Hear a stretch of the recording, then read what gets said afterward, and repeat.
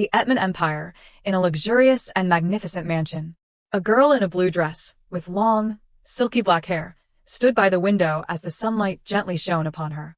She was beautiful, her face cold with captivating golden eyes. She stood there, lost in thought. It is surprising that I feel no regret at all, the girl thought to herself. There's nothing special about it, she muttered. Suddenly, the sound of footsteps echoed. She glanced toward the source of the noise.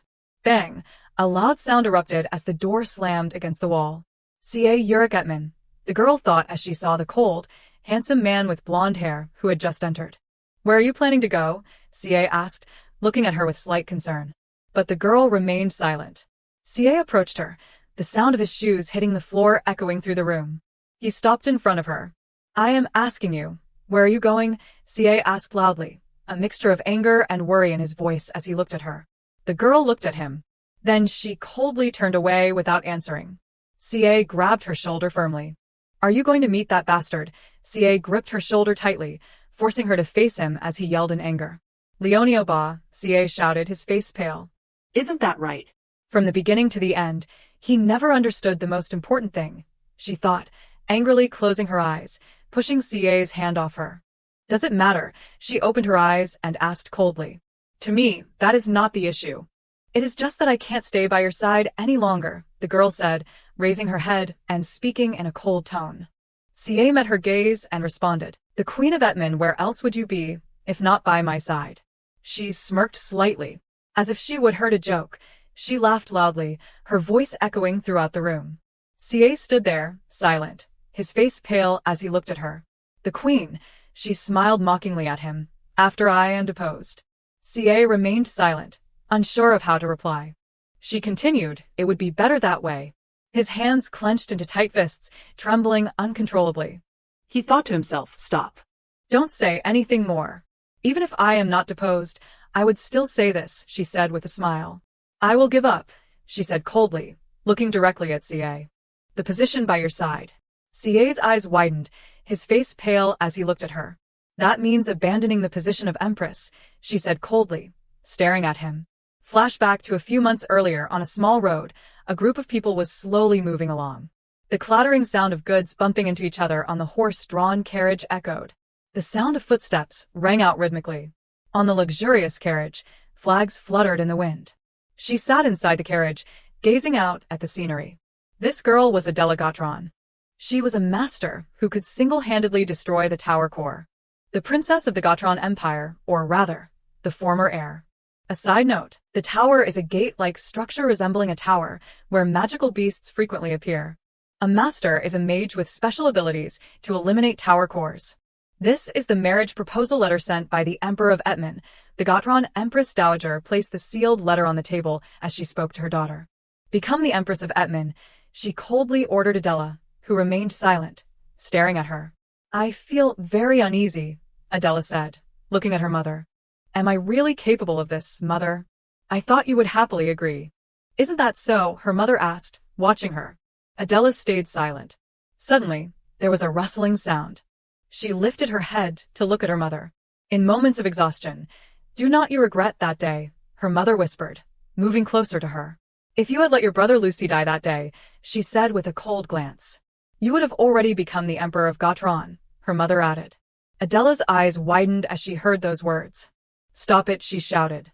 Adela, do not you owe a debt to your only brother? Her mother asked, looking at her. You are loyal to Lucy, but... Her mother smiled. What about your future children? She asked. Adela's face turned pale as she widened her eyes, staring at her mother. Or your close kin, will they all think the same? Her mother asked in a low voice. Your heart is already swayed, is not it? Adela lowered her head, remaining silent. Your existence to the Gautron Empire is like a dagger held to its throat, her mother said coldly. Leave, for your brother, and for this empire. Hearing those words from her own mother, Adela's eyes turned thoughtful. Suddenly, the clattering sound of the moving carriage continued to echo. Adela turned her head to the side. She reached for a chest. Adela opened the chest. She picked up a picture of C.A. C.A. Yurik Etman, my fiancé, the Emperor of Etman. Just as Adela was about to put the picture back, a sudden pop sound echoed. She glanced down softly. It was a folded piece of paper. Adela reached out, picked it up, and unfolded it. The Emperor Ca Yurik's lover, name, Diane Poitier, 29 years old. Adela sat silently, deep in thought. Then she put everything back into the chest. Leaving her homeland, traveling to the mainland after crossing the deep sea, Adela glanced outside again. Damn, she muttered softly. A strange land with no one to trust, Adela thought to herself. It is so far, she said, thinking to herself about becoming the empress of this country. Under the twilight, at a magnificent and luxurious mansion. Inside a large, intricately decorated room, Ca sat at a desk, reading the paper in his hand. He gazed intently at the paper. It was an image of the beautiful and cold Adela.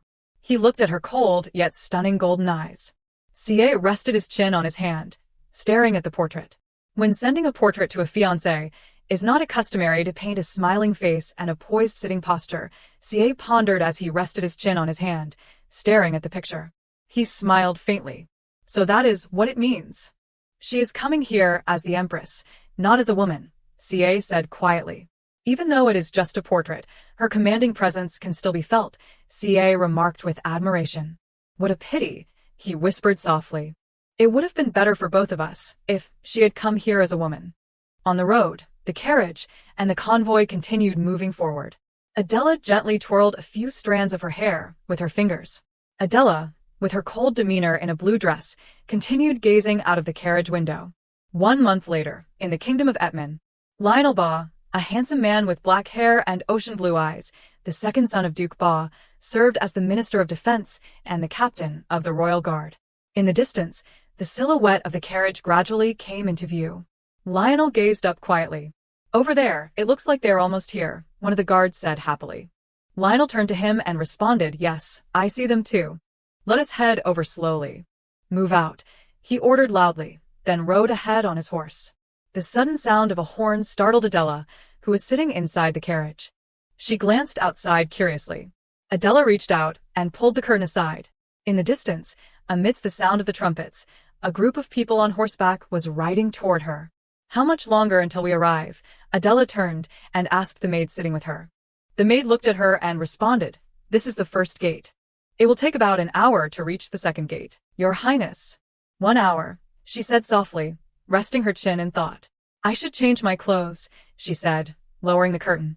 The carriage stopped abruptly with a loud screech. Footsteps approached. With a cold and handsome demeanor, Lionel slowly walked toward the carriage. He approached, the sound of his footsteps echoing as his shoes hit the ground. His gaze glanced upward. The maid was standing next to the carriage. She nodded slightly at Lionel as a signal. Pardon me, Lionel approached, gently knocking on the door as he spoke softly. I am Lionel Ba, Minister of Defense and Captain of the Royal Guard of Etman. He introduced himself calmly. I am here to escort you. Inside the carriage, it remained silent. Lionel waited in silence as well. Your Highness, if you are ready, may I open the door? The maid, noticing the silence, nervously asked, looking into the carriage. Suddenly, the sound of movement was heard as Adela, now dressed in riding attire, glanced at Lionel from inside the carriage. He froze in surprise for a moment. Before him stood a beautiful woman with a cold yet elegant demeanor and captivating golden eyes. Lionel stood dazed, staring at her. Golden eyes, he thought to himself, captivated by her gaze. Ah, he softly gasped in his mind, and then said awkwardly, forgive me for the rudeness. He extended his hand toward her.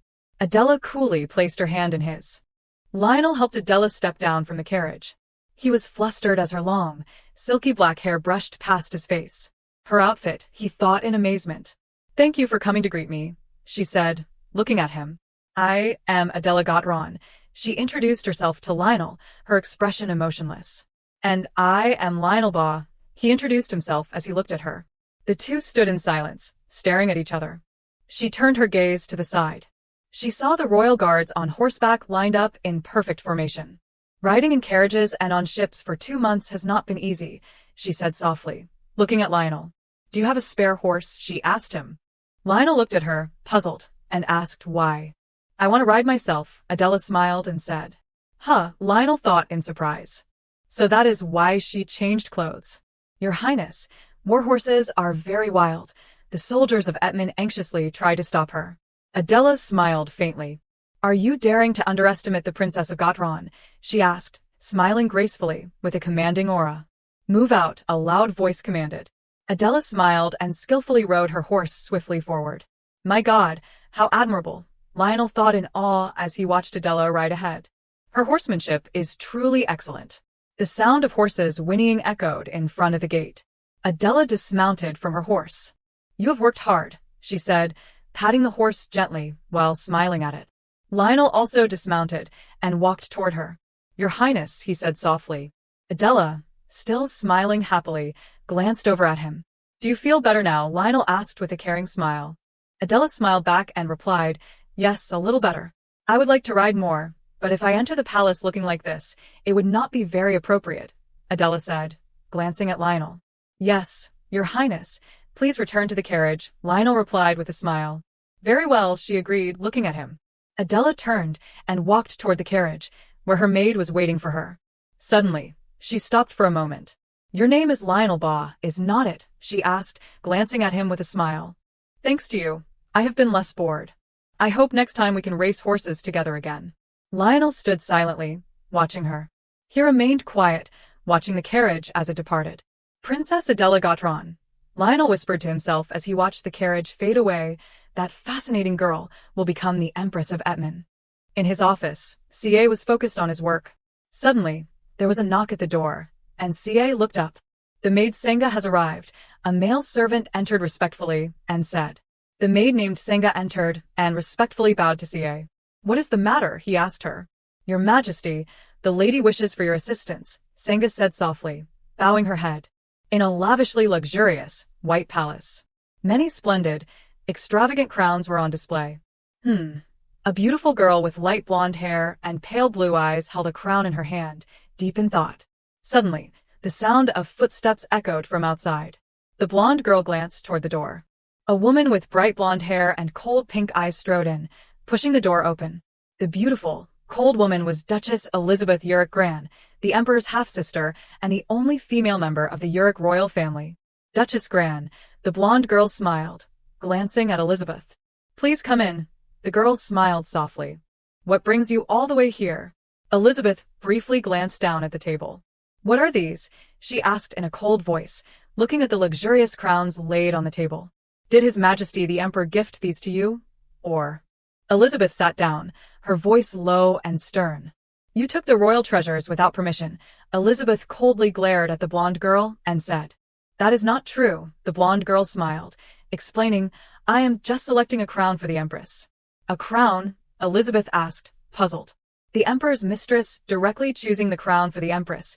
Elizabeth smirked, mocking the blonde girl. If Gotron finds out, there will be trouble. The blonde girl bowed her head in silence.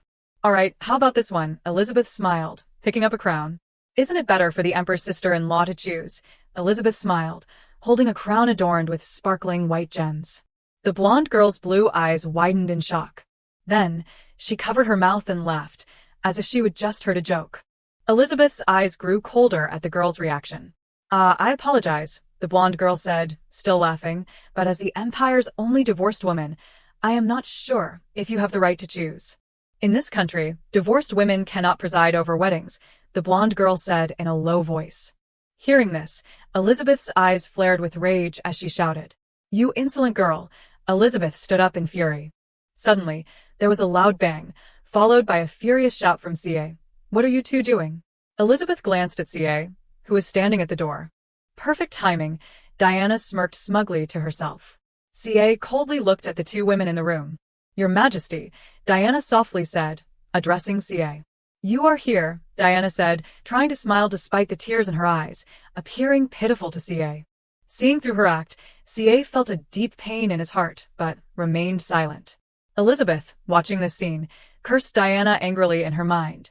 What a vixen. What is going on? CA asked, casting a cold glance at Elizabeth. Instead of handling matters of state, you come here to see your little mistress. Elizabeth stared coldly at CA, unfazed. You probably won't believe me, but I have not done anything, Elizabeth said icily, looking at CA. At that moment, Diane's eyes brimmed with tears as she softly wiped them away. Really? Then why is she like this? CA angrily questioned Elizabeth, pointing to Diane's tearful act. Stop it, Your Majesty, Diane said with a sweet smile, her face full of tears. The Duchess did nothing wrong. It is my fault. I was trying my best to prepare for Your Majesty's wedding, but the Duchess was not pleased with the arrangements.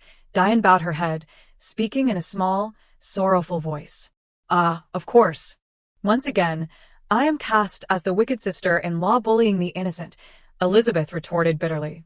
Even if your precious mistress uses the wedding as an excuse to show off, I have no right to object.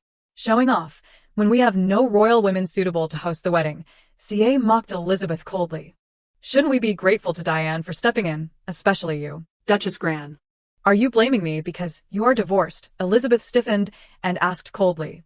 CA paused in silence for a moment, then sighed. All right, this is your final warning.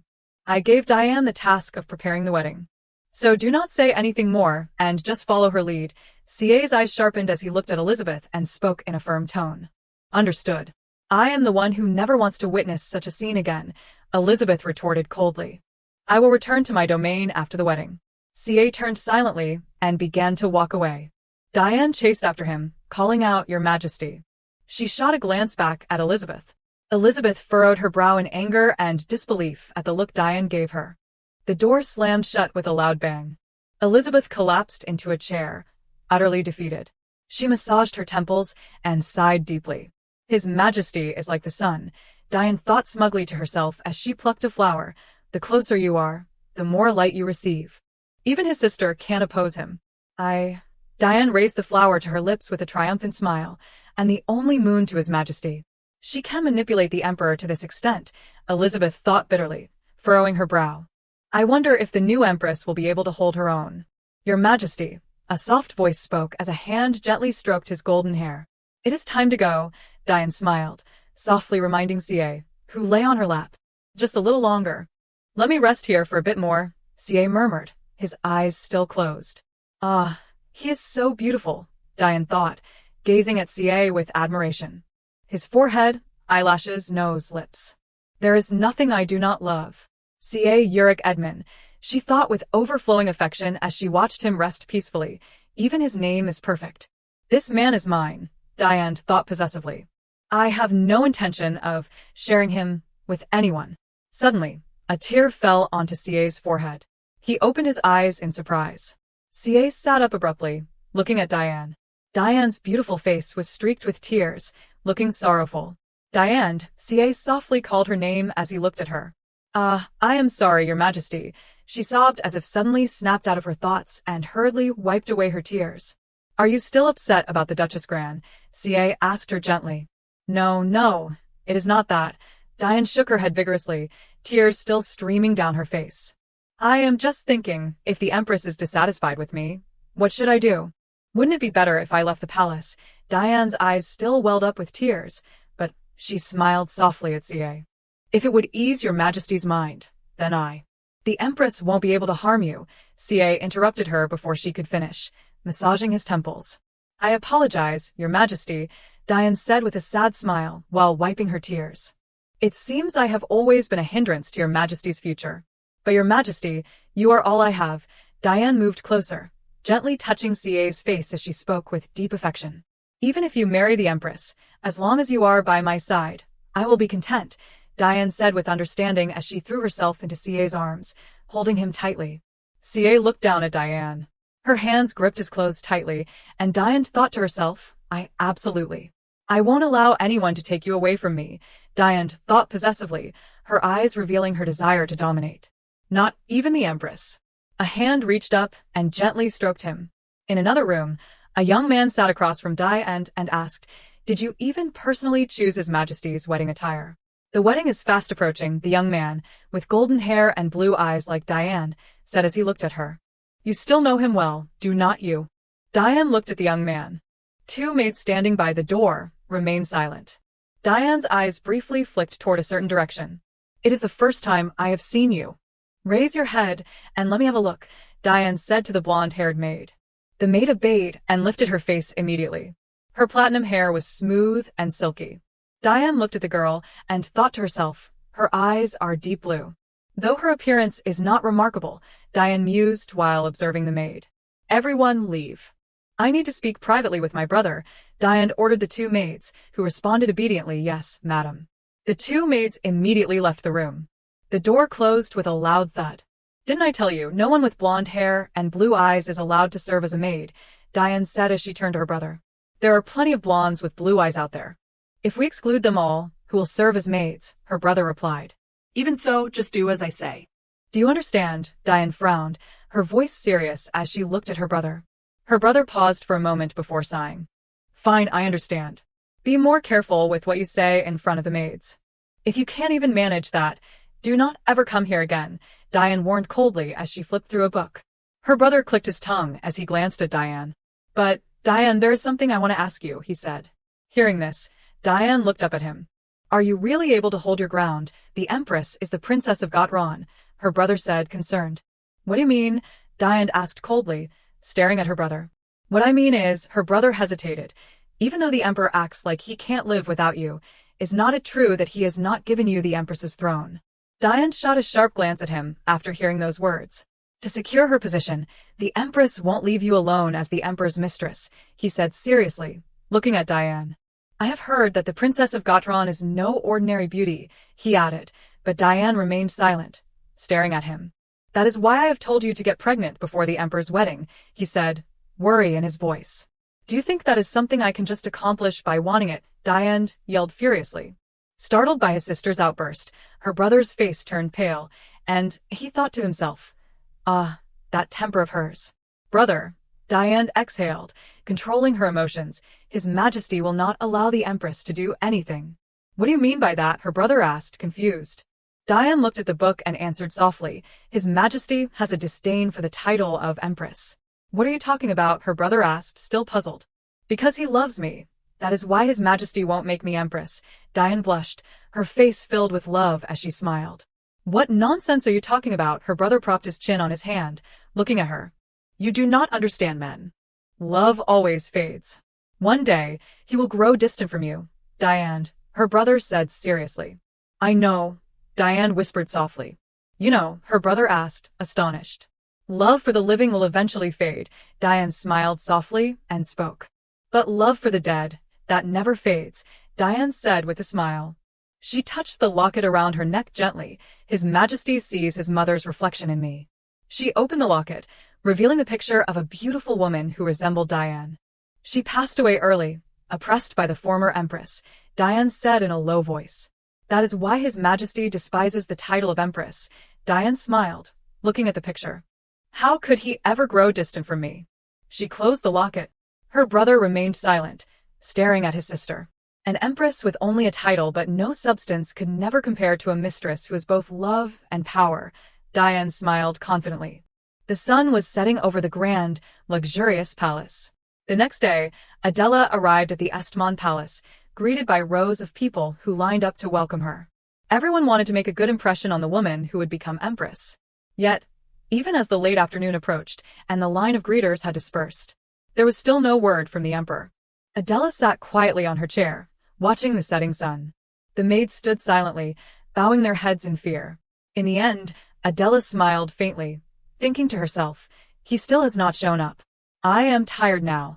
I want a warm bath and to rest, Adela stood up and said. If anyone else comes to greet me, tell them to return tomorrow.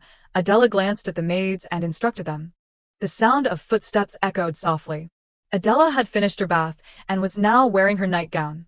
Suddenly, her gaze sharpened as she looked ahead. Standing before her was Diane, smiling softly and silently. Who is she? Adela wondered, confused as she stared at the woman in front of her. This is the bedroom, Adela thought to herself. Usually guests would be taken to the reception room. Looking at the girl in front of her, Adela pondered, yet this girl has boldly walked in here. Suddenly, the girl spoke. Greetings, Your Highness. She smiled gently and introduced herself. I am Diane Poitiers. Diane Poitiers. Upon hearing that name, Adela was secretly surprised, recalling a letter she once read. The Emperor's mistress, C.A. Ulrich's lover, Diane Poitiers, 29 years old. Adela smirked slightly, thinking to herself, the Emperor's mistress. My clothes are all wet. Dry my hair. Adela nonchalantly walked past Diane and softly ordered. Diane watched Adela intently. Yes, Your Highness, a maid holding a towel approached and responded. Lucky, Diane thought to herself, she is not the type His Majesty likes. Thinking of this, Diane smiled to herself with satisfaction. Catching a glimpse of Diane's smile in the mirror, Adela thought in confusion, smiling. Your Highness, let me dry your hair. Diane stepped closer, smiling as she spoke. Are you a maid? Adela turned her head and coldly asked Diane, who responded, No, I am not. Then, why do you want to dry my hair? Adela asked. If you are not a maid, why are you in my bedroom? Adela glared at Diane, her face stern as she asked in a cold voice, and without permission. I apologize if I have made you uncomfortable, Diane smiled apologetically, but I came to share something with you, Your Highness. What is it? Adela asked, looking at her. His Majesty's preferences. Diane smiled as she replied. What? Adela was stunned. It seems you are curious about His Majesty's tastes. Diane smiled gently as she spoke. The Emperor likes wavy hair, Diane said after thinking for a moment. Your hair is straight. I think you should try curling it, Diane smiled and suggested. Also, your complexion is quite pale, Diane smiled as she touched her own face, looking at Adela. How about trying some makeup to brighten your face? Adela lowered her head and smirked. How dare you, Adela thought, extending her hand. Speaking to me like that, Adela thought angrily, grabbing Diane's hair and yanking it back harshly, causing her to cry out in pain. Preferences? You dare talk to me about that? Adela's cold eyes glared at Diane as she spoke through gritted teeth. Diane cried out in panic at Adela's reaction. Adela forcefully released her grip on Diane. Bring me a glass of wine. Adela turned around and coldly ordered the maid, completely ignoring Diane, who stood there pale and in shock. I have heard there is a very fine wine here in Etman. I am curious. I must have a glass before bed, she said, sitting down with authority. The maid quickly responded, Yes, Your Highness. Why did she speak to me about that so willingly, and with such sincerity? Adela coldly asked Diane. Because you do not know anything about His Majesty's preferences, Diane smiled as she answered Adela. Are you the type of person who enjoys going around boasting about others' preferences? Adela asked coldly, resting her chin on her hand. Diane remained silent in response to Adela's words. Then, can you tell His Majesty about my preferences? Adela asked, smiling as she held the wine glass the maid had brought. I like refined men, Adela said, smiling at Diane. Oh, and another thing, she continued.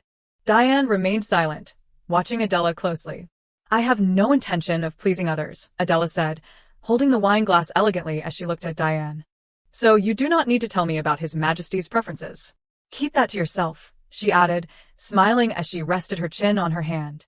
Diane remained silent, looking at Adela.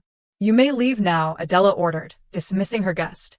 Diane stayed silent, her thoughts unclear. I apologize for any inconvenience I have caused.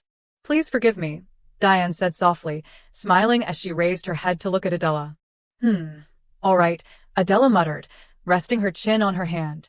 I hope Your Highness has a restful night, Diane said with a saintly smile. If you need anything, you can call for me at any time. I have also given your maid specific instructions, she added. Adela silently lifted her wine glass. Then I will take my leave, Diane smiled and turned to go. Adela sat in her chair, watching Diane's figure as she left. The sound of the door closing echoed behind her. I have given your maid specific instructions. Adela frowned, recalling Diane's words. She thought to herself in annoyance, isn't that the tone a host uses when speaking to a guest? Adela raised her hand to rub her temples, sighing in frustration. I have not even been here long, and already the Emperor's mistress has shown up to assert her dominance. How absurd.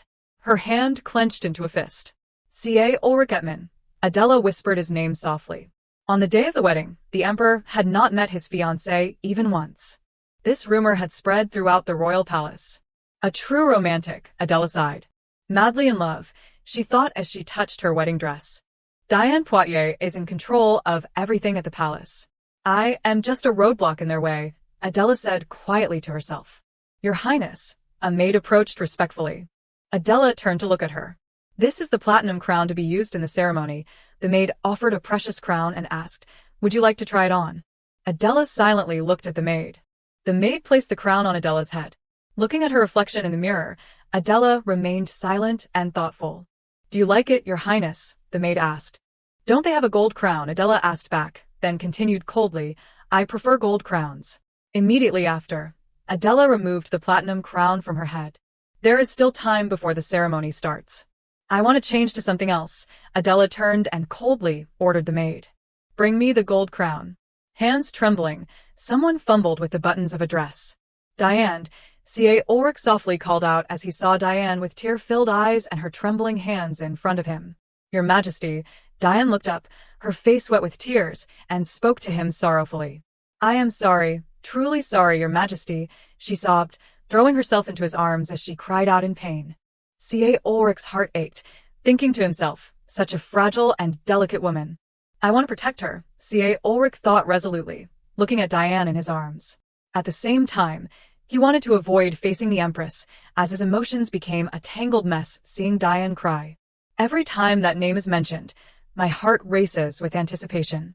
At that moment, Diane, still sobbing, smiled at C.A. and said, the Empress, so noble and beautiful. Someone like her, Diane lowered her head in self-pity, of course, would only see me as a mere maid. Out of C.A.'s sight, a calculating glint flashed in Diane's eyes as she thought, the Emperor's mother was also originally a maid. He will definitely be furious, Diane thought, and just as she had calculated, C.A.'s expression darkened as he furrowed his brows in anger. A maid, C.A. grabbed Diane by her shoulders and asked in a low voice, the day you went to greet her, did not nothing happen? Yes, Diane smiled tearfully, nothing happened. However, Your Majesty, Diane hesitated, reaching out to touch C.A.'s face as she smiled. I did feel a little sad when the princess asked who I was, and I could not answer her.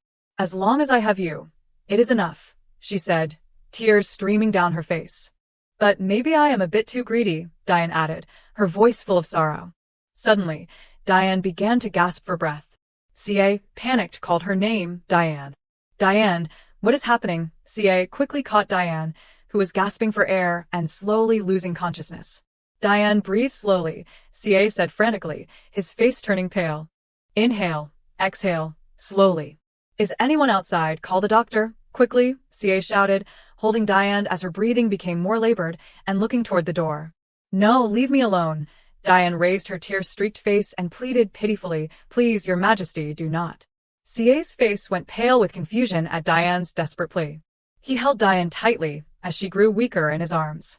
At the church, there were whispers among the guests. Why has not the Emperor arrived yet? There is no announcement either. Many people murmured and gossiped about C.A.'s absence. After all, it is his wedding, someone whispered. Could it be that Lady Poitiers did not let His Majesty leave? Another quietly joked. The bride looks so pitiful standing there all alone, the nobles whispered, pitying Adela. Damn it, Adela cursed inwardly as she waited at the altar. Are they trying to make a fool of me? The clock continued to tick slowly, second by second.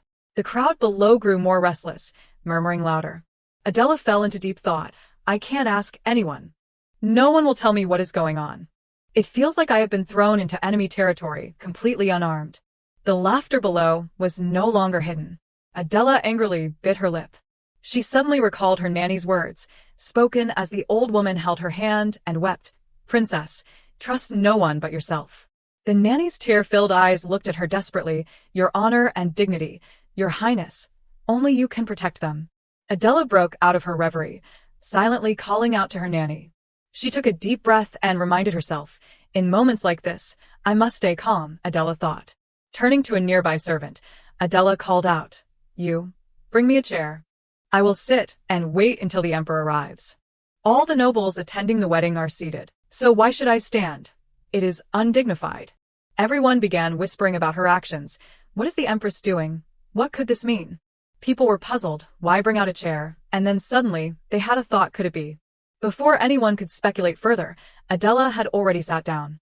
The entire crowd was stunned. She sat down. The bride sat down to wait for the Emperor. Adela gave a faint smile, still looking incredibly beautiful and regal. The room fell silent, captivated by her poise and actions. Somewhere among the guests, a young man whispered to Lionel, that presence, she is not to be underestimated. Her Highness has effortlessly turned the situation around. Lionel watched the woman sitting on the red chair as if she were seated on a throne. Sensing his gaze, Adela looked back in surprise. That person. Her gaze did not waver. Lionel Barr. When Lionel met her eyes, he calmly nodded in greeting. Adela responded with equal composure. In the presence of such a stunning and majestic beauty, the guests could not help but marvel. My goodness, She is impossible to look away from.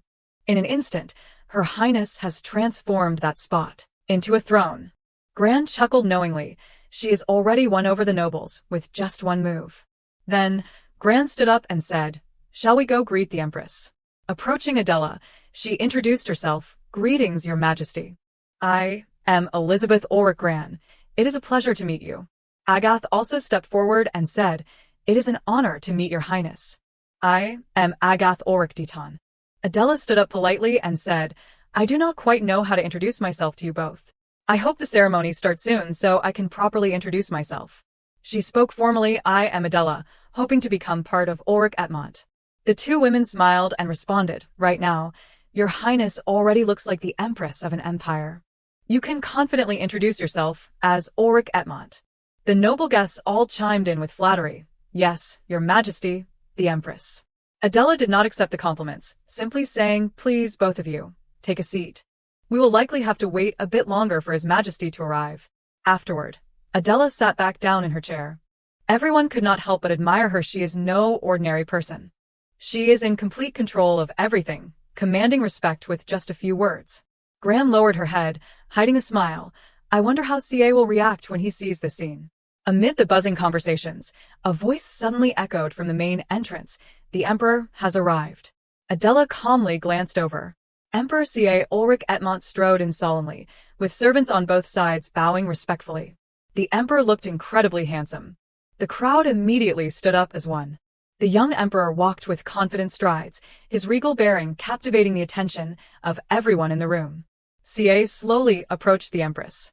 As his gaze fell upon Adela, his eyes narrowed slightly. Sitting down, he wondered in confusion.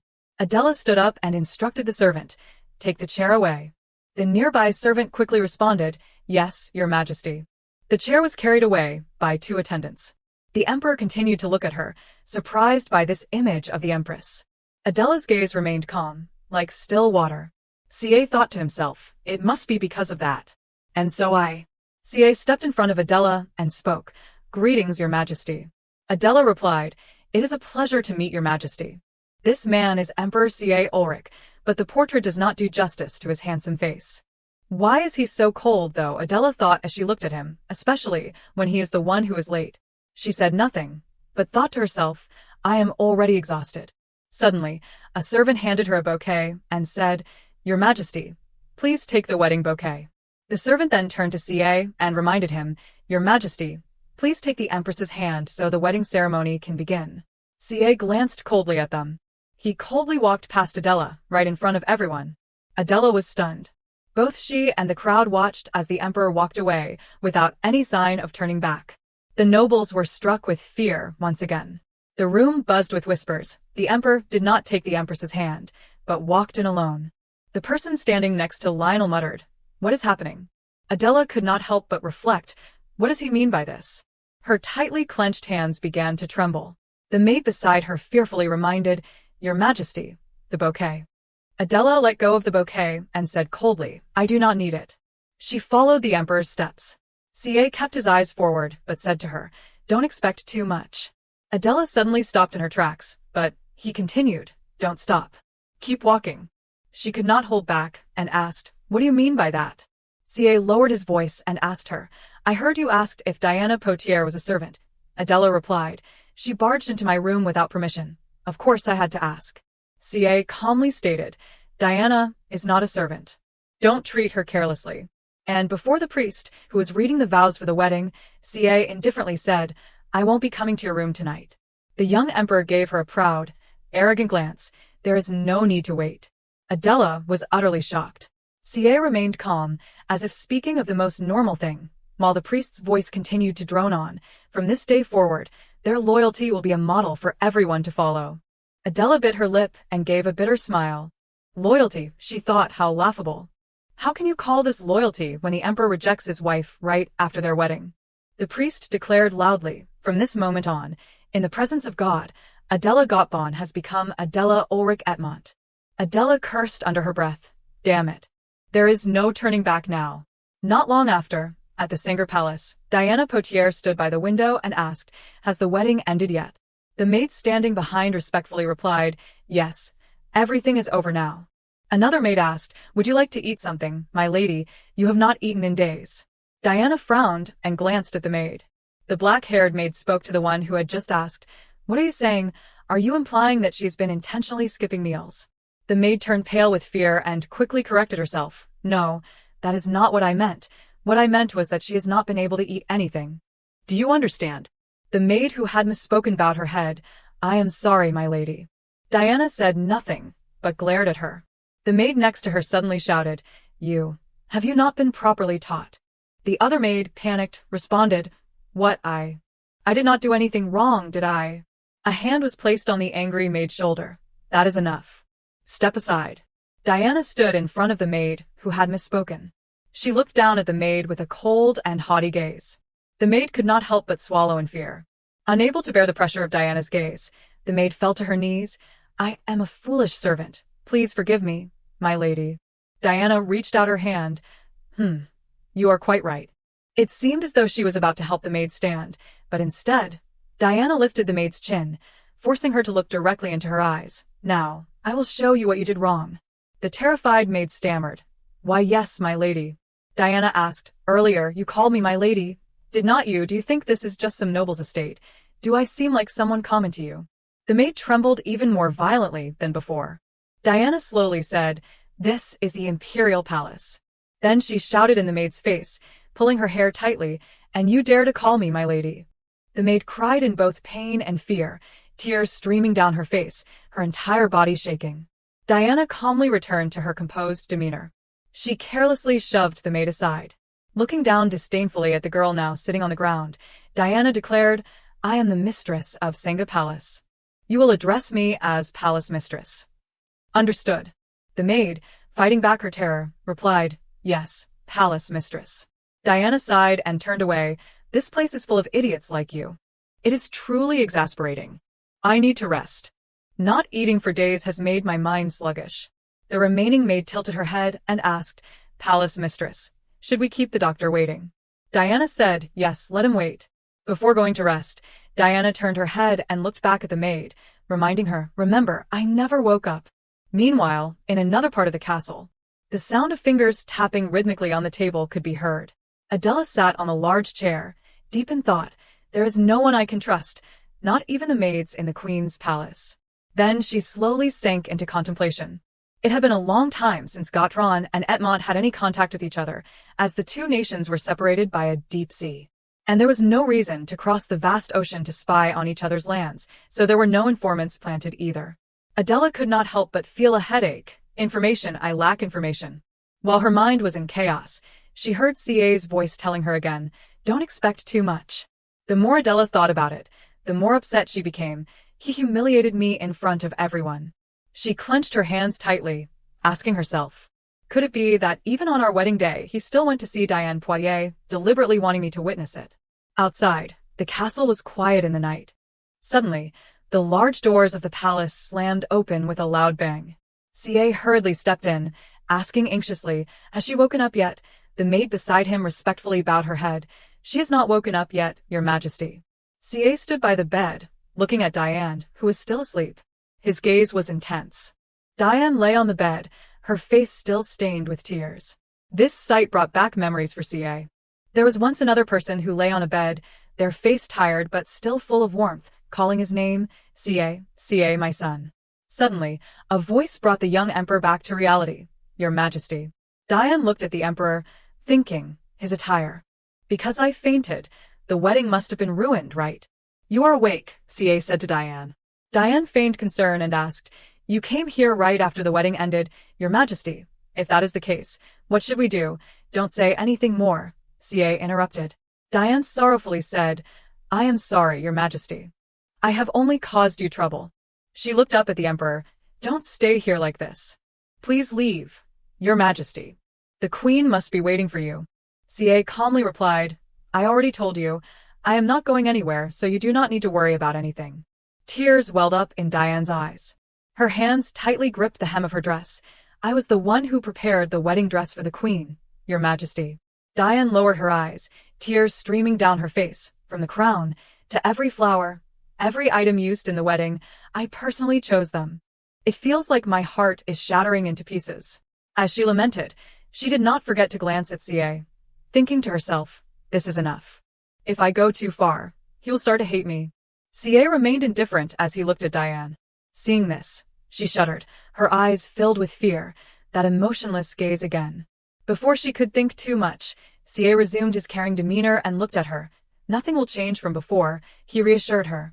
Diane hesitated, but, should I introduce myself to the queen? She looked at CA with glistening eyes.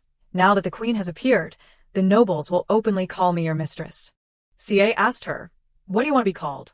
Diane thought to herself, His Majesty is like a lone wolf, sensitive and difficult to fully control.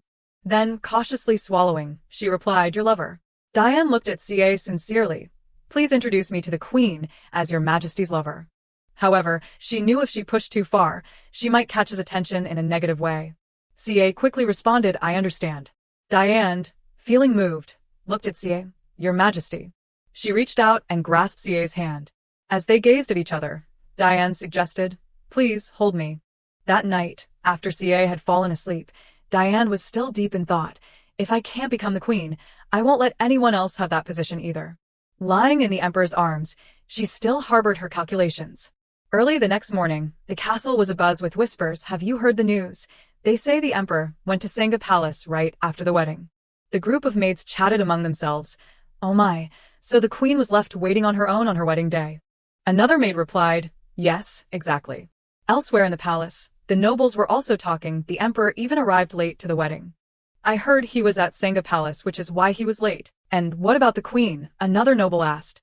A red-haired noblewoman fanned herself and said, yesterday, the Emperor did not allow anyone to visit, but even so, her dignity was completely ruined. She sneered, what about the queen?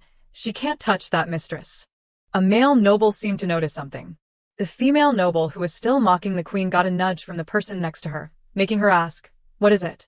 Looking to the side, the red-haired noblewoman could not help but feel frightened. Oh no. Adela appeared in a beautiful purple gown, her entire presence radiating grace, her face betraying no emotion but still flawless in beauty. The nobles immediately bowed, greetings to the queen. Adela smiled and nodded. As she walked past with two maids, the nobles finally breathed a sigh of relief. Oh, that was close. She did not hear anything, right? Probably not, but we should be more careful with our words from now on. A loud bang echoed as Adela pushed open the large doors of the palace. She frowned and sat down on the chair. The constant rumors were giving her a headache. Even though she had mentally prepared herself, things were worse than she would expected.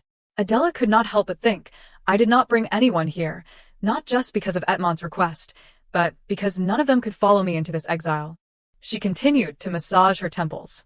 After collecting her thoughts, Adela reminded herself, stay calm, Adela. Don't look back to the past, focus on finding a way to live well here. According to tradition, Etmont's wedding feast would be held on the third day after the wedding. In another palace, Diane was tending to flowers when a maid informed her, Mistress, is there anything else you would like to arrange? Diane coldly glanced at her. The maids were startled with fear. She simply said no. Diane reflected, someone like me, who lost my parents to the monsters from the Heart Tower, yet gained the title of Countess, the Emperor's love, and this Sangha Palace.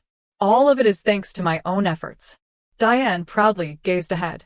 Standing before the luxurious throne, she thought, that person who is lucky enough to be born a princess and claimed that position without any effort, I won't let her trample over me.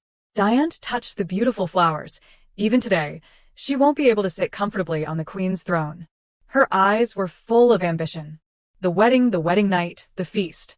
At any moment, I will be the main character. The queen does not stand a chance, because from the very beginning, it was always mine. Meanwhile, Adela was trying on a dress. All right, take it off. The maid respectfully said, I am terribly sorry, Your Majesty. It seems that the measurements received from Gotron and Etmont do not match. Adela gently set her teacup down. Then why did my wedding dress fit perfectly? The maid, struggling, replied, these two dresses were made by different places, so. My apologies, Your Majesty. Adela smoothed her hair and said, there is no other choice. Take it to be altered. It does not matter if I am late to the wedding feast. The maids hesitated. Well, Adela asked again, what, is it that difficult? The maid finally admitted, I am really sorry, Your Majesty. It is very hard to alter it to make it larger. Adela fell into deep thought again. Adela, do you think that because you were always out there fighting monsters and the Heart Tower, the battle in the palace is not worth mentioning? Her mother had once said to her, but me, I am a warrior who has never stopped fighting. At that time, her mother's eyes glanced at her. I have already warned you. Never let your guard down in Etmont. Adela clasped her hands together and thought, well, I have two choices. She smiled coldly. 1. I do not attend my own wedding feast. 2. I wear this tight dress. She asked the maid, was my wedding arranged by Diane Poitiers? Was the emperor the one who assigned her? The maids lowered their heads and remained silent. Adela thought, how ridiculous. It seems she thinks she can gain the upper hand with dresses and the emperor's affection. Then, with a sneer, she said, bring me the golden crown and the dress I wore at the wedding. The maid responded with uncertainty, yes, Your Majesty. Adela told herself, I will show her what the Witch of Gotron is made of. The feast had begun, and everyone was chatting happily. Diane did not see Adela, and thought to herself, the queen won't show up, will she? The dress prepared for her did not fit, and she can't wear Gotpon's garments either. Though thinking this, she outwardly said something different. It is all thanks to the Duke of Detpon's help. Detpon humbly replied, ha ha ha, you are too kind, Your Excellency. It was all due to your wisdom. The female nobles competed to flatter her. Oh my, Your Excellency, that necklace is knotted a new piece from the jewelry workshop. Oh, and the earrings are from the same set, are not they? Diane wore a simple pink dress.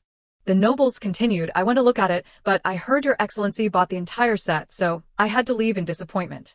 One bold noblewoman whispered, by the way, I heard the emperor spent the wedding night at Sangha Palace. Is that true? Before Diane could respond, the female nobles began expressing their admiration. Ah, such love, I am so jealous. Diane pretended to be embarrassed. Don't say that, everyone. I feel so guilty towards the queen, she said, though internally she mocked them. These ladies born into noble status can't help but gawk and feel awkward in front of me. Diane continued her act. I already told him to leave. I fear the queen might misunderstand. They complimented her, tried to catch her gaze, laughed with her, and she thought proudly to herself, they are all trying to gain favor with me. Suddenly, one of the nobles spoke up. Your Excellency, actually the harvest in our territory was not as good this year. Could you reduce the taxes a little? Another said, Your Excellency, the Heart Tower near our territory has collapsed. Could you send us some main forces for support? Diane felt a surge of excitement, thrilled to the point of shivering. Diane's brother approached, saying, Our Excellency is truly modest. He continued to speak beyond his bounds. The Emperor has entrusted the palace's management to Our Excellency. In fact, this authority might even surpass that of the Queen's. Suddenly, a voice cut in, You're being a bit reckless with those dangerous words. Both Diane and her brother turned to look. Leonelba appeared, looking incredibly handsome. The other nobles were taken aback. Oh, that is the Duke Ba's son. Duke Detpon forced out a tense response. Diane's brother still had not realized his mistake and said, What is the problem? Wasn't what I said true? Diane, seeing the situation escalate, began to worry. She had to stop him. There was nothing to gain by antagonizing Leonelba here. Leonelba's voice deepened. Do I need to remind you of the reason this banquet is being held? If you care about your position, you should be more mindful of your words and actions. Diane's brother, angry, retorted, What did you say? He was about to rush forward and confront Lionel, but Diane held him back. Brother, she said, while Lionel turned and walked away. Suddenly, the crowd began to murmur, The Queen. The Queen has arrived. The Poitiers siblings were stunned. The room fell silent at the Queen's entrance. Adela was resplendent in her wedding gown, adorned with bright red earrings and a golden crown set with jewels. Her nobility and calm demeanor seemed to emanate from her very being. Lionel looked at her, Your Majesty. Adela walked in as everyone whispered about her arrival. As she passed by, Lionel continued to watch her, captivated by her presence. Adela walked straight toward the throne. Diane frowned, thinking, that wedding dress. As the Queen's profile came into view, everyone below was stunned, moved by her beauty. Adela turned and calmly said, I am a bit late, everyone. Her demeanor was not the least bit shy, but instead brimming with confidence. Without hesitation, the Queen ascended the steps of the Emperor's throne, something no one else dared to do. Diane's face showed clear discomfort. She thought to herself, I can't let this atmosphere continue like this. Adela spoke, Duke Detpon. Are you enjoying your dinner? The Duke replied, Your Majesty, you have arrived. Even if you had not, we would have waited for you. Adela responded, Is that so? She gazed down with pride. Everyone was uneasy, wondering what to do. Shouldn't they greet her first, but instead. Footsteps echoed. Lionel approached, Your Majesty. Adela looked at him. Leading the nobles from his family, Lionel and his group bowed in royal fashion. Greetings, Your Majesty. Adela said, It is a pleasure to see you all. You are all part of the Ba family, are not you? Seeing this, other nobles hurriedly stepped forward, thinking, No, we must greet her too. The other nobles lined up to pay their respects, only to realize that the queen did not spare them even a glance. Diane stood to the side, contemplating, Fine, if she won't look at me, then I will make her notice me. Diane quickly walked, accidentally bumping into another noble. Adela remained calmly seated on the throne. Among the crowd, Diane stepped forward. Isn't that Lord Poitiers? Everyone murmured. To dare step before the queen in a place like this, one must be quite confident in the emperor's favor. Well, this just got more interesting. She approached the throne and said, Greetings, Your Majesty. I am Diane Poitiers. The queen responded warmly, It is a pleasure to meet you, Poitiers. Inside, Adela smirked, thinking, Oh dear, she is making a fool of herself in front of everyone again. Diane politely continued, I was the one who arranged this wedding and banquet. Are you satisfied? The other nobles gasped. Oh. Adela's cold glare made it clear she disapproved of Diane bringing this up. The nobles felt apprehensive at the tension in the air. The queen said, You have worked hard, Lady Poitiers. She accepted the wineglass offered by a maid and added, Don't be upset that I am not wearing the dress you prepared for today's banquet. I really wanted to wear it because it is beautiful, but it was too small. You do not need to apologize. Everyone makes mistakes sometimes. Diane frowned, unsure how to respond to Adela's remark. So, I wore this wedding gown instead. I do not see anything wrong with that. The nobles attending the banquet began to chatter among themselves. Diane lowered her head, her expression darkening. Adela pressed on. Wait a moment. The dress you prepared for me was tight. Could it be you did that on purpose? Adela's sharp gaze bore into Diane. Diane could only lower her head, looking for a way to evade the confrontation. Suddenly, an announcement echoed. The emperor is here. The nobles thought to themselves, the emperor arriving now will only escalate the situation. A strong figure entered, causing a stir among the crowd. His eyes were fixed on Adela, in her wedding gown. Seeing Adela standing there calmly, he could not help but admire. Today, the queen is still in control of the crowd, managing and dominating everyone so naturally. This woman seems never to bleed, even when stabbed. Diane, seeing her savior arrive, began to force tears to flow. The emperor coldly gazed at his beloved. Diane, he said, his voice filled with suspicion. Diane, she weakly replied, Your Majesty. At that moment, her eyes were brimming with tears. The emperor turned to glare at Adela. She looked back at him, puzzled. What is this? Does he think he is bullying her? He asked, What are you doing? Adela thought to herself, I want to ask you the same thing. We were just greeting each other, she replied calmly. He pressed on, What kind of greeting would make her cry like this? Adela answered straightforwardly, I am curious why she is crying too. You should ask her yourself. The emperor glanced at his beloved at this. Diane, still feigning weakness, said, I just wanted to greet the queen. The emperor coldly listened to her. Then he took deliberate steps toward the throne. He passed by Adela, without saying a word. Then he sat down in one of the two seats. Adela also fell silent, slightly bowing her head. At the banquet, the sound of the violin flowed melodiously, but the conductor silently felt anxious. The other nobles in the distance seemed unaware, chatting and laughing merrily. Don't mind her, the emperor said first after sitting on the throne, and Adela listened intently. Don't pay attention to her because she is my woman, he stated simply. He glanced at Adela, adding, I won't pay attention to your lover either, understand? Adela smiled faintly to herself, thinking, how fortunate. I have a habit of laughing when I am not happy. She replied, Could you pass that message on to your lover? Your Majesty, I have only met her twice and both times she came looking for me. Diane felt anxious upon hearing this. The emperor looked at her with an expressionless face. He raised his wine glass and drank under Adela's gaze. The nobles who knew what was happening felt fearful, but still stole glances. Adela, as if nothing was wrong, took her wine glass. A noble from House Ba sighed. Indeed, he still maintains his calm demeanor. Leonardo agreed, thinking, yes, that is true, but rather than saying he maintains his calm, it seems he is trying hard not to lose his composure. Night fell, shrouding the Etmont Palace. Adela slammed her hand on the table. She suppressed her emotions and muttered, damn it.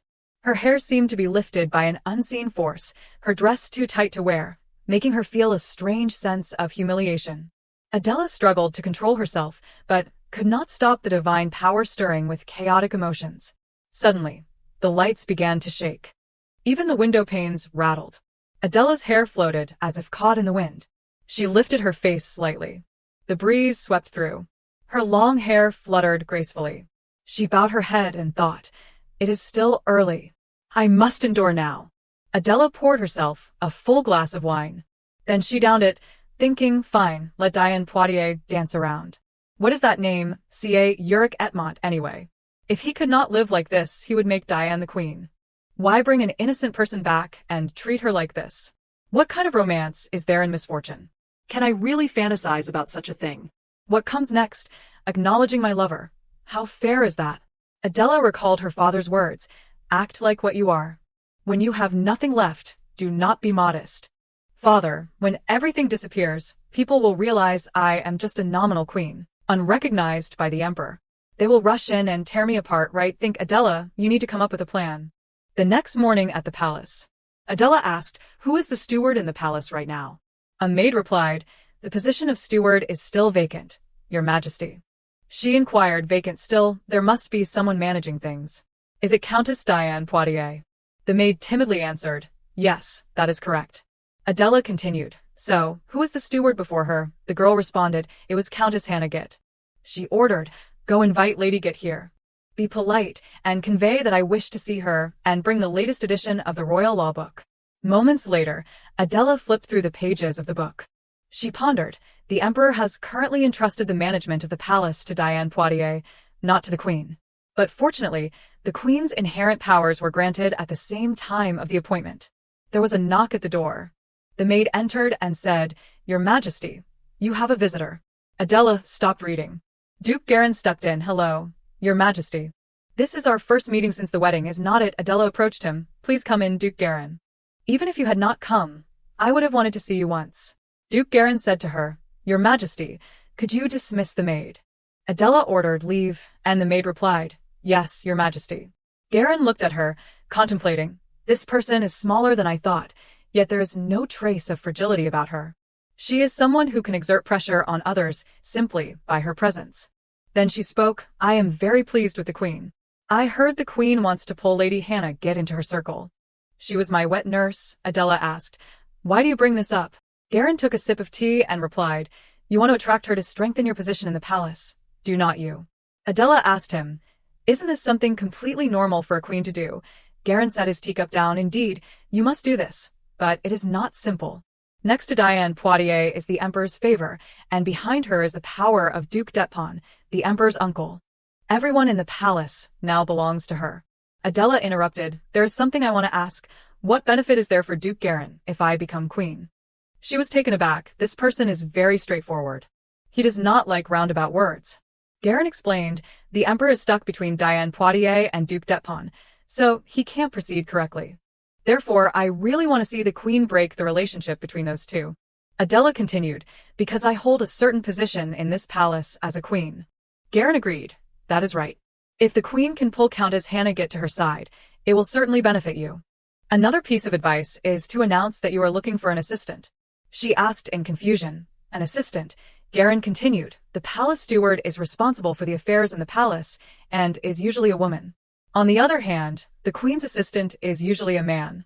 Whenever my father, the late emperor, changed lovers, my mother increased the number of assistants. Hearing this made Adela gasp in surprise.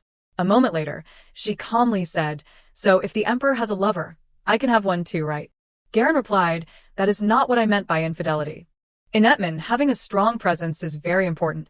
If the queen is humiliated in front of everyone and silently endures it, people will realize that the queen is not even as good as a concubine, so you must not allow anyone to overshadow your presence. Although the possibility is low, if the Ba family send someone, do not hesitate to accept them. Adela wondered to herself, Ba family. Hannah Gitt, due to her relationship with the late queen, became the palace steward and was the wet nurse of Duke Garin. This woman had indeed managed the palace for a long time. But her world collapsed with the unexpected arrival of Diane Poitiers, a thorn in her side, and the cause of the late queen's death. A woman with a temperament resembling the emperor's birth mother. The emperor immediately became infatuated with this woman, and the first order upon Diane being given power was to expel Lady Gitt from the palace. An old woman who had to resign in disgrace. It seemed she was overwhelmed by the call of the newly enthroned queen. Hannah Gitt wiped the tears from her eyes. I am so sorry, Your Majesty. It has been a long time since I stepped into this place, so I could not contain my emotions. Adela smiled and asked, Is this furniture that the late queen used? Lady Hannah placed her hand on the chair and said, This sofa was chosen by me, but perhaps it should be changed. She continued, I want to assign this task to you, is that all right? Hannah Gitt replied, I am very grateful, but the emperor won't be pleased. Adela calmly asked, Do you mean it is possible? She placed her hand on her left chest respectfully, as I said, It is an honor for me, Your Majesty. A maid entered to announce, Your Majesty, the dress you ordered has arrived. She turned her head and asked, So what? Is there a problem? The maid hesitated. Well. Hannah Gitt spoke up in irritation, What are you hesitating for? Just say it clearly. The maid continued, The Treasury Management said that they cannot pay for your dress, Your Majesty. Adela was stunned. What? What a ridiculous situation. They can't pay for the queen's dress. She lightly rubbed her forehead. Then she said to Lady Hannah, It would be better to call them to the queen's palace to pay in private, right? Hannah Gitt replied, As soon as the rumor spreads, the queen's reputation will suffer, so it is best to have them come here to pay. You should also give them a little extra to shut them up. But you do not need to meet them directly. Leave it to me. Adela told the maid, Go outside and bring them in. The maid replied, Yes, Your Majesty. After that, Adela moved to a trunk she had brought along. She took out a gold ingot. In her heart, she thought, I never expected to use this so soon. Let us give it a try. Lady Hannah took the gold ingot and said, I will check the quality of the dress and then negotiate the price. Can this amount cover everything? It would be better if the queen left the impression that you are a generous person, Adela replied. That is why I brought it here, so you can use it all. But what do you think? How could this happen? She speculated. It seems that the queen's palace was not allocated a clothing budget. Adela asked again, Not allocated a budget? Hannah Gitt continued, The Etman Palace plans its budget for the following year at the end of the year. Last year there was no queen, so no budget was established. Adela realized, so it is only natural that I find myself in this situation. She replied, Of course, it is possible to allocate a budget through an emergency supplement, but only the emperor has the authority to supplement it. She repeated, The emperor, then pondered, Indeed, I should confront him directly. A servant entered to announce, Your Majesty, the dressmaker has arrived. Adela stood up, Let them in. Then she said to Hannah, Handle this wisely, madam. Hannah reassured her, Rest assured, Your Majesty. But where are you going? She smiled and replied, Knowing oneself and others leads to victory in 100 battles. Don't worry about me. I will see you later. Please stay here today. The sunlight illuminated the palace. Adela walked down the corridor. 2 men respectfully said, We greet Your Majesty. She replied, It seems His Majesty is studying with the ministers. The man replied, Yes, indeed, Your Majesty. Adela continued, I want to meet the emperor. The servant replied, Please wait in the reception room for a moment. I will ask His Majesty. She calmly said, No need for that. Take me to the waiting room where the emperor is meeting. I will wait there. Then she thought, Let us go see that place. In the meeting room, Count Canvin raised his voice, Your Majesty, please send the sorcerers who can destroy the tower and the mages who can stop the beasts to our territory. Right now, people are dying slowly, and now those flying beasts have appeared. We have no way to stop them. Everyone listened silently. Duke de Pawnee wondered, Does he want the emperor to send mages? This person seems to be out of touch with reality. Count Poitiers spoke up, Count Canvin, are you not exaggerating about a level 4 tower? He angrily replied, Exaggerating. You have gone too far, Count Poitiers. The diameter of the tower has widened, and even flying beasts have appeared, so it is no longer a level 4 tower. Count Poitiers sneered and pointed, Suppose His Majesty sends mages to Count Canvin's territory. But what if the level 1 tower in the palace collapses at that time? Would it be acceptable for His Majesty to endanger himself for the benefit of the Count? Isn't that a bit selfish? Count Cambon stammered. Selfish? What do you mean? He banged the table. What? Did I say something wrong, Lieutenant Poitiers? Outside the meeting room, Adela heard and wondered, the tower collapsing. She looked towards the door. Lionel spoke up. Your Majesty. First, we should send mages to Count Cambon's territory. It is not that there is no one. Are not there mages on duty in the palace? Count Poitiers raised his voice. You are being a bit strange, Minister of Defense. Don't you know that our mages in the palace only eat and play? CA slammed the table and shouted, Stop talking. At this rate, when will we finish? Count Cambon, I am very sorry about your territory, but I need to reconsider sending mages. He tearfully said, Your Majesty, please think of us. CA closed his eyes and ordered, Today's meeting ends here. Everyone please leave. People whispered among themselves. Their gazes were directed at Count Cambon. He hung his head. It is over. It is all over. A servant entered to announce, Your Majesty, the Queen is waiting for you. He wondered, the Queen. The servant replied, Yes, she is waiting in the waiting room. Where would you like to meet her? CA commanded. No need to go far. All the ministers have already left. Bring her in here. The ministers were walking out. Upon seeing Adela, they respectfully said, We greet your Majesty. She curiously thought, Will they send the mages after all? Count Cambon, right? I want to meet him privately. Suddenly, a voice called, startling Adela, Daughter-in-law. Daughter-in-law, it is truly a pleasure to see you here. Everyone was puzzled. What is going on? He called the Queen daughter-in-law. Adela, however, silently stared at him. The atmosphere became somewhat solemn. Looking into her eyes, Depon felt a bit scared. Indeed, this person was not to be underestimated. He adjusted his attitude and said, If you find this uncomfortable, I apologize. I just wanted to express my closeness to you as a superior of the Uric royal family. Adela coldly replied, Even though you want to express your closeness, that is not a good choice. I hope you will be more cautious in the future. He respectfully responded, I will remember, Your Majesty. She continued walking. Her gaze slightly paused. Lionel respectfully said, We greet Your Majesty. Adela smiled and called Lord Lionel. It is a pleasure to see you here. Just in time, can you tell me who Count Cambon is? He was surprised. Count Cambon. He heard his name from afar. He immediately bowed. Your Majesty, are you looking for me? Adela asked, Are you Count Cambon? Earlier, you mentioned that flying beasts have appeared, right? The Count replied, Yes, that is correct.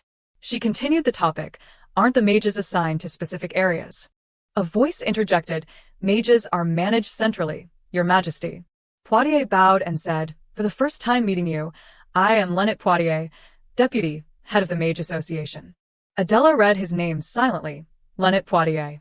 Then she responded friendly, Nice to meet you. In Etman, the tower with the flying beasts is classified as mid-level, right? I heard that you won't send mages there. Oh, I did not mean to eavesdrop. I just happened to overhear. Lionel subtly glanced at Count Cambon. Poitiers placed a hand on his left chest and replied, I know you are worried, but please do not be too concerned. I absolutely won't allow things like towers or beasts to linger in the palace. Then he thought to himself, It seems she is pretending to know everything, but in reality, she knows nothing. Adela smiled. Is that so? Feeling angry in her heart, Are you looking down on me? The servant stepped out to announce, The Queen invites you in. The Emperor is waiting for you. She turned her head and said, I understand. It was nice meeting everyone. Poitiers and Cambon silently watched her leave. Lionel observed her back, deep in thought. Her arrogant gaze and cold demeanor were refined, handling things naturally with nobility. Just like before. The sound of footsteps echoed down the corridor. Adela entered. She faced the Emperor. She slowly approached him. Pulling out a chair, CA asked Adela, So, what do you want to say? Adela glanced at him and asked, What is the reason you requested the marriage alliance? CA replied, What do you mean? Adela continued, Ultimately, why did you make me the queen? The marriage alliance request has clearly been cancelled. He was silent for a moment before speaking. Adela stole a glance at CA. CA said the existence of the queen is like the feather of this pen. Its mere existence conveys all its meaning. Adela silently thought, just existing, like the feather on the pen. Not the nib, nor the body of the pen. Just the feather. She asked him, Do you mean I should just be a stable queen? Then why do you diminish my prestige? CA responded, I have never done such a thing.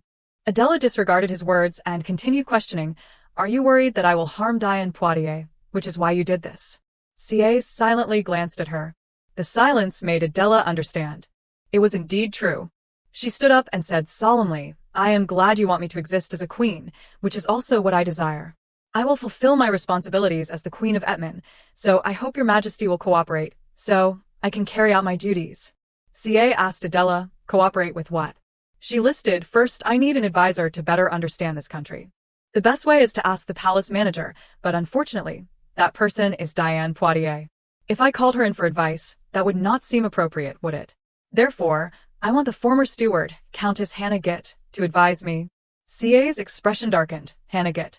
Adela continued, "You previously expelled her from the palace, so I hope you can be understanding. However, I won't let her be the steward." He remained silent for a moment before responding, "Do it that way." She cheerfully said, "Thank you, and there is one more thing. The Queen's palace has no budget. I hope you will provide an emergency supplement." Saying that, Adela immediately left. CA watched her figure and thought, the red dress symbolizes the Queen of Etman. The Queen, even if she stretches her hand, still cannot touch that red hem. Remembering his mother's words, "My poor son. The Queen will never recognize you." His gaze was sharp and cold. He could only sigh wearily. Deep in thought, she said, "The Queen's palace budget has not been supplemented." Then he spoke. A servant stepped in. "Yes, Your Majesty." He ordered, "Go call Diane here." She walked over. "Your Majesty." Did you call for me for something? CA asked Diane, "Did you bring the palace budget draft with you?" She placed it down. "Of course, Your Majesty." He looked at her and asked, "Why did not you provide an emergency supplement for the Queen's palace? This should have been done when preparing for the Queen's coronation." Diane pretended to be innocent. "Oh my goodness, I did not do this." "What should I do, Your Majesty? I completely forgot. I thought I had already done it, so I did not pay attention." "I am sorry, Your Majesty, I apologize." Seeing her tears, CA comforted her. "It is all right. Just make sure to add it. Don't cry anymore. You are being too dramatic." Diane sobbed. "The Queen will surely be very upset." "What should I do, Your Majesty?" CA felt a bit annoyed, thinking about it again. Remembering the image of that woman, "CA, my son, what should I do?" Suddenly, Diane called out to him, "Your Majesty. Do you have anything else to say?" She thought to herself, "This does not feel good." CA said to her, "The powers that were once held by the Queen have been transferred to the Queen's palace, and I will also revoke the powers I had granted you. Then I will hand them back to the Queen." Leo Neo's brother asked him, "Did you see the Queen earlier?" It seems the Duke d'Etpon's plan to introduce the Princess Got from across the sea to make her a puppet queen has failed. Leo Neo replied, "Yes." He shifted the atmosphere with just one expression. "I understand now why the Got Empress sent her daughter across the sea." His brother continued, "The new emperor ascended the throne at only 10 years old, so having a strong older sister won't help in consolidating power." Not seeing him respond, his brother turned back. Then he spoke, "Hey Leo Neo, are you listening to me?" He remained silent, staring out the window, pondering why. Ever since that first meeting, that figure keeps lingering in my mind. Hannah Gitt set the teacup down. "You have worked hard, Your Majesty." Adela picked up the teacup and asked, "Did the lady pay for the dress?" She replied, "I have paid, but..." Seeing her hesitation, Adela asked, "Is there a problem?" Hannah Gitt continued, "The dress you are wearing was personally chosen by you." Adela responded, "When the maid asked me if I wanted to wear this dress, I said yes." Lady Hannah said, "Then I will reorder the dress." "She do not understand why this design does not suit you." Hannah Gitt explained, "It is not like that. You look very much like a queen.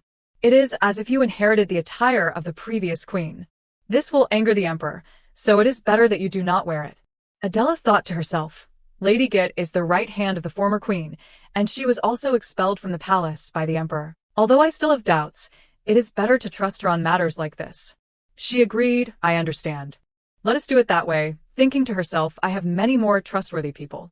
Then she turned and said, "Oh, I need to meet Count Convin. Please invite him to the Queen's palace." At Sunga Palace at that moment, Diane was sitting, sobbing quietly. She could not understand why he so easily stripped her of her powers like that. Adela, what has she done? Lucky to be born a princess, and to have everything as if it were a given without any effort. It is so unfair. The next morning, Diane woke up early and gently pulled back the curtains. She was lost in thought. Just a moment later, she turned around to observe everything. Diane felt self-satisfied. Sungha Palace was where the emperor's mother wanted to live. It is also the place the emperor granted to me. Thinking of this, she gritted her teeth. I won't let anyone take it away. Your Majesty, I will not give up anything here. Remembering the emperor's words, supplementing the emergency budget is urgent right now, so you should handle it. Diane called for her servant, Lorraine. Lorraine quickly appeared and replied, Yes, my lady. Diane ordered, Bring the royal budget draft here. I will supplement the budget. Frustrated, she thought to herself, I will make everyone see the incompetence of the queen, who only has a title. That evening at the queen's palace, Count Kinvin was waiting in the living room. After a while, he looked up slightly. The queen has arrived, a guard announced. Adela slowly sat down opposite him and asked first, When was the tower in your territory built? Count Kinvin. The count was surprised to receive this question from the queen, and only replied with a slight nod. Adela continued, As time goes by, the flying beasts must have appeared, right? Then she asked again, If so, what about the diameter of the tower? It must be expanding too, right? Count Kinvin stammered, Yes, yes. The moment I saw the flying beasts, I rushed here. Not only was there no lord to destroy the tower, but there were also no mages. So all the people in the territory were fighting back against the beasts with weapons. Adela asked in confusion, Not a single mage. Count Kinvin confirmed, Yes, because the central government dispatches mages based on the tower's level. Adela had grasped part of the situation in this country and asked again, So, the level 4 tower is classified as central and thus receives no support, Count Kinvin added. Even for a level 2 tower, there are cases where aid is delayed. Adela pondered, That means that area will be completely destroyed. Count Kinvin anxiously pleaded, Please save us, Your Majesty. The people are suffering terribly. They are being killed by the fangs and claws of the beasts. Even the knights are gradually dying from fighting and exhaustion. Lady Git gently reminded him, Count Kinvin, please refrain from speaking of bloodshed in front of the queen. Conversely, Adela understood the count well and said no, he just does not know how to simplify and express it. The scene of flying beasts filling the sky. The crowd ran in panic. Children cried out for their mothers. Adela could not help but remember when her mother coldly said, That tower is our opportunity. Do you think you can save everyone in the world? Just close your eyes and plug your ears for a bit. I will bring the entire world to you. She replied sadly, It is because you do not see those people dying that you say such things. I do not need you to bring that world to me. The Empress glanced at her daughter. Adela recalled, It was that day when the relationship between my mother and I began to crack. Eventually, she took away my position as the heir. Back in the present, Count Kinvin was bowing and expressing, Your Majesty, thank you for your concern, but I want to return to my territory as soon as possible. Goodbye. Suddenly, the queen ordered, Evacuate the citizens to the nearby territory. Caves and the earth are the best shelters to avoid flying beasts, so evacuate the elderly and weak there. After evacuating, join forces with the lords. This will help everyone hold out a little longer, and may also put pressure on the central government. Then she glanced at Lady Git and gave a slight nod. The lady quickly understood her intention. She took out a small bag and handed it to Kinvin, saying, Please accept this. He trembled as he opened the bag. What is this? How can you give this to me? Count Kinvin hesitated, looking at the queen. Adela calmly explained, This is enough for the citizens to stay in another territory for a while. I am sorry I can't do more. The news of the queen meeting Count Kinvin quickly spread. At the Ba family house, why did the queen summon Count Kinvin? Isn't she curious about the situation in that territory? Michael continued, but the emperor abandoning Count Kinvin's territory was unexpected. He is someone very loyal to the royal family. Leo Neo added, Shouldn't we consider why the ruler abandoned his own people? It is ridiculous. It seems Count Kinvin has arrived, Michael said, seeing him through the window. Count Kinvin slowly got off the carriage. Count Kinvin, both brothers went out to greet him. Leo Neo hurriedly ran over and asked, Count, what is wrong? What happened to the queen's palace? Count Kinvin held out the bag and replied, The queen gave me this. Leo Neo was surprised to see that it was gold bars. Count Kinvin continued, She said to use this to evacuate the citizens. He quickly excused himself, I owe you both a lot. Right now, I am in a hurry to return and evacuate the people as fast as possible. Just as he was about to leave, Michael called him back, Wait a moment, Count Kinvin. He handed him some more money and said, Please take this as well. I am sorry, I can't help you directly. Count Convin was touched and shed tears. Please do not, Duke. You are making this old man feel so ashamed. Finally, he was able to go home. Michael spoke up for discussion. The queen is also unexpected. Leo Neo was quite surprised and wondered. The queen gave him money to evacuate the citizens to a nearby territory. Meanwhile, at the queen's palace, Adela was also explaining to Lady Git, besides giving him gold bars, I could not do anything else. Lady Git comforted her. You have helped as much as you could. As much as I could, Adela repeated unconsciously. She remembered her mother's words. Adela, you are very intelligent, but this world is one where the intelligent create and the cunning take. Therefore, act wisely. She lowered her head, pondering in helplessness, having to endure insults and rudeness. With no other way but to give a few coins to those in need, it was because she lacked strength. The way to gain strength in this foreign land was to act wisely. Lady Git calmly poured tea for the queen. She suggested, Your Majesty, why do not you request to meet the Emperor? This is Etman. Would not it be better for you to maintain a good relationship with him? A good relationship with the Emperor. Adela seemed to take note of what she said. After a moment, she decided to go get ready. Blush and lipstick applied softly, gently, and elegantly. Lady Git saw her like this and smiled, complimenting. Your Majesty, you look so beautiful. Indeed, Adela looked incredibly beautiful and elegant. Adela understood well that to live well in Etman, the first thing was to get along with the Emperor. Thinking this, she quickly acted. Outside, the maid, Auric, reported, Your Majesty, the Queen is here. Adela appeared in a beautiful dress with light makeup. Her gaze exuded the demeanor of a queen. In contrast, the Emperor coldly glanced at her and assessed her. With golden eyes, bright red lips, and a pale collarbone and neck. She was a very distinctive person. Then he slowly asked, What brings you here tonight? Adela calmly responded, I guessed you had not had dinner, so I came here. Would you like to have dinner with me? The Emperor smirked and said, Even if you had not come, I wanted to call you here for something. He then directly asked, Why did you summon Count Convin? What did you call him for, Your Majesty? Adela did not hide it and replied frankly, I wanted to know the situation there, so I called him. The Emperor interrupted her.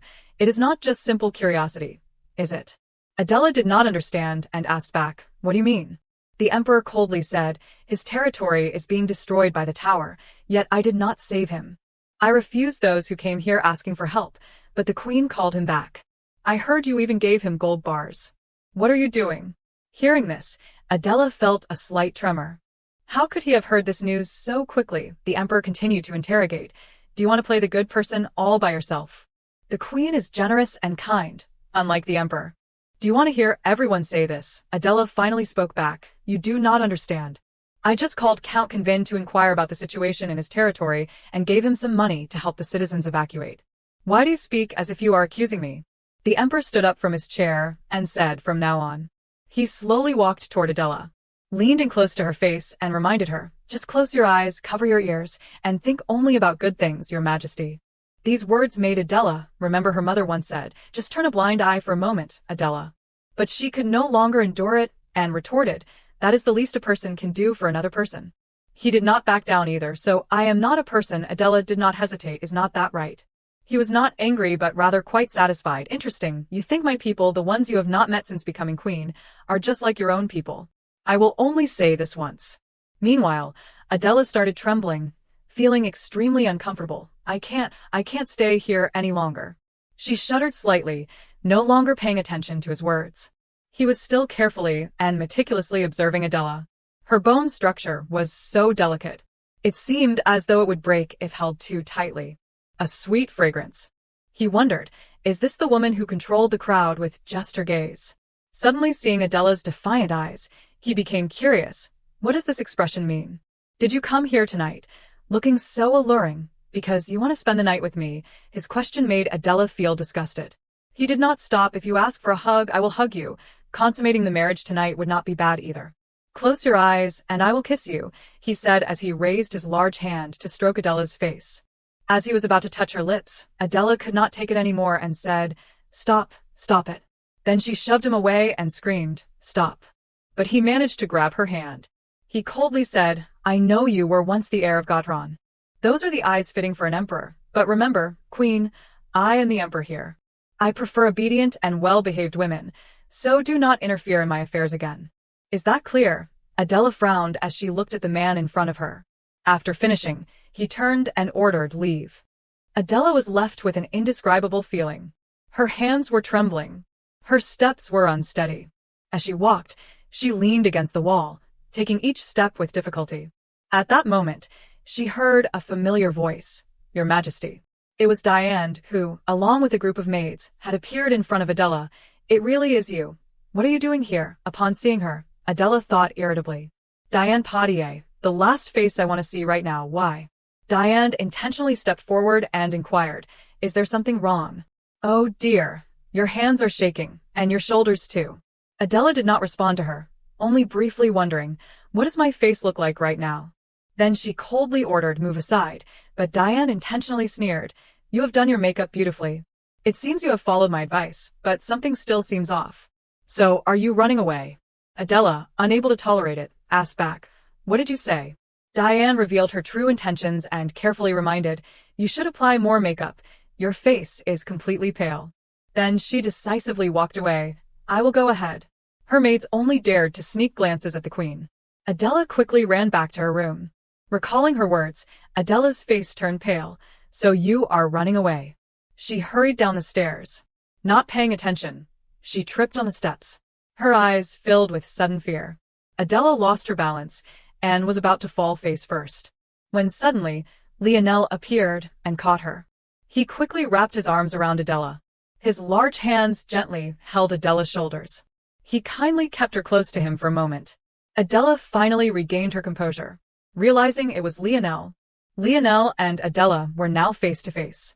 He also just realized the person he caught was the queen. After regaining her balance, Adela quickly pulled away from Lionel and bowed. "I tripped. Thank you. I will go ahead." She swiftly passed him, and Lionel could only reply with a quick yes. Adela hurriedly ran back to her room. Lionel had already noticed her complexion did not look good. "Is she all right?" She used to smile so brightly. He recalled the first time he saw Adela. Then he stared at his hand, the hand that had just touched the queen's shoulder. It was burning hot. Lady Git, seeing Adela return with a pale face, worriedly asked, "Your Majesty, what happened to you?" But Adela did not answer. She rushed into her room and slammed the door, leaving Lady Git bewildered. Adela soaked herself in the bath to relax. She sighed in frustration, wondering, "What should I do?" Adela suddenly recalled her nurse's words, "Your Highness, walk the path of a princess. Do what you want, and humbly accept all the consequences afterward. That is part of the fate of a princess. And the world will change because of people like a princess." She decided, "I must create my own power, separate from the emperor's." Then she murmured to herself, "My luck with a partner is completely gone." Adela remembered the prophecy. Princess Adela was very fortunate from birth, and her luck with a partner far exceeds that with her parents. Her luck with children is also excellent. And, of course, her luck with parents is also good. She scoffed to herself, "See, just a fraud." The next morning at the queen's palace, Adela was having breakfast. Lady Git stood nearby, carefully observing her. Adela ate each bite mechanically, devoid of emotion. Lady Git watched the queen with concern, thinking, ever since she returned from meeting the emperor, her complexion has not been good. After meeting the emperor, the queen encountered Diane Potier and was insulted by her and nearly fell down the stairs, but was saved by the Minister of Defense. Not knowing what else to do, Lady Git gently reminded Adela, "Please eat slowly, Your Majesty." Adela absent-mindedly replied, "All right." Suddenly, a knock at the door caught Lady Git's attention. It was a servant from Sangha Palace, and Lady Git received a message from him, asking, "What is the matter?" The servant replied, "The emergency budget allocation is complete. So I have come to request that Her Majesty review it." Lady Git brought the message to Adela, saying, "Your Majesty, please take a look." Adela carefully read the notice. Lady Git and the servant stood by, waiting for the queen. After reading, Adela coldly asked, "Where did this come from? Did the emperor send it?" The servant nervously stammered, No, it is from Sangha Palace." The queen immediately understood everything. Sangha Palace. It seems this is also the work of someone there, internally complaining just when I was enjoying my breakfast. They wanted to ruin it by having the emperor's mistress handle the emergency budget for the queen's palace. Then Adela dismissed the servant. "You may wait for me in the waiting room." He quickly obeyed. "Yes, Your Majesty." Immediately after, she turned to Lady Git and asked, "Do I have the authority to review the entire palace budget?" Lady Git confirmed, "Of course." Adela ordered, "Bring it here." I want to take a look, Lady Git immediately replied. Yes, Your Majesty. Adela carefully read through every line in the budget book. Lady Git could not help but feel curious. What exactly was written there that made her so uneasy? Adela did not hide anything, handing over the notice and saying, "Take a look at this, what do you think?" After reading it, Lady Git understood. Your Majesty, this. Adela continued, "It is not even worth as much as a horse, not a rare steed, but just an ordinary good horse." Then she added, "Furthermore, in my opinion, the funds currently allocated to Sanjie Palace should be reallocated to the Empress's palace." Lady Git agreed. That is right. The budget for Sanjie Palace is even higher than the original budget for the Empress's palace. Adela nodded. Exactly. A little later at Sanjie Palace, so. She told me to redo the Empress's palace budget. Diane held the returned document and asked the servant. The servant trembled and responded, "Yes, yes, palace mistress." Diane, without hesitation, picked up a pen to make corrections. "Fine, whatever, very well." Then she handed it back to the servant and ordered, "Now take this away, let us see if this satisfies her." The servant, confused and doubtful, asked, You said what? Palace mistress." Diane glanced at him sharply. "What? Do you need all day for this? Take it to the Empress's palace right now." Soon, the document was back in Adela's hands. So, it arrived this quickly, meaning Sanjie Palace has full authority over the allocation of the additional funds, correct? The servant swallowed nervously, not daring to reply. Adela tore the paper apart and ordered, "Go back and tell her to redo it." Upon hearing this, Diane scoffed dismissively. "It seems the Empress wants to squander money." She turned to her maid and asked, "Have not I already allocated enough?" The maid flattered her. "Yes, palace mistress." With that, Diane stood up and said to the servant, "You have done well, I will go see for myself." She ordered the maid, "Bring me the simplest dress, and report to His Majesty. The Empress summoned me about the additional funds. I am trembling with fear." The maid quickly obeyed. "Yes, palace mistress." Before leaving, she smirked mockingly. "Now let us go catch that dark-haired beast." Meanwhile, Adela was still engrossed in reviewing the records. Found it. The Empress has exclusive approval rights for residency in the palace. The royal court's law book has this clause. She was pleased to finally find what she needed. She looked up and asked Lady Git, "Only the Emperor can authorize additional funds, so that can't be overturned, but is not this clause meant for me alone?" Lady Git confirmed, "That is right." But she also warned, "You must be careful. Royal court law is a double-edged sword. If you wield it, be ready to conceal your hand." Adela sighed and replied, "Look at my situation. Even as Empress, I have to beg the Emperor's mistress for more funds, and all I will get is maybe an extra silver ingot. How ironic. The Emperor wielded the sword first, and I have suffered enough."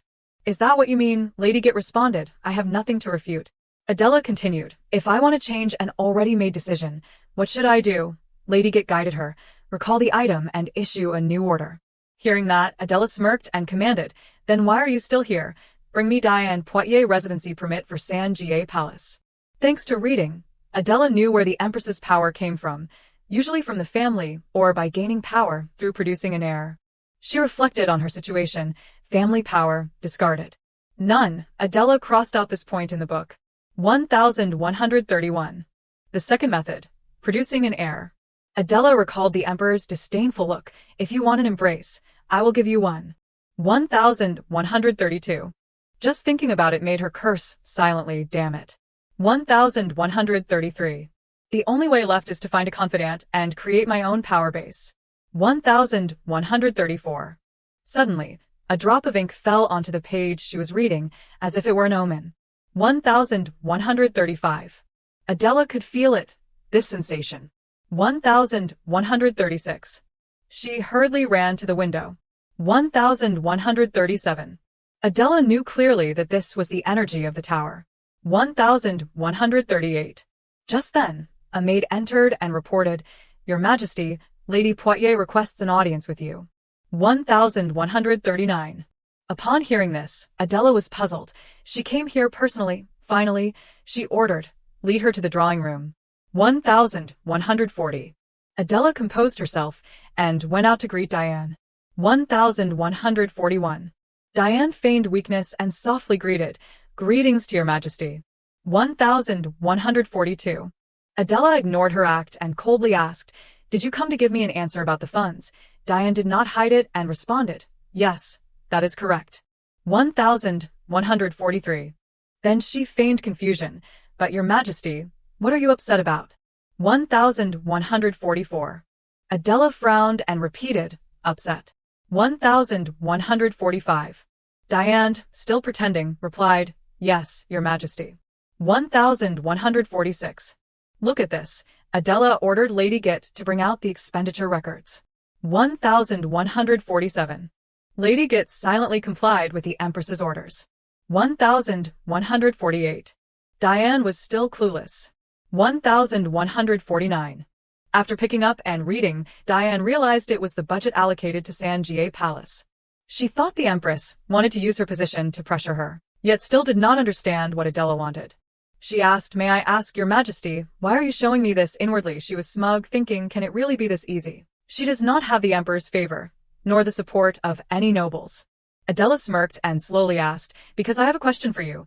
Why is the total budget proposal for Sanjie Palace missing the expenditure details? Upon hearing this, Diane's face turned pale, and sweat began to pour down. Adela continued, the expenditures for supplies and the wages of servants in other places all clearly list their purposes, but only Sanjie Palace does not provide any details, merely recording expenses and payments. Do you know why? Adela calmly asked as she took a sip of tea after interrogating her. Diane stammered, unclear. Why is the Queen asking about Sanjie Palace's budget? Adela, without hesitation, placed the teacup down and answered, that is because the budget allocated to Sanjie Palace must be transferred to the Queen's palace. Meanwhile, at the Emperor's palace, one of Diane's maids ran in to report, Your Majesty. CA coldly asked, what is it? The maid nervously replied, Your Majesty, it concerns the palace mistress. She has been summoned to the Queen's palace. CA asked curiously, the Queen summoned Diane, for what reason? The maid continued, the palace mistress submitted the budget amendment, but the Queen ordered it to be revised twice. She then expressed concern for the palace mistress. She was trembling with fear on her way to the Queen's palace. I could not stand seeing her like that, so I dared to come find Your Majesty. Please attend to her, Your Majesty. Hearing the phrase trembling with fear, CA remembered his late mother. When you become emperor, will you acknowledge a mother like me? That memory made him feel suffocated. CA repeated, summoned to the Queen's palace. On the other side, Diane was still flustered, unsure how to respond to the Queen. The budget allocated to Sanjie Palace is to be transferred to the Queen's palace. Adela leisurely responded, that is right. Have not you been acting in the Queen's role all this time, and that budget is meant for the Queen to fulfill her duties? Now that I am the Queen, I naturally must take back the budget to do my work. Is not that so? Diane could not refute, and was left speechless. Adela continued, Diane Poitiers. You have worked hard these past days, but now I won't ask you to rewrite the budget for the past period. I will do it myself, so transfer all of Sanjie Palace's budget to the Queen's palace. Diane's face darkened. She gritted her teeth in frustration. Though the Queen has no power from her family or allies, she is still the Queen. I can't refuse this order because I have no title. Gripping her dress tightly, she cursed silently. Damn it, how could she so easily strip me of my rightful privileges? Seeing Diane's expression, Adela asked, are you upset? Diane said nothing, but inside she was filled with resentment. This palace, this guest room, the supreme position beside the Emperor, looking down on everyone, it is all mine. It should be mine. Adela merely glanced at her, suddenly recalling the words of Empress Gotron. Give up your claim to the throne. Adela, relinquish the position of crown princess. Damn it, looking at her expression reminds me of that moment. I lost my position with just a few simple words. Seeing Diane's tears streaming down, Adela asked, do you think your position disappeared because of me? Then she did not hesitate to assert her authority. Listen carefully. Diane Poitiers, I am the Queen of Etimon. Do not challenge my authority. I will not forgive anyone who dares to challenge the Queen's power in any form. Do not think I am taking away your rights. Think carefully about what you truly possess. As long as you do not challenge the Queen's power, I will acknowledge everything you have, to the fullest extent. That is the greatest respect I can offer. Diane was stunned by Adela's words. She said not to challenge the Queen's power. Do not say something so ridiculous. It has always been mine. Diane trembled, gritting her teeth, unsure what to do, just waiting for the Emperor to arrive. Your Majesty, why have not you come yet, Your Majesty? Just then, the maid's nervous voice came from outside the room. Your Majesty, why are you? Adela glanced toward the door. Diane felt as if she would grasp a lifeline. CA entered with a face showing slight anger.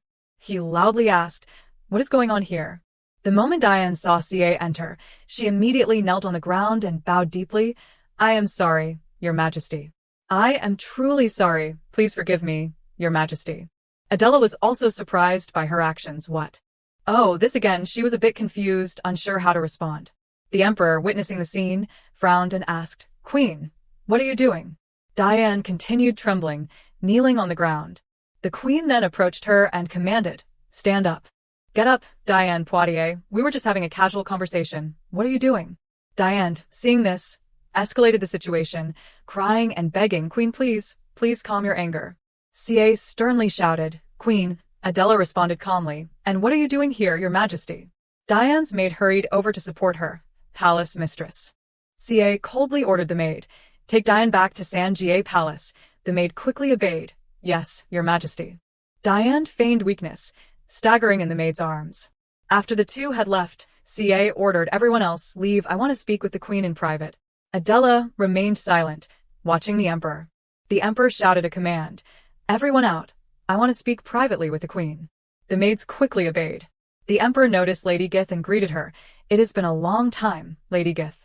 Lady Gith bowed respectfully and replied, "It has been a long time since I have seen you, Your Majesty." The Emperor did not waste time and sarcastically remarked, "You have not changed at all, still standing by while weak people around the Queen are trampled on. Do you find it amusing?" Lady Gith's face darkened upon hearing this. Adela intervened to protect her. "Lady Gith, please leave." But the Emperor did not let go, shouting, "I asked, do you find it amusing?" Adela was not backing down either, shouting, "Leave, Lady Gith." Lady Gith lowered herself and bowed to both of them. Then, she quickly left the room. Once they were alone, the Emperor turned to Adela and yelled, "What do you think you are doing, Queen?" Adela shot back, "And what are you doing, Your Majesty?" The Emperor began to shout at her. "Is it fun, breaking the necks of those weaker than you, so they have to beg you for mercy? What a disgusting hobby." Adela retorted, "I have never done such a thing," but the Emperor did not listen, thinking only of the scene of Diane kneeling before Adela as he shouted, "I saw it with my own eyes, do not even think of denying it." Adela coldly looked the Emperor in the eye and said, "If you are talking about Diane Poitiers, I have something to say too." As soon as the door opened, she knelt before me and started begging the moment you entered. The Emperor sneered mockingly, "How convenient." He then noticed the budget ledger on Adela's desk and picked it up, asking, "You want this, do not you? You want to take everything from Diane." Adela calmly continued, looking back, "It is not her who crossed the line, but you. Have you not even looked at the proposed additions to the Queen's budget? You have not, have you? You left even that to the Sangha Palace. Look at it. See if it is worth less than the price of a single horse. Is the Queen's budget lower than a commoner's living expenses?" As she spoke, Adela handed the document to the Emperor. The Emperor took the document and read it carefully. He seemed to understand the situation and his tone softened. "So that is why you called Diane here." Adela calmly explained, "I had the servant tell her to redo it and bring it back, but she came on her own." However, the Emperor still tried to defend Diane. "But you did call her, did not you?" Adela gave a faint smile, unsure of how to respond to this stubborn man. The Emperor then changed the subject. "Your mother, the Dowager of Gotron, lied. She said you were a dutiful and obedient daughter. You were exiled from your country without even realizing it, were not you?" At this, Adela could not remain silent anymore. "Well, I do not know why I was forced to leave Gotron. Do not speak nonsense." Suddenly, the Emperor grabbed Adela's shoulders and said through gritted teeth, "Listen carefully, Queen. Live like the feather on a quill, like a flower in a vase. Do you understand?" His cold eyes bore into hers as he spoke, as if giving a command. Adela did not respond, but it was clear she did not agree. Suddenly, that uncomfortable feeling returned, and she thought, "What is this feeling?" Her magical power was being drained, causing Adela to stagger. She glanced out at the sky. The Emperor seemed surprised to see Adela like this for the first time. Adela broke free from the Emperor's grip and rushed toward the window. She threw it open and ran outside to see. The sky was blazing red, forcing her to squint as she looked up. Swirling energy was gathering in the sky. A maid below looked up in fear and stammered, The sky." The other servants were just as terrified, shouting, the tower is falling." At that moment, Adela remembered the Emperor's words from earlier, "Live like the feather on a quill, like a flower in a vase." Lady Gith rushed in, worried. Your Majesty, are you all right? The tower is falling. Please get to safety. But Adela calmly replied, no, it is not going to happen. The scene below had turned chaotic. Everyone move. The tower is falling on the palace. Henri and Lionel had also arrived. Henry's face was dark as he remarked, it looks like a level 4 or a level 5 tower. Lionel added, at least it is landing in the garden. If it had hit the building, it would have been harder to contain. Lionel quickly gave orders, everyone, to your positions, regroup. When the tower touches the ground, the mages will emerge. We need to hold them off until they arrive. The knights enthusiastically responded, yes, sir. Lionel then remembered something and turned to ask Henri, the mages have not arrived yet. Henri hesitated and replied, no, we have not seen them yet. Lionel thought bitterly, again, do they only show up after all the knights have been killed? When the order reached Lennet, he brushed it off, saying, so what? You want me to go there immediately? Henri repeated firmly, that is a direct order from the Minister of Defense. He commands all wizards to gather at the Rose Garden where the tower is falling. Lennet, emboldened by Dupin's backing, smirked. That is awkward. The Wizards Guild is under the Emperor's control, so we do not need to obey the Minister of Defense. He even seemed quite relaxed. Ah, really? I have buttoned the wrong button. Oh, by the way, Lord Dachikal, I have heard we are still not getting paid this time, right? Lennet sneered at Henri. Of course, it does not matter to you, the second son of Count Dachikal. But if one of your subordinates is struggling financially, perhaps you could unbutton this for me. Since it is gold-plated, you would have to pay a hefty sum if you damaged it. Annoyed, Henri reminded him, instead of saying such things, you should prepare yourself, Lennet Poitiers. Lennet lazily replied, going out there like this won't work, Lord Henri Dachikal. Right now, people need me. The later I arrive, the more the knights will suffer, won't they? Henri, unable to bear it any longer, shouted, the tower is falling on the palace. Can the wizards just sit idly by? The Royal Wizards Guild cannot avoid this responsibility. Lennet still acted unconcerned, arguing, if the wizards are reprimanded later, I won't be the one blamed, will I? So, Lord Henri Dachikal, do not interfere with my work. I won't go until every knight has died. He shamelessly patted Henri on the shoulder. After saying that, Lennet walked past Henri and left. Henri clenched his teeth, his face darkening. After thinking for a moment, Henri lowered himself and pleaded, Lord Poitiers, please gather the wizards. Seeing this, Lennet smiled smugly. Ah, so exciting. I am truly grateful for this blood-red sky. The dark disaster falling from the heavens is truly a gift from the gods, a blessing for me. Meanwhile, Lionel and his men were still dealing with the approaching tower. He was doing his best to evacuate everyone, shouting, watch out for falling debris, don't get caught in the currents. He asked a knight running towards him, have the wizards arrived yet? The knight hastily replied, not yet, sir. Lionel was irritated, thinking, again, they are not arriving on time. Even though they are my subordinates, I must do my best to protect them. Suddenly, a voice rang out, why are you just standing there? It was the Empress. Lionel, alarmed at the sight of the Empress, asked, Empress, why are you here without any attendants? You must get away from here immediately. He quickly turned to a knight and ordered, Lepat, escort the Empress to safety. Lepat promptly obeyed. Yes, sir. Adela ignored them and turned to Lionel, asking, why is not there a single wizard here? The tower is almost upon us, and they still have not destroyed it. Are we waiting until it hits the ground? Lionel did not answer her. His priority was her safety. Please, your majesty, go somewhere safe. Suddenly, Lionel sensed danger. A piece of the tower was about to crash down on Adela. He rushed to shield her, shouting, careful, stay behind me. Suddenly, Lionel noticed a magical force surrounding the debris, stopping it mid-air. Lionel was momentarily frozen in shock. He turned around in confusion, asking, are the wizards here already? In the distance, a group of wizards led by Lennet was slowly approaching. The knights grumbled among themselves, they are only arriving now, how leisurely. Lionel was still puzzled, but they are too far away. Then whose magic was that? Adela, unafraid, stepped forward, observing, this is a 4th-level tower, almost 5th. We do not need to wait. With that, she unsheathed the sword strapped to her back. Determined, she moved toward the falling tower. Lionel, confused, asked, Empress, what are you doing? Without hesitation, Adela replied, destroying the tower. With that, she leaped into the air. Lionel could not stop her, only managing to call after her, Empress. Adela ignored his calls and continued forward. Lionel desperately tried to stop her. If you go toward it, you will be caught in the tower's currents. Failing to hold her back, Lionel suddenly realized, my hand is being pushed away. Is this magic? Adela finally turned back to him, reassuring, don't worry and do not try to stop me. With that, she soared into the sky. Lionel, watching her, shouted, no. Empress, Adela continued to advance closer to the tower. The knights below anxiously murmured, oh no. Why is the Empress doing this? Lionel quickly regained his composure and ordered, stay calm, prepare yourselves, and be ready in case the Empress falls. Lennet, who had just arrived, saw what was happening. His face darkened, and he stammered, the Empress got caught in the current. He then ordered his wizards, form a circle around the tower and release your magic. If the Empress falls, make sure to catch her safely. The wizards under Lennet's command quickly obeyed, yes, sir. But what happened next took Lennet by surprise. He looked up at the Empress and wondered, what on earth is going on? The giant tower was burning in midair. Even Lionel was shocked, thinking, what is this? The people below stammered, the tower. The tower is burning, quickly, use magic to control the flames.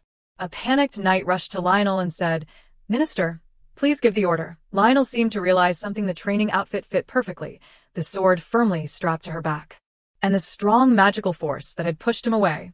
After thinking for a moment, Lionel hesitated and said, wait, hold on a little longer. He remembered the Empress once saying, even flying monsters have appeared, and yet it is only a 4th-level tower. He now questioned, could it be that the Empress is? Lionel furrowed his brow, carefully observing, missing no detail. Suddenly, he panicked when he saw something. The Empress was falling from the sky. Meanwhile, Adela was lost in her own emotions, watching the sky quickly recede after destroying the tower and falling back to the ground. It was a scene only she knew. She remembered a time back in Gotron when someone had tried to stop her, pleading, please do not do this anymore. What if you die? But she had not listened and retorted, don't throw cold water on my fun, Gibelin, though secretly, she enjoyed the nagging. Returning to the present, Adela slowly spun in the air, thinking, well, now it is time to land. Suddenly, the scene before her surprised her. Lionel was standing below, arms outstretched, ready to catch her. His gaze was gentle and affectionate as he looked up at her. Adela, still shocked, stared at Lionel. Slowly, she descended into his waiting arms. Her high-tied hair unraveled and flowed in the wind. The knights were stunned by the scene before them. Adela's feet lightly touched the ground. She and Lionel faced each other, gazing softly at one another. She gently tucked a strand of hair behind her ear and asked curiously, were you really planning to catch me with both hands? Lionel did not hide his response, yes, that was exactly my plan. Adela coolly reminded him, a knight who does that would not have hands left to hold a sword. Still, she could not help but feel a bit pleased. Until now, no one had ever rushed over with open arms to catch her, despite all the nagging.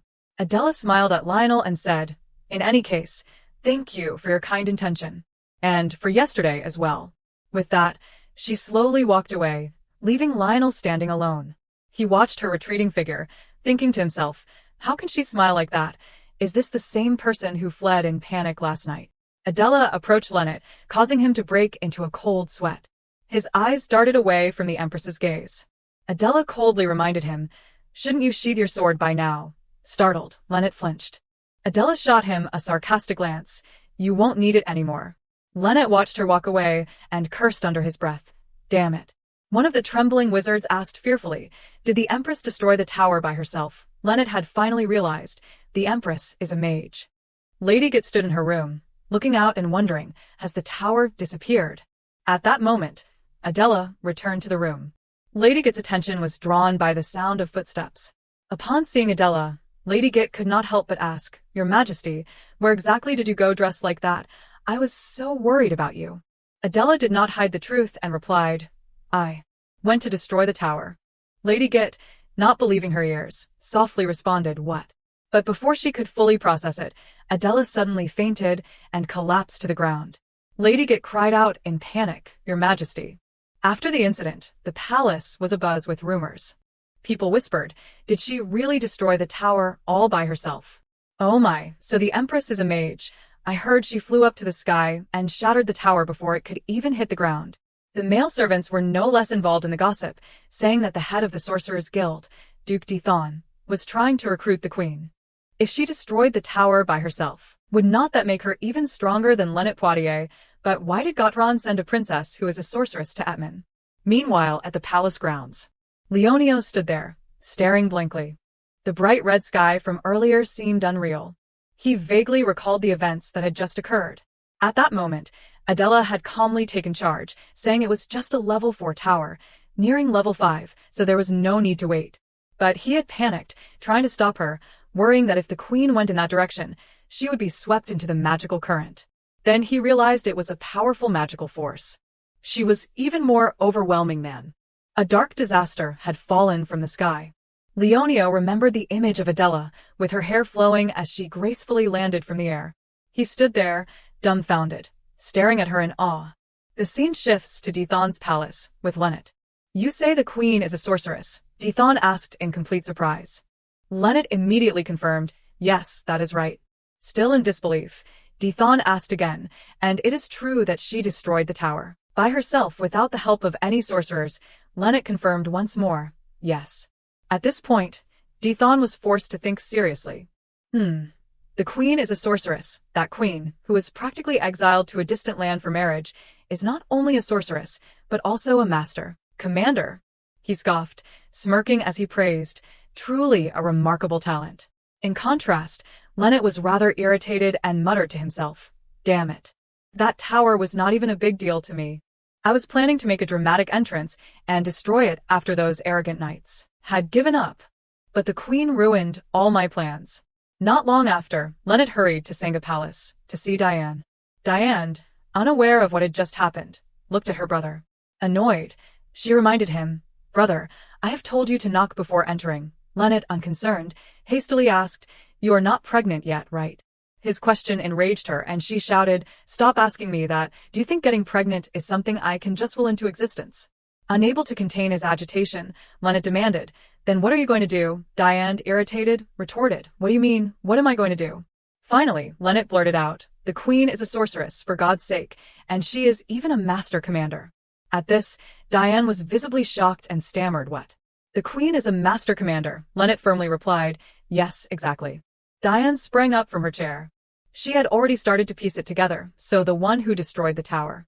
Lennet confirmed, Yes, it was the queen. Grinding her teeth, Diane thought bitterly, I had hoped that the person coming here was just a doll with all its limbs intact. But why? Why does she have to be a sorceress? Lennet nervously continued. Duke Dithon even praised her as an outstanding talent. Diane, what if the Duke now thinks I am useless? Diane gave her brother a cold, indifferent look and asked, Do you still not understand, Duke Dithon, brother? If you were that easily discarded, I would not have brought you here in the first place. Don't worry about it. So, what if the queen is a sorceress? Confused, Lennet asked again, What do you mean by that? Diane firmly stated, You will still be the strongest master commander of Etman. Stay calm and manage the Sorcerers' Guild well, because His Majesty will protect you. Nothing will change, so do not get shaken. Do you understand? Reassured by Diane's words, Lennet, though still anxious, mumbled to himself, All right. What can one queen do on her own? Anyway, Diane recalled, We have survived all this time, so why would we fall apart over something so trivial? Then smugly she continued, Exactly, brother. Whether the queen is a sorceress or not does not matter. The ones who will smile last will still be us. Back at the queen's palace, Adela's act of destroying the tower alone without any help was summed up in 2 words. Reckless. Because when the source of magic, the tower, disappears, the magic already released suddenly depletes, causing exhaustion. Adela still had not regained consciousness, which made Lady Guise extremely worried. She had also overheard the maids gossiping, saying the queen had destroyed the tower herself. Didn't you say the guards were ecstatic and caused quite a commotion? They said the Sorcerers' Guild was late again. Without the queen, the knights would have suffered heavy losses. Lady Guise ordered a servant, Send this letter to Duke Gran. The scene shifts to the Emperor's palace. He recalled the scene of people running in chaos, shouting, the tower is falling. A guard, concerned for the Emperor's safety, rushed over to warn him. Why, Your Majesty, the tower is falling toward the palace. You must flee. But the Emperor, uninterested, scolded him, Stop making such a fuss. He remembered seeing the tower fall and thought to himself, Destroying a tower of this level is not difficult. I will order it to be eliminated at the right moment. Suddenly, he saw something strange. The tower was ablaze, and the emperor wondered, did the Sorcerers' Guild act? After hearing the report, the emperor could not believe his ears and asked, "What? Who did you say destroyed the tower?" The guard repeated, "It was the queen, your majesty. She destroyed the tower herself." The emperor wondered. All the information Gotron sent me seemed to only include her name and gender. Could it be that Gotron sent her daughter here because she was not confident she could control her own daughter? Thinking about this, he ordered a trusted guard, "Go to Gotron and investigate the whereabouts of Princess Adela." The guard quickly followed the order, "Yes, your majesty." The next morning at the queen's palace, Lady Git anxiously entered and asked, "Your majesty, are you awake? How are you feeling?" Before finishing her question, she noticed the queen looking very refreshed. Adela smiled brightly when she saw her and greeted, "Ah, Lady Git, good morning." Lady Git softly called, "Your majesty." Adela immediately said, "I will issue a notice to search for an assistant. The requirement is unmarried males over 20 years old. If engaged, they will be disqualified. I will select an assistant through interviews. The selection criteria are..." Lady Git, still confused, repeated, "Selection criteria." The queen's notice of searching for an assistant shook the aristocratic circles of Estmon, and the Ba family was no exception. At the Ba family's residence, after reading the notice, the butler questioned, "Is this the entire notice? The requirements are so simple." Mikio, arms crossed, commented, "Better than writing meaningless things." But the butler still found it absurd. Even so, Mikio interrupted him, "What does the queen want? To show off to the emperor? Or perhaps, build her own power to counter Diane Poitiers?" Leono simply sat silently, deep in thought, until Mikio broke the silence and asked, "Leono, what do you think?" Startled, he muttered, "Ah." Leono responded to his brother, "Let us see, is not it both?" The blonde-haired butler waved the notice and said, "Perhaps she is just doing it for fun. Isn't the condition that she will choose someone she fancies, in any case? Since the queen has issued the notice, we can't just sit idle." Mikio asked, "So who should we assign this task to?" The butler suggested, First of all, it should be a family closely associated with the Ba family and capable of controlling the emperor's power, while serving as the assistant. Moreover, they must endure rumors about being the queen's lover. That is why the assistants of previous queens were often the second or third sons of powerful families. Mikio pondered the butler's words. Suddenly, Leono brought up an old issue. Didn't the queen give gold bars to Count Calvin, even though that clearly angered the emperor? Perhaps the queen's view of the Wizard Tower and the Mage Guild. Mikio, still confused, asked, "What do you mean?" Leono then presented his thoughts. The queen's notice for an assistant. Mikio smiled approvingly. "Oh, have you already thought of someone suitable to recommend?" Leono continued, "I will apply." His words left Mikio wide-eyed in surprise. Mikio hastily stopped him. "No, you can't. Think it over." Leono remained firm. "Mikio, is there anyone more suitable as a candidate than me?" "I think not." The butler suggested, "Let us see. The third son of Count Verdi is not bad, but he is not yet 20. Mikio, beginning to panic, explained, "Leono, what could you possibly gain from going there? If you become the assistant, people will mock you as the queen's lover." Leono nonchalantly responded, "Do I have any reputation left to lose? We have no way out anymore. Just yesterday, Lenet Poitiers ignored my request for reinforcements. But I can't do anything to the Mage Guild, even as the Minister of Defense." Mikio, unable to argue, fell silent. Leono continued, "Mages, the tower, and the beasts. What do we know about these three forces shaking Esmon? The queen knows more about them than we do. As long as I become the assistant and receive information about them, we can take the next step forward." Mikio gloomily looked at his younger brother. Slowly picking up his teacup, he said, "The father of the nation becomes an assistant." Leono awkwardly tried to say something, "Brother," but Mikio helplessly joked, "If mother were alive, she would have beaten you already." Hearing that, Leono relaxed and smiled. "I know how to make everyone agree." Suddenly, the butler chimed in, "But wait, what if the queen does not choose Leono? Where does this groundless confidence that Leono will be chosen come from?" Hearing this, both brothers scowled darkly at the butler, making him sweat and quickly backtrack. "Haha, there is no way he would not be chosen. After all, it is Leono Ba. Just dress up nicely and go." Meanwhile, at the Emperor's palace, Diane was also present. She thought gloomily, "He has not said a word to me, even though it was the first time he saw me at the Queen's palace." CA did not even glance at her, coldly saying, "If you are not feeling well, go back to your palace to rest. Don't stay here." Diane, feigning concern, spoke. I heard the Queen has issued a notice to find an assistant. It has not even been a month since their marriage, and she is already looking for an assistant. I am very worried. Will that person influence your majesty? CA coldly replied, I am not worried at all, so you do not need to be. Diane then played her usual trick, starting to tear up. Yes, I understand, your majesty. Then, I will return to my palace now. She pretended to stumble weakly as she walked away. Before she left, CA did not forget to remind her, make sure you properly handle the budget for the Queen's palace. Don't let any issues arise. This statement made Dia Eni feel like she had fallen from the clouds. Caillou Rich, both her paradise and hell, could easily turn her world into heaven and then kick her down into hell, just like now, so effortlessly. As she stepped out of the room, Ka also put down his pen. It was then that Ka turned to the guard and asked, report on the situation regarding the Queen's assistant search. The guard quickly complied, yes, your majesty. Currently, there are 16 applicants, the second son of Baron Amandi and the son of Viscount Vivette. Ka was quite surprised. Although the announcement was just made this morning, the descendants of various families were already flocking to apply. He then asked, is there anyone related to House Ba? The guard reported, not yet, your majesty. Ka coldly instructed, notify me immediately if there is any news. Duke Ba would not appear directly, but would send people from allied families.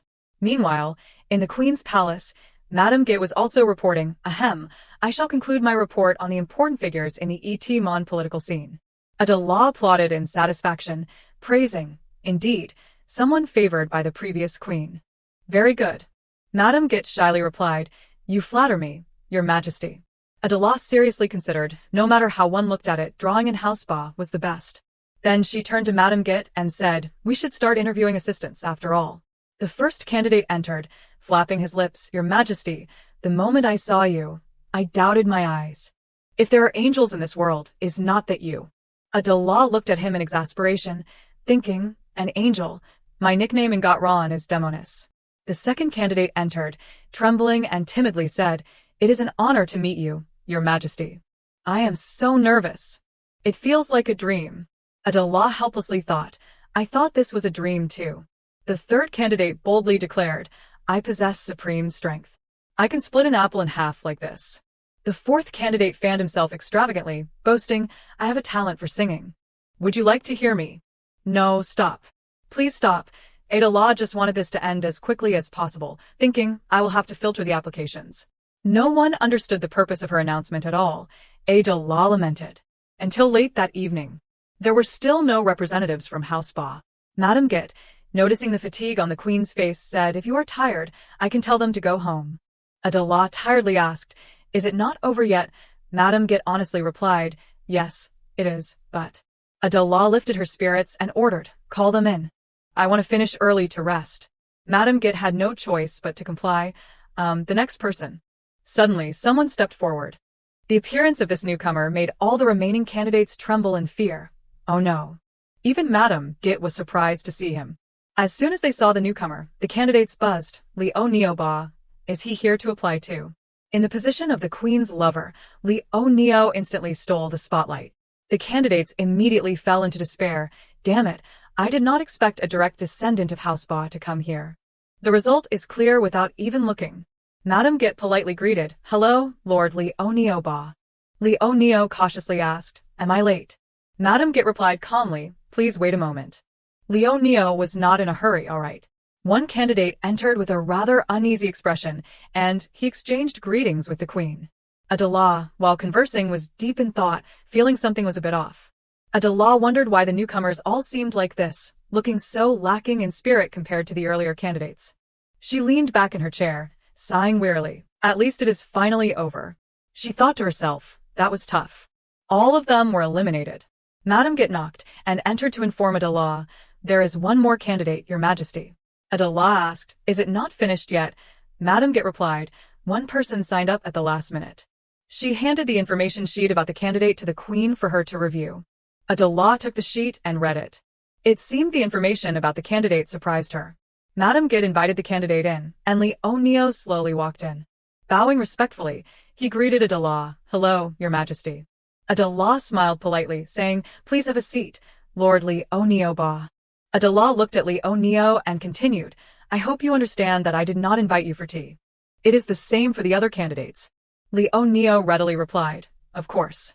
Leo Neo focused his gaze on the queen.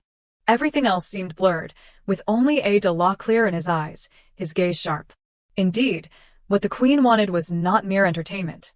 Leo Neo sat down and spoke firmly and clearly. You want to balance power, right? You need someone to support you. As he spoke, he thought of those aligned against the queen, saying, in this place with no place to lean on, to counter someone who is allied with reliable power and taken over the palace. He turned to A de la again and asked, so you are looking for an assistant, are not you? Adela pondered over Leo Neo's words. He stated firmly that no matter who you choose, they can't compare to me. Adela smiled, thinking he correctly guessed her intention. She tried to dispel the tense atmosphere. Come on, mister. Bah, or should I call you minister instead? Leo Neo replied, you can call me however you feel comfortable. Adela asked Leo Neo, so you really want to become my assistant now, right? He replied, that is correct. Adela looked at Leo Neo and said, you should have sent someone from the family instead. Why did a direct descendant from the Ba clan come here, directly? Leo Neo replied, because I want to. The information about the tower that the queen knows. Adela, in thought, repeated, information about the tower. Adela continued, do you think the benefits of being the queen's assistant and getting information about the tower outweigh what you will lose? Leo Neo answered without hesitation, yes. Adela suddenly reiterated, you said it is fine for me to call you, however I feel comfortable, right? Leo Neo immediately replied, that is correct, your majesty. Adela called him by his name, Leo Neo. Let us choose an assistant to establish credibility against that person in the palace. You understand my intentions. Adela said with a smile, but if so, you have to pretend to be my lover. Do you understand that? Leo Neo pondered in silence, not responding. Adela said with delight, I will call you directly, without honorifics, that way it will resemble lovers. If you can accept that, I will choose you as my assistant. Leo Neo confidently replied, of course, no problem. Being seen as a lover or anything else is fine. Please appoint me as your assistant. Adela's face brightened up when she found someone suitable for her. She thought she had found a very satisfactory assistant. Scene changed to the evening, at the Emperor's palace. Xie was surprised to hear the news about the queen. He startled and asked again, you said who registered? The servant bowed his head and stammered, Mr. Leo Neo has applied. Xie, not believing it, asked again, for the position of the queen's lover. The servant stammered, yes, that is correct. Xie asked again, so the queen has chosen him. The servant replied, that is still unclear. The queen has not made an official announcement. Xie remained silent, perplexed. Xie stepped outside onto the balcony to gaze at the moon, recalling the sweet, mysterious fragrance of that woman. It lingered around the tip of his nose. Xie reflected on the time spent with Adela. Would you like to have dinner with me? He remembered the day the queen came looking for him. If the queen agreed, he would have been immersed in that scent, neglecting Diana to spend the entire night with her. How did that noble woman of supreme status struggle? How did that proud gaze collapse? Xie clenched his fist, thinking he had watched every single moment etched deeply into his mind. Just living, just existing, is it really that difficult? What is wrong with the feathers of the floral pen in the vase? Isn't that a comfortable life? How to tame a beast that has bared its fangs and claws?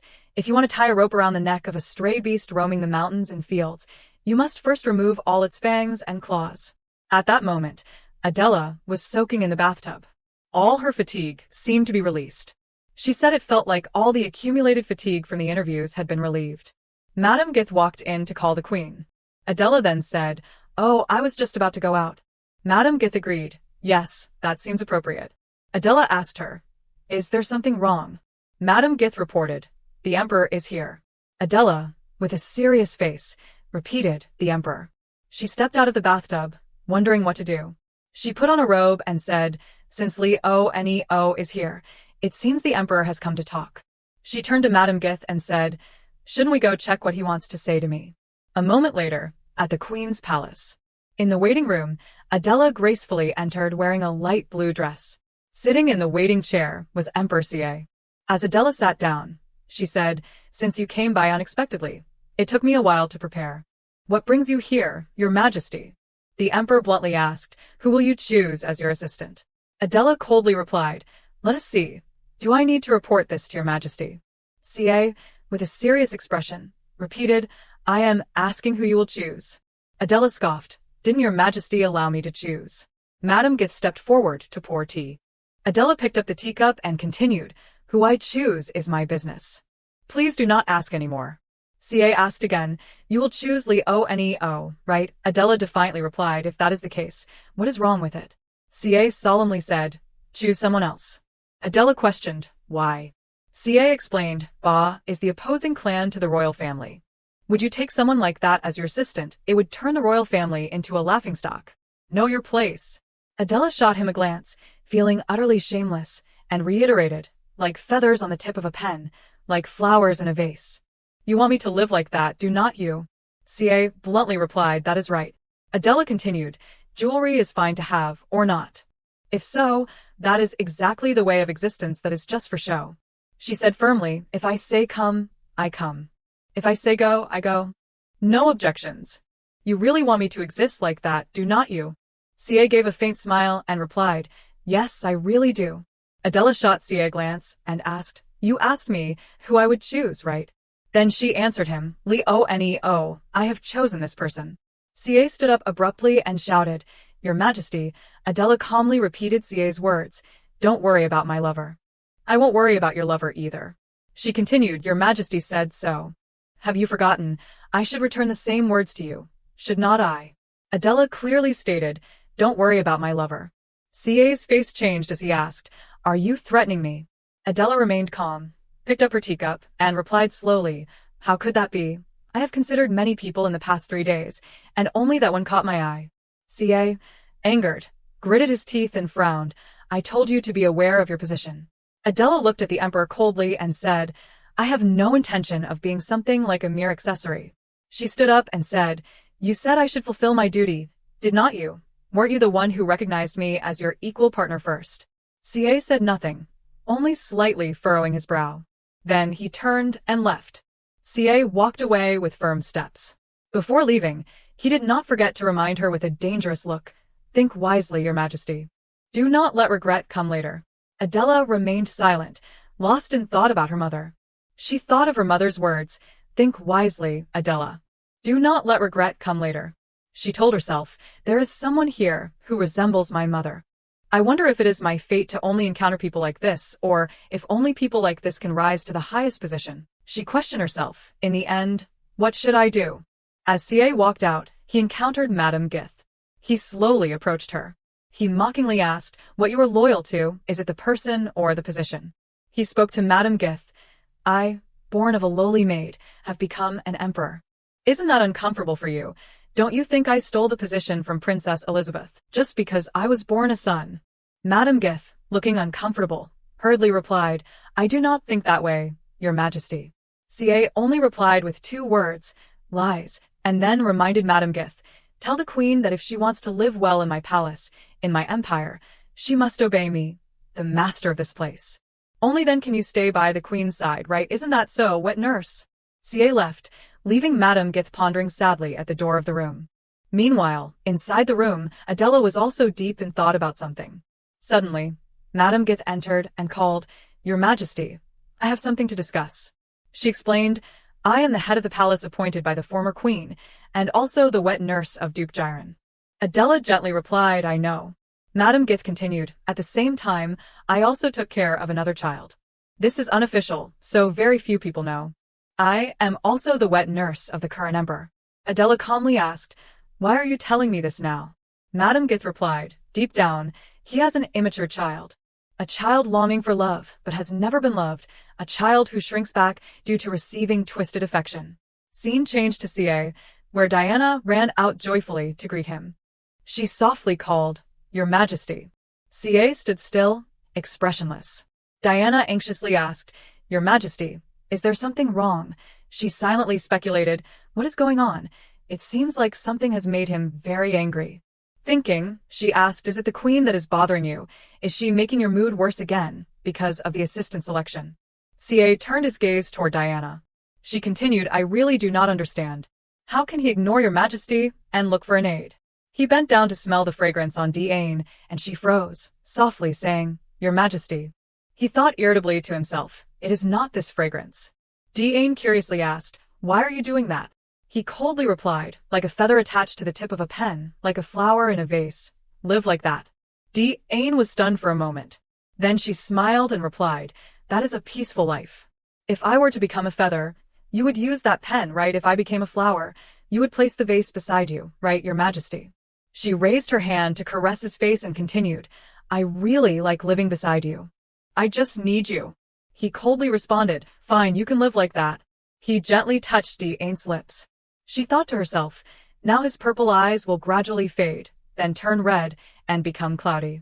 He removed his hand from Diane's lips, leaving her astonished at his action. He turned and left, leaving Diane calling after him, Your Majesty. She was bewildered, wondering, what is going on? He's not the kind of person who can resist my charm. What could have made him leave? Diane's expression changed at his actions. Returning to Madame Git, her story was quite long. The tension for the queen peaked when her maid gave birth to a child for the emperor.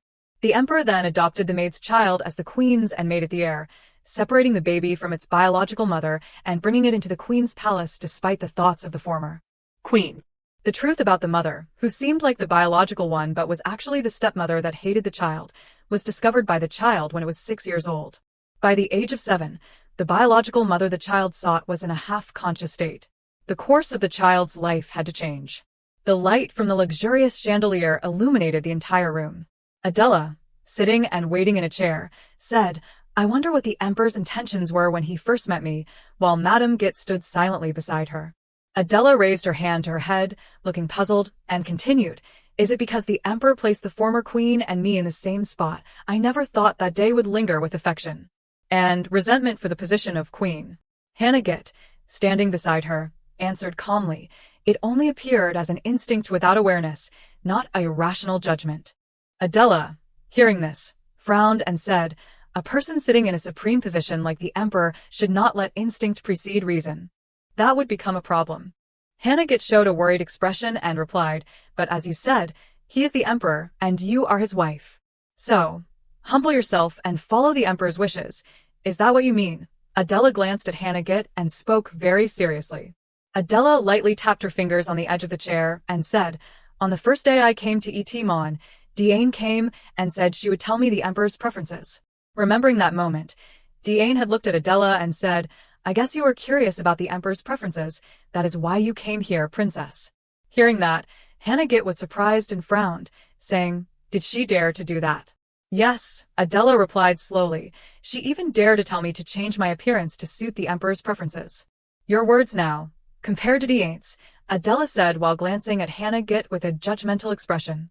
Hannah Git bowed her head and replied softly, I am sorry. Adela stood up and continued, The most important thing to me, what I want to protect, is myself, Adela. She spoke slowly and solemnly, my ideals, my beliefs, my self-esteem, and my life, all of my things. Adela's gaze turned distant. I place it above the position of the emperor. Therefore, if you tell me to revolve around others and do as they wish, I would rather die than do so. Do you understand? Adela turned her face toward Hannah Git, who bowed her head. Madame Git felt a bit regretful and thought to herself, the royal princess of Gotron, who has always been proud since birth, I've been too arrogant. Then she spoke up, Please forgive me, Your Majesty. That night at the Queen's palace, a voice reported, Your Majesty the Emperor. He stood there with a cold expression, heading toward Adela's room. Madame Git stood at the door and announced, The Queen has gone to bed. Upon hearing this, he thought, What is the matter? I just left the Queen's palace less than an hour ago. He asked, Is the Queen unable to consummate the marriage now? Madame Git was incredibly surprised and replied, Yes. Seeing this, he continued, Looking at your speechless appearance, it seems this matter could work. Saying this, he forcefully pushed the door open and entered. Before him sat Adela on the bed. Adela exclaimed in surprise, What is this? He raised his hand to loosen his collar and approached, saying, I want to spend the night with you. What? Adela exclaimed in surprise. Looking at the confident expression on his face, he thought, the emperor is someone who gets everything he wants. He then removed his cloak and let it fall to the ground, thinking further, there is no reason to hesitate, no reason to suppress desire, even if the other person is the Empress. At that moment, he was left in only a thin garment. He looked down at Adela and said, Your gaze seems to want to kill me. Adela calmly replied, It has not even been an hour since you said I would regret it. Yet suddenly you want to consummate our marriage right now. Gradually stepping onto the bed, he replied, because I suddenly remembered your words. Let us start by acknowledging our partner. If so, then this should not be the first thing to do. He moved closer to Ada and said, it seems you want real power in the palace. Do you need to go so far? He leaned close to Ada's ear and continued, this is also the duty of the Empress. Fulfilling this duty will give you power. Because I will put it in your hands. Upon hearing this, Ada was somewhat surprised. Ada pushed him away and said, drop this matter. He grabbed Ada's hand and said, too picky. Do you mean you only want the power of the Empress, without fulfilling the duty? Ada thought to herself, whether I like it or hate it, the Emperor is my partner, consummating the marriage is natural, but why do I feel so terrible right now?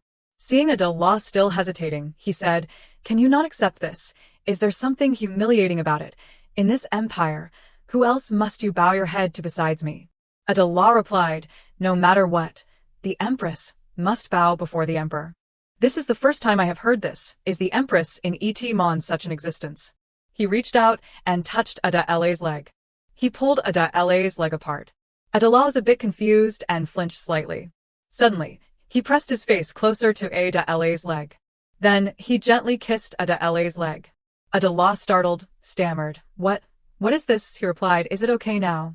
He ran his hand along Ada's cheek and continued, I have bowed my head and kissed your leg.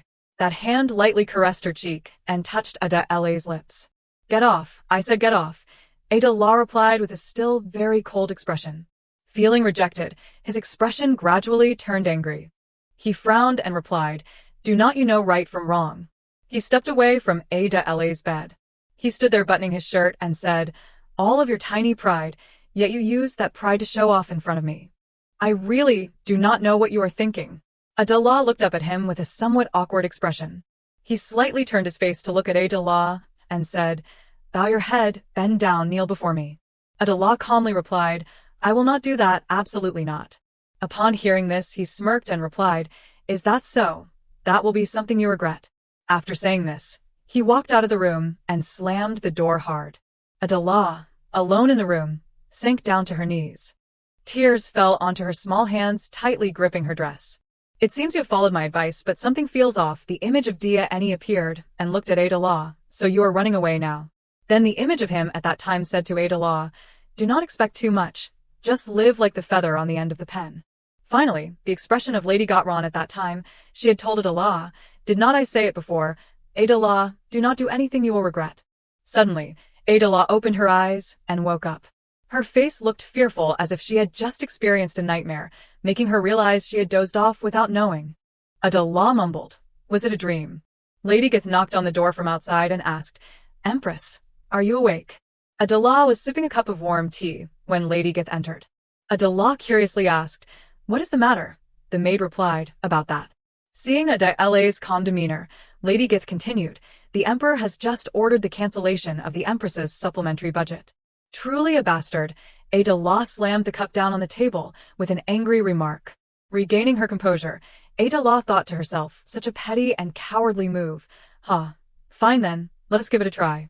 In the palace, as news of the cancellation of the Empress's supplementary budget spread throughout the palace like wildfire in a dry field, the Empress issued an official announcement appointing Li Oneo as her assistant.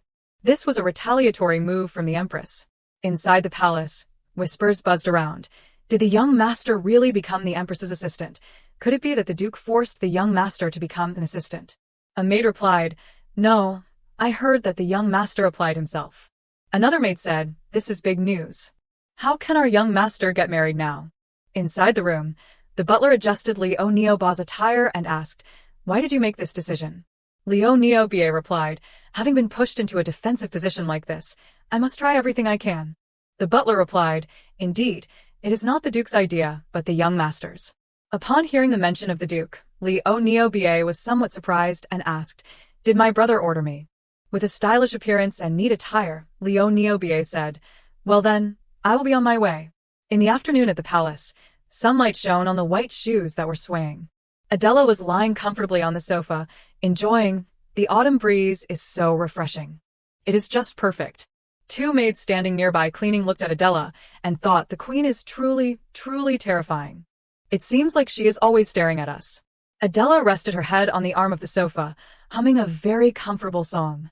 With this beauty, she could even be prettier than the Sleeping Beauty.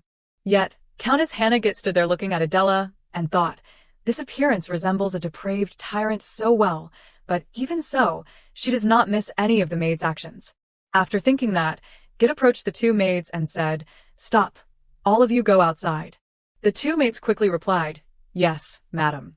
Once the door was closed, Adela then spoke up, the number of times those kids run to the Sanjie Palace to gossip has decreased a bit, right? Hannah replied, in the past week, no one has gone to the Sanjie Palace at all. Hearing this, Adela responded, that is right. There is nothing to gossip about. The only noteworthy thing is last night. Just after finishing her sentence, someone knocked on the door. A maid opened it and said, Your Majesty, the third prince is here. Upon hearing this, Adela glanced over. Leono stepped forward and politely bowed, saying, I pay my respects to your majesty. Adela sat up brightly and replied, You have arrived. I have been waiting for you, Leono. Leono, seeing this, could not help but look at Adela with a thoughtful expression. Adela directed towards the door, saying, Bring tea and pastries here. The two maids standing at the door replied, Yes, your majesty. Adela thought to herself, the rumors will spread widely throughout the palace. The relationship between the queen and the assistant seems very affectionate, she thought while looking at Leono.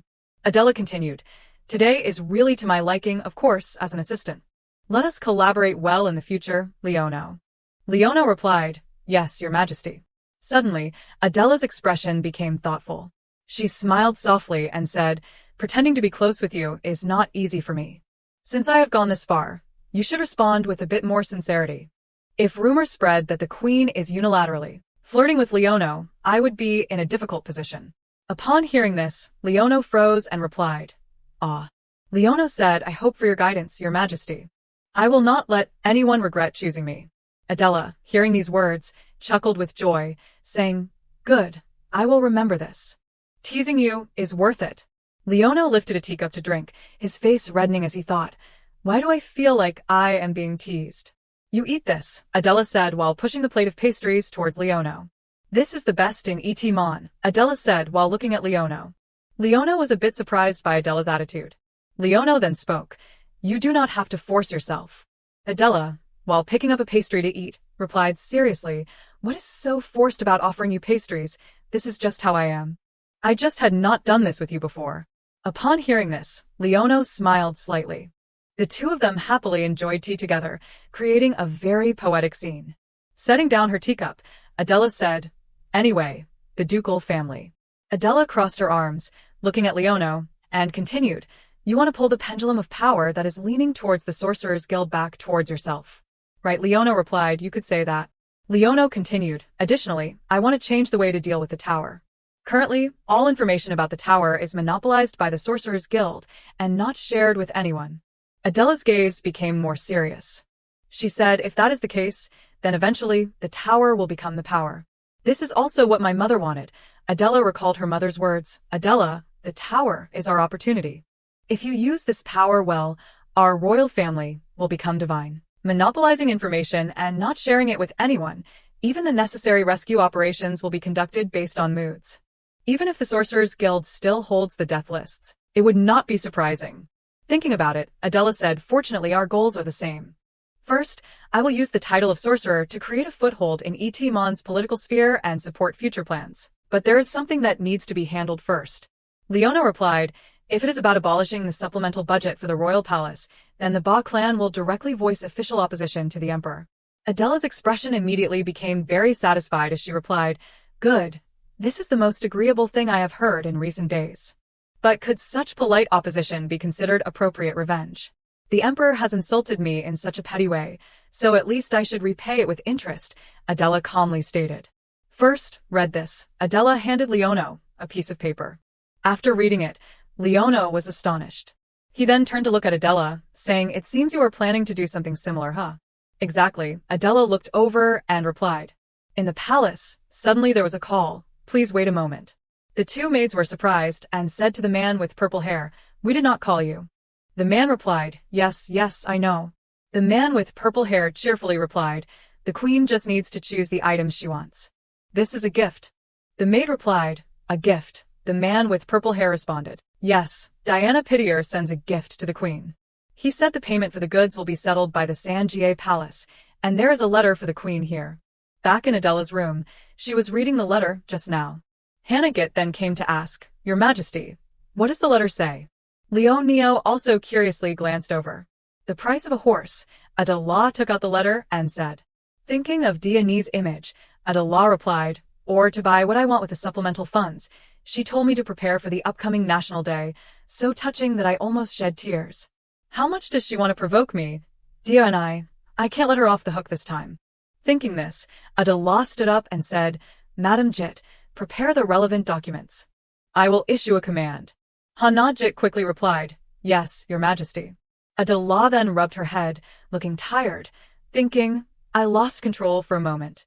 Neo immediately followed and said, Do you want to command Dia Eni to leave immediately? Adela turned back and replied, Is there a better way? If you dismiss Dia Eni Patio without reason, everyone will sympathize with her. Adela asked in surprise, Then what should I do? Neo calmly replied, If not, how about this approach? Adela was somewhat surprised upon hearing his previous statement. The emperor is really too much. How could he cancel the supplemental budget? The queen must be very upset. Dia Eni sighed while placing her precious jewelry on the table. That is why I asked you to help me choose something equivalent to the supplemental funds, like this necklace, but he refused, Dia Eni said while taking off her jewelry. The National Day is coming in a few months. What does he plan to do? Diana's expression was very satisfied as she continued, I am really in a difficult position. She then feigned sadness and lamented, The emperor granted me the supplemental budget of the queen's palace, telling me to buy whatever I want.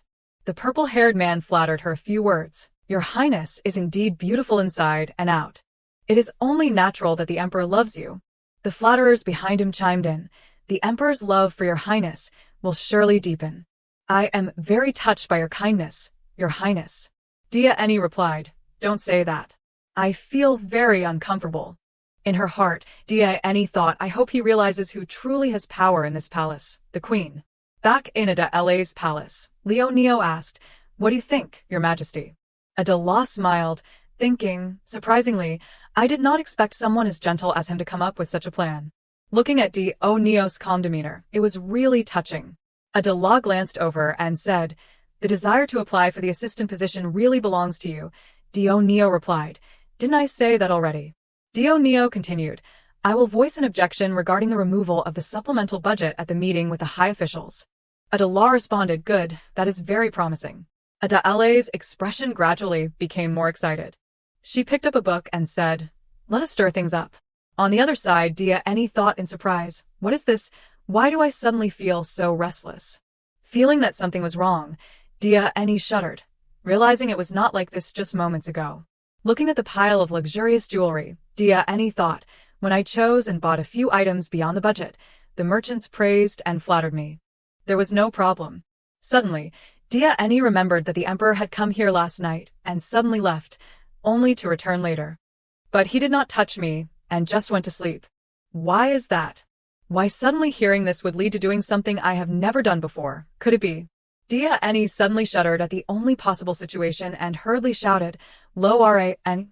The maid rushed in and said, Yes, Your Highness, you called for me. Dia Eni frowned and ordered, Bring a maid from the queen's palace here. Do not let anyone know. Hurry. A moment later, a maid from the queen's palace was brought in and said, You called for me, Your Majesty.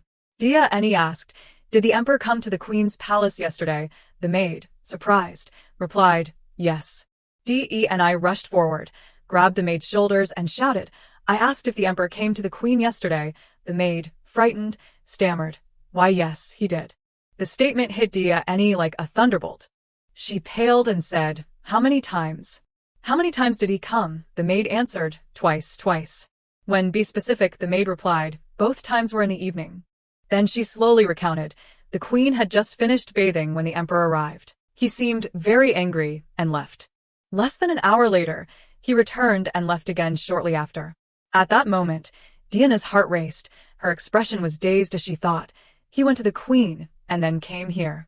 Dia Eni staggered, thinking, then returned to the queen's place with that expression, her purple eyes full of excitement, breathing heavily. I know about his red eyes. Annie walked dejectedly, while thinking, only I know. Diana's hand clenched the dress as she thought, in the future, only I will know. Why Annie looked down, tears starting to fall. Why did he come with that expression to the queen? Annie then raised her hand to wipe away her tears. She ran off. In front of a large mirror, Annie looked at herself and thought, there are more wrinkles now, and it is not as shiny. Touching her face, Annie thought, the emperor really likes my skin. I should have called a skincare expert instead of merchants. Annie hurriedly wrapped her arms around her belly, thinking, could it be that I gained weight? But no, her hand still reached the right spot. Still flat, Annie sighed in relief. The more she thought, the more devastated she became. Why am I not pregnant yet? Neither the emperor nor I am infertile. What is the reason? Annie collapsed on the floor. On this side, Adela was writing a letter, and Hana Jit stood beside her, replying, the Sanjie has taken a maid away. Adela somewhat guessed, saying, she seems curious about something. Hannah replied, what should we do now? Should we choose a new maid? Adela turned to look and asked, is there someone suitable? Hannah replied, I will find someone trustworthy. Adela responded, no need for that. Can we really trust anyone right now? Adela stamped the letter and continued, it is better to know whose spy that person is. This is my first order as queen, Adela said, sitting seriously in her chair. In the meeting room, currently, the people in Count Calvin's territory are taking refuge in Count Baratat's nearby domain. Count Baratat and Baron Elian are trying to stop the monster waves in the land between the two territories. A cold-faced CA was sitting and listening to the report. The estimated scale of the tower is level 3, confirming the appearance of level 3 flying monsters. Gaggle, sitting next to him was Leono, and another person. Leonard said, the estimated scale is level 3. Who estimated it in the first place? Leonard continued, the monster you all saw is Ganair, not Gaggle, right? Gaggle is not that easy to catch. What can the knights do without a mage? Henry angrily stood up and replied, knights, what are you saying? How come the talented mages are not going to deal with the monsters, but sitting here? Leonard frowned and said, what are you saying? Duke Detpon, sitting beside, carefully reminded, stop it, Leonard, the king is still here. Leonard sat down and said, please forgive me, your majesty. CA then glanced at the side and asked, what do you think, Minister of Defense? In CA's mind, he found it really displeasing. Looking at Leono's demeanor, CA thought further, I have never liked you, but today is particularly annoying. Hopefully, you will answer well, CA said while looking at him provocatively. That statement surprised and scared everyone. Leono replied slowly, before answering, your majesty, may I ask the two mages in charge? Feel free, CA gestured towards the two mages. Then I would like to ask both of you, Leono said. On the day the tower descended upon the royal palace, I led a team of knights and waited for the mages to arrive. Upon hearing this, Leonard and Agodot paid a bit more attention. But the person who appeared as it descended closer was someone I did not expect. It was the queen. The image of Adela appeared in a neat outfit with a sword. Upon hearing this, CA frowned and thought, how dare you mention the queen in front of me? Leono continued, the queen bravely jumped into the current and destroyed the tower before it landed, which prevented any monsters from escaping and no casualties occurred. Leono continued, this method has never been considered in Etman, has it? Leonard replied, indeed, Sir Leono. You know the details well. It seems the queen is very fond of you. Leono replied, the queen said that when flying monsters appear, level 3 countermeasures must be implemented. That is why I advised Count Calvin to flee to another territory and supported him with some money. Upon hearing this, everyone was surprised and said, the queen has provided support. As far as I know, the queen gave gold bars, Leono replied, which surprised everyone even more. Oh my. Leono said, I will ask back exactly what the queen asked me. Why is a mage in Etman just standing by and watching everything unfold? Do they not intend to help, or do they lack the capability? Upon hearing this, both Leonard and Agodot were extremely angry. Then Leono turned to CA and said, I would like to answer your majesty's question as Minister of Defense. Please save them. If the Mage Association is not capable, then you should send them to provide aid right now. Upon hearing this, CA leaned on the table to ponder. Michael stood up and said, I want to hear the queen's opinion directly. He adjusted his glasses and continued, for this reason, I think we should give the queen proper authority. What is the reason for your cancellation of the queen's supplemental budget? CA smiled slightly and said, becoming lovers makes you mention the queen often, huh? Looking at Leono with a somewhat surprised and dashing demeanor. CA continued, therefore it is said that one must choose the right person. Even commoners say a wife must support her husband. Should not you grasp the situation and go on a date instead, right, Minister of Defense? CA asked coldly.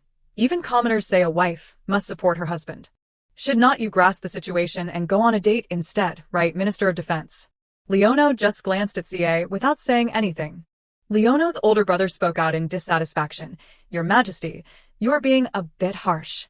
Suddenly, a guard rushed in with a panicked expression, holding a piece of paper, and called out, Your Majesty.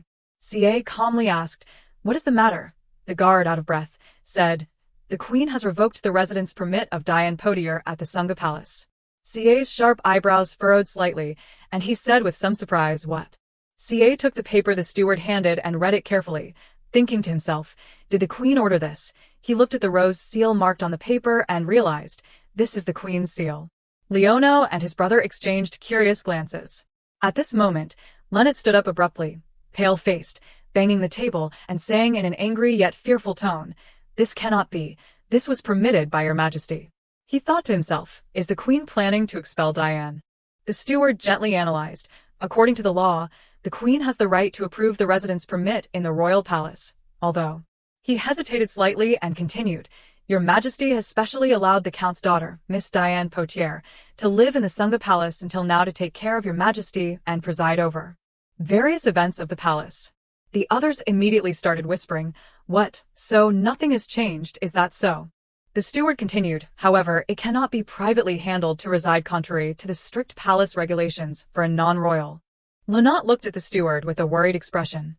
He further analyzed, If she wants to reside, the Queen will recognize Miss Diane Potier as a guest, allowing her to live in Sangha Palace, and the Potier family must pay the residence fee. CA showed an obvious displeasure at having to hear those laws. Lunat was once again taken aback. What? Am I worried about having to pay such a large amount? At this moment, CA also stood up suddenly, and Lunat looked at him expectantly. CA quickly stepped outside. Lunat stood there feeling aggrieved, listening to the others whisper, Actually, this is also true. I mean, what qualifications does a mere lady have to occupy a palace in the royal palace? The Queen is really generous. If I wanted, I am sure she would allow me to live here too. Lunat gritted his teeth, cursing under his breath. What nonsense are they talking about? Damn it, he cursed silently and turned quickly to leave. Leonio showed no concern and just sat there reviewing documents. Leonio's brother turned and asked quietly, Is the idea of charging residence fees yours, Leonio? Leonio smiled faintly and replied nonchalantly, You understand me too well. Leonio's brother helplessly held his head. This clever little brat, causing trouble but still leaving a way out. How do I even put it to him? Suddenly, Leonio called out, Brother. I have something to say. The two brothers stood facing each other. The sound of leather shoes echoed, clop clop. CA forcefully swung open the door. Bang. The maids jumped in surprise and looked out.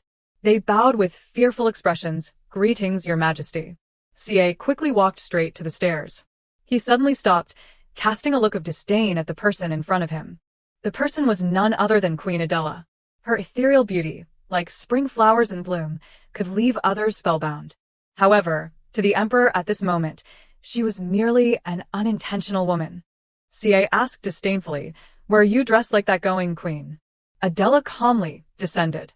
She did not answer CA's question but countered, What brings you here? CA coldly replied, Revoke the order. Adela smiled lightly and asked, Are you talking about revoking the residence permit at Sangha Palace? Seeing him not respond, she said, Your Majesty, revoke it first. CA furrowed his brow, looking at Adela in confusion. Adela continued, You said I should revoke it. Is there something wrong with my order? The two maids, noticing the conversation was somewhat tense, discreetly left. The Queen calmly said, I am not kicking her out immediately. I have said that if she wants, she can continue to stay, but she must pay the residence fee. Is there a more suitable plan?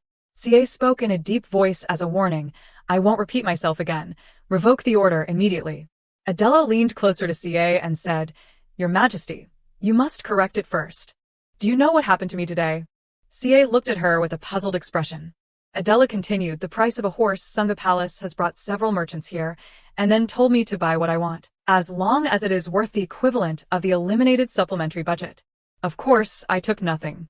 Adela asked, facing a knife-wielding enemy. Do you know this saying from Eamon? The conversation fell silent. Adela thought to herself, you cannot stop me again, nor can you take anything from my hands because you have not given me anything at all. Adela said nothing further and quietly turned to leave. Immediately, CA grasped her shoulders and shook her violently, shouting, I ask where you want to go now. Adela calmly replied, to go on an inspection. CA asked again, an inspection. She coldly recited the law. Section 2. Article 14 of the Royal Palace Law states that the Queen can leave the palace for inspections without the Emperor's permission and has the right to keep the location and purpose confidential. CA growled. It seems you have memorized that damn palace law by heart, have not you? Adela asked. Is there anything I can do besides that? Even the budget worth a horse is not granted. Now you should let go, she said as she brushed his hands off. Adela stated, I want to go outside to see how the people of Mon live. Although I can't know everything by seeing, it is still better than seeing nothing. I will be gone for about 3 to 4 days. Having said that, Adela turned her back and walked away. CA watched her silhouette gradually exit through the door. He felt extremely angry inside, wanting to stop her. He wanted to chain that woman's neck, making her unable to move, then bury his nose in her fair neck and inhale the fragrance, like that of her spring flower. CA envisioned that wonderful scene, but in reality, he still could not do it. He swore angrily, damn it. As Adela stepped outside, she immediately saw the carriage that had been prepared. The man waiting for her turned to look as soon as he spotted her. He opened the carriage door with his trembling hands and respectfully said, Please get in. Adela elegantly stepped into the carriage. The two brothers, Leo and Neo, approached the carriage and Leo asked the driver, Is the guest inside the carriage? The man replied, Yes, she is. Leo moved towards the carriage first, and his brother followed, reminding the driver, Act as if nothing is happening. The driver bowed and replied, Yes, sir. The carriage door slowly creaked open. Leo entered with a slight smile on his lips. Inside was Adela, who was already waiting. Adela pulled down her hood and politely said, Please excuse my rudeness for boarding this unowned carriage. It is a pleasure to meet you, sir. Leo's brother replied, It is an honor to meet you, your majesty. Adela cautiously asked again, although the Minister of Defense has mentioned it, Am I really inconveniencing you for 3 or 4 days? The brother replied respectfully, Of course, your majesty. Leo had remained silent until now, his gentle eyes fixed on Adela. The carriage gradually rolled away. Adela lifted the curtain to observe everything outside, unaware that someone was watching her. It had been a long time since she had seen him dress so lightly and comfortably. He glanced down at Adela's brown boots. Leo smiled faintly. It was indeed the perfect outfit for a journey. Adela spoke up, Is this the standard of living for commoners in the capital? Outside was the peaceful and bustling scene of the Emon people. Leo's brother asked the queen for her impressions. How do you find it, your majesty? Adela silently observed a bit longer. She expressed her thoughts. The clothing is tidy and harmonious. I do not know what it is like at home, but from the outside, they appear quite clean. At least they seem to lead a human life. So I guess they're not ordinary people, but belong to the middle class. Adela turned and asked, So, in Gotron, is this standard of living considered affluent? What about Iman? Leo's brother replied, It is the same in Iman. This area is designated for the middle class. He added about the slums for the impoverished in the area, saying that if they head north for about 10 minutes, they would find a large slum next to a small river, where refugees displaced by the tower live. Currently, the slum is forming and expanding across most territories. Upon hearing this, Adela's heart skipped a beat. Indeed. After a while, as the carriage entered the forest, Leo's brother asked, May I ask why you summoned Count Convin? Adela replied coldly, That is the least a human can do for another human, even though it does not help Count Convin much. Leo finally spoke up, Could it be that while you were in Gotron, you also participated in the relief efforts? Adela answered, I am the one who established it, and am also responsible for the tower response in Gotron. Both brothers were stunned by her answer. Adela lowered her voice and recounted, 6 months ago, I was still working there. I ran with all my strength, thinking that before the tower touched down, before the monsters poured out to kill the people, I must destroy it. She remembered the images of herself plunging into the sea of flames with her horse, facing countless dangers. Ultimately, after restoring the peace that once was, the people flocked to thank her profusely. Thank you, princess. Thanks to you, we survived. A little girl placed a wreath on Adela's head with gratitude. Princess, thank you for for saving me. Even now, she still remembered that feeling. The scene appeared vividly and chillingly clear. Adela spoke from the heart. Don't give up. Save until the last person. Keep your conscience. Treat others kindly. I established the tower response team with that idea. Can this be considered an answer? Adela asked. Leo's brother stared at her with admiration. Even Leo was the same. Upon arriving at the brothers' residence, Adela was overwhelmed by the pure beauty of the estate with its noble white color. The estate was truly beautiful. Leo politely replied, "Thank you for the compliment." Adela looked at him and said, "I mean it." The three of them entered the house when suddenly someone called out, "Leo, Leo." The three stopped in their tracks. Leo's brother looked a bit surprised. He slowly turned his head back and witnessed an affectionate scene between Leo and the Queen as they gazed into each other's eyes, speaking softly, "Yes, Your Majesty." "Are there many books stored here?" "Many, yes." "There are many people who love to collect books." Leo's brother felt his mind become a bit chaotic. The Queen just called Leo by name. Are they that close? Does she really think she has become his lover? He thought. His brows furrowed slightly. The two continued their conversation as if Leo's brother were not there. Adela asked, "Oh, then there must be a private library, right?" Leo asked, "Would you like to visit the library?" Adela replied, "There is a library in the palace, but the situation is not favorable, so I do not go there. Could you introduce me to a few books?"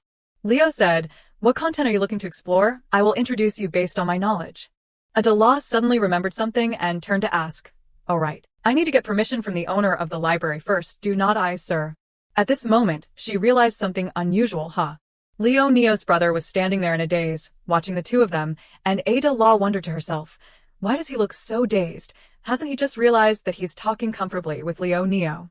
Even so, it was hard to justify calling him that, just so outsiders would think she and Neo were lovers. Adela stammered, Your Honor, about that. I can talk comfortably with you too." She blurted out an extremely silly suggestion. Realizing she had just said something foolish, Adela quickly covered her mouth with her hand, blushing in embarrassment, silently scolding herself. "Oh no, not this.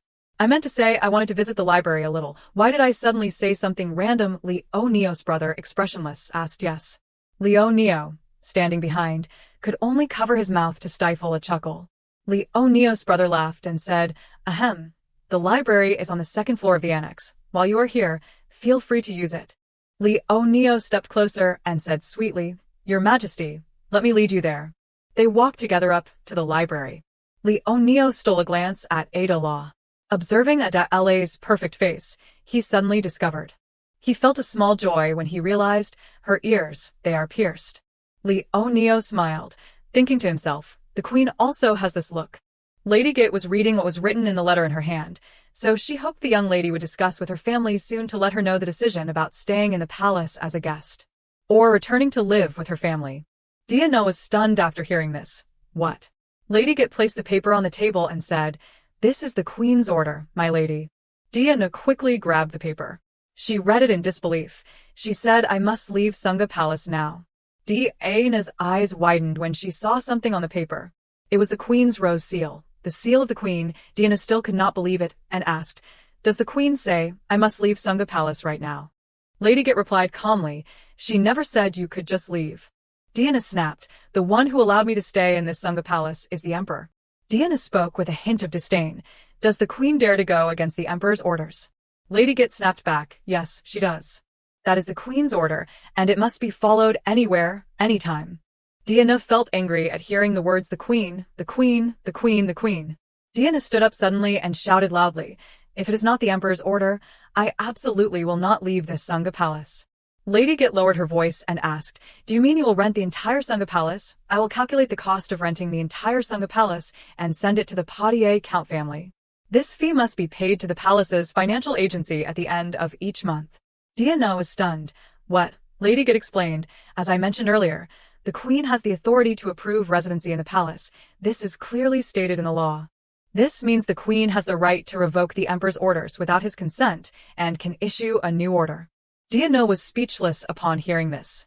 She continued, "The maids in Sunga Palace will soon be assigned to work elsewhere as well." The more Diana listened, the angrier she became. She yelled, "What are you talking about?" Ignoring Diana's attitude, Lady Git calmly continued, "The Queen also has the right to transfer personnel. She thought to herself, she still has not realized. That small favor is nothing compared to legal power. After finishing her words, Lady Git turned her back and left. Diana chased after her. Stop right there. Diana grabbed Lady Git by the shoulders and threatened, tell the queen, if she dares to treat me like this, she will definitely regret it. Does she think the emperor will let me leave Sunga Palace? Diana looked into Lady Git's eyes and thought, that look, the look filled with disdain, the noble look that seemed to say, someone like her dares, I hate that look. Clearly, I have already kicked this woman out of the palace. Diana continued, smugly, do you think the emperor will let the queen trample over me? No, she absolutely cannot do that. Whatever the reason is, I am sure you already know, right? Lady Git still remained expressionless and silent as she looked at her. She slowly raised her hand and gently said 5 words, you already have wrinkles, you know? Those 5 words struck Diana like lightning. Lady Git reached out to touch Diana's face and said, both your eyes and mouth have them. When did they appear? Perhaps there will be many more because your delicate skin is very prone to wrinkles, and sharp words kept spilling out. Lady Git leaned in close to Diana's ear and whispered, I know what you used to keep the emperor by your side. She kept whispering into her ear, yes, you really resemble someone, which makes me unable to forget that person. Diana pushed Lady Git away forcefully and yelled, shut up, don't play games with me using that snake-like tongue. Lady Git would not let go. She continued to hold Diana's shoulders and murmured, do you know when Lord Bitrai passed away? At the age of 29, Diana turned pale instantly. Lady Git continued, he looked very young, without a wrinkle. To the emperor, that person will always remain 29, never aging, but you, one day you'll be 29. Then 30, 40 years old. Time won't forget you. You and Lord Bitrai are different. Seeing Diana's frightened expression, Lady Git felt even more triumphant. The young lady should call a skincare specialist with the money you spent on the merchant for the queen. You can't let wrinkles appear like that, can you? Lady Git made her final warning, how many women with blonde hair and blue eyes are younger than their 29 years. After that, she turned her back and walked away, leaving one question unasked to Diana, how many want to take the position beside the emperor with thoughts like yours? The sound of the door closing was also when the atmosphere in the room became quiet. Suddenly, Diana turned her face to one side. She looked around the palace she was in and thought, this magnificent and splendid space, everything here is what I have achieved through my efforts. There is nowhere I cannot touch. Everything belongs to me. Diana gritted her teeth, trembling with anger, and said, you dare to drive me out of this palace. You, with only the title of queen, dare to treat someone who has always been by the emperor's side. Managing the palace like me, in such a way. Diana wondered, after all, what issue is there with the title of queen? She remembered telling the emperor, Your Majesty, I want to be your only lady. But all she received was a cold reply, no, you cannot. Diana was in excruciating pain, wondering what was causing her such suffering. Diana slumped to the ground, choked with sobs, asking why she could not become the queen, even if only nominally. Why? That title was very important to her. Tears rolled down her beautiful face. Suddenly, Diana opened her eyes wide and stopped crying. She quickly stood up and ran. She rushed to her vanity, gripping the towel in her hand and telling herself, no, crying will cause more wrinkles to appear. I have to smile. Manage your expression well, Diana Petio. As she gently wiped away her tears with the towel, she tried to force a smile. Diana called out loudly, Lo Rani, hurry and call the skincare person here immediately. At the same time, Adela was sitting relaxed with a book in her father's study. Suddenly, there was a knock on the door, causing Adela to glance toward the sound. The 2 brothers from the house entered, and the older brother asked, Your Majesty, do you want to dine with us? Adela closed her book and replied, Sure, I am getting hungry. The 3 left in silence. Adela's slender hands delicately picked up the teacup. The brother of Leonio asked, Is the food to your taste? Because you said to keep your visit here a secret, so we did not prepare much. Adela smiled lightly and replied, It is plenty. As if understanding the implication, Adela said, Then now let us discuss what everyone is curious about.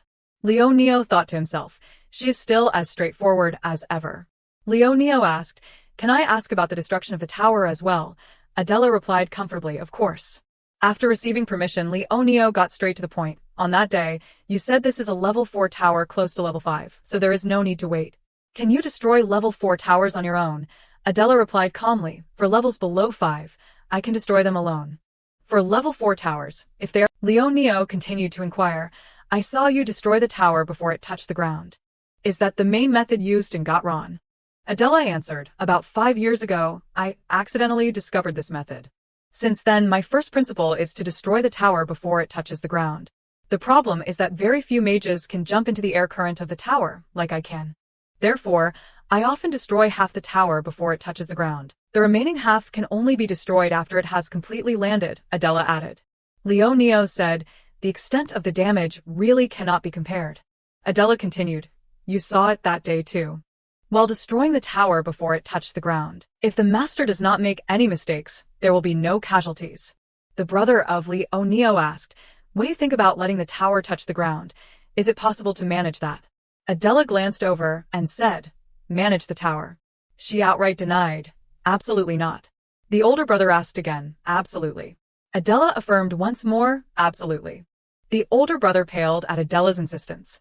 Suddenly, Neo stood up and said, I need a moment. Then he spread a map on the table. It was the map of Mon. Adela looked at it and wondered why he suddenly pulled this out. Neo picked up some small stones. He placed the stones on the map. One by one, many stones were placed. Adela stood observing and suddenly thought, could it be that the stones placed on the map? Adela hesitantly asked, is this whole area a tower? Looking at the Mon map, surrounded by stones, someone replied, yes. Neo continued, these are the towers that Mon is managing. Hearing the answer, she was still not entirely convinced and wondered to herself, do they neglect so many towers under the guise of management? After thinking, Adela leaned on the table and said, if all these red stones are towers, then currently, Mon is no different from hell. As she spoke, she envisioned scenes of injured citizens lying everywhere in Mon. Neo replied, exactly. This empire is currently hell. Please help us, Your Majesty. We truly need your assistance. After hearing this, Adela said nothing more. At the castle, in the room, Eni was anxiously looking in the mirror, examining her face. Suddenly, a servant rushed in to report, Your Highness, the Emperor has arrived. Eni turned around, her mood lightening as she asked, Your Majesty. Then Eni took out her earrings and put them on. After that, she closed the cabinet. At the same moment, the Emperor walked in. Eni slowly opened the door to step out. Seeing this, the Emperor paused. Eni bowed her head respectfully and said, Your Majesty, you are here. The Emperor looked at her, his eyes narrowing as he thought, she looks much more haggard. Looking her over, he continued thinking, her face is pale and lifeless, her fragile neck seems about to break, like someone who is slowly dying. The more he thought, the more his brow furrowed. He felt a sharp pain in his chest, as if he could not breathe, sinking into a deep, dark sea.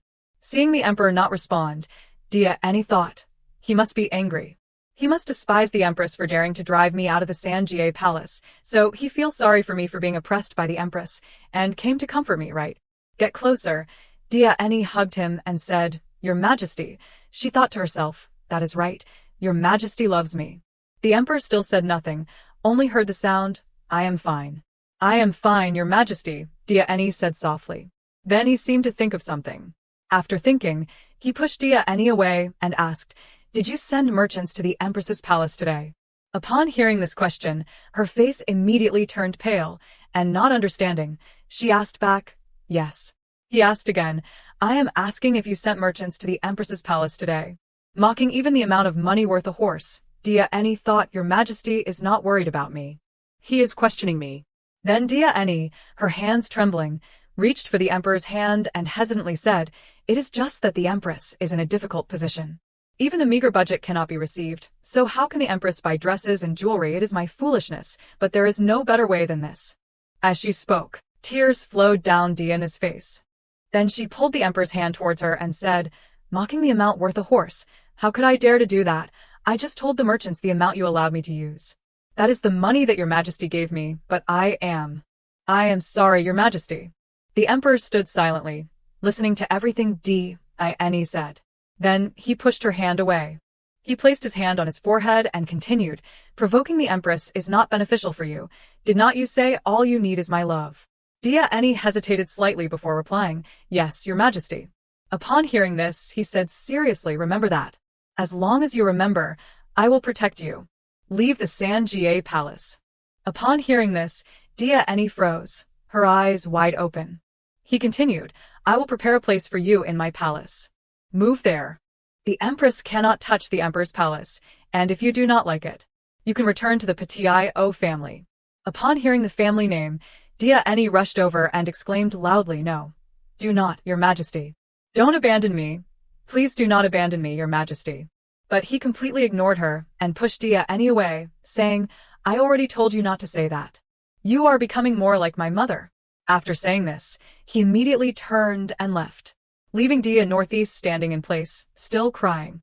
At night in the mansion, while he was angrily holding a wine glass, preparing to smash it. On the other side, Naiba was introducing the butler to her, saying, Your Majesty, the butler will take you to your resting room. If you feel uncomfortable, just let me know at any time. Adela said, Sorry for the trouble. The butler respectfully replied, It is my honor, Your Majesty. Then she turned and said, Well then, see you tomorrow, Naiba. Naiba nodded and said, Good night, Your Majesty. Finally, she turned back to Leonio and said, Good night to you too. Leonio smiled and said, The Empress should also rest well. In the quiet room, Adela thought, Perhaps I have been overthinking, which is why I can't sleep now. Since arriving at Itimon, so many things have happened. There are many issues to handle and solve, not just one or two. Even the towers, the more Adela thought, the more confused she became, to the point of running her fingers through her hair. Then she sat up and got out of bed, saying, I can't close my eyes after hearing those astonishing things. On the other side, Leonio was also awake, walking and thinking, Can't sleep. Might as well read a book. While reading, he noticed something. He then pulled back the curtain and looked into the opposite room, thinking, The Queen's light, what could she be doing up this late? While he was thinking, suddenly a small stone was thrown and hit the window, which made Leonio look down. Then Leonio opened the window and stepped out onto the balcony. He heard someone calling Leonio.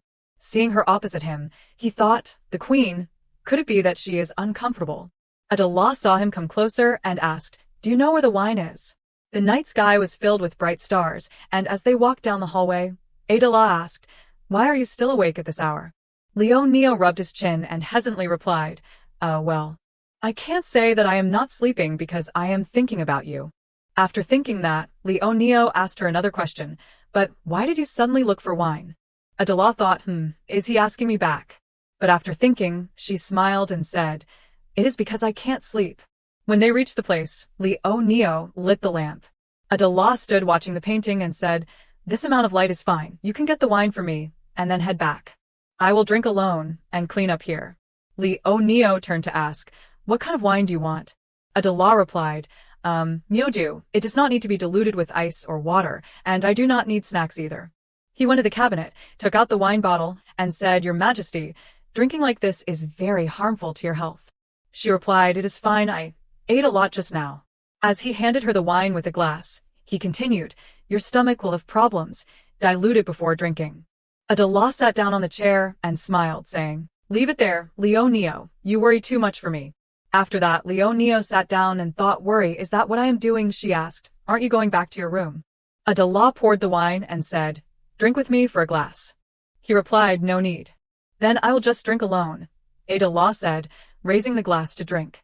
Leonio, sitting beside her, thought anxiously, Is she really going to drink that toxic stuff all at once? After finishing her drink, Adela smiled and said, That is great. Then she continued, Leonio, thank you. Then Adela lowered her head and said, Before I grasped the situation in Itimon, I was distracted by the hostility and pointless confrontations, even with the issue of the tower now.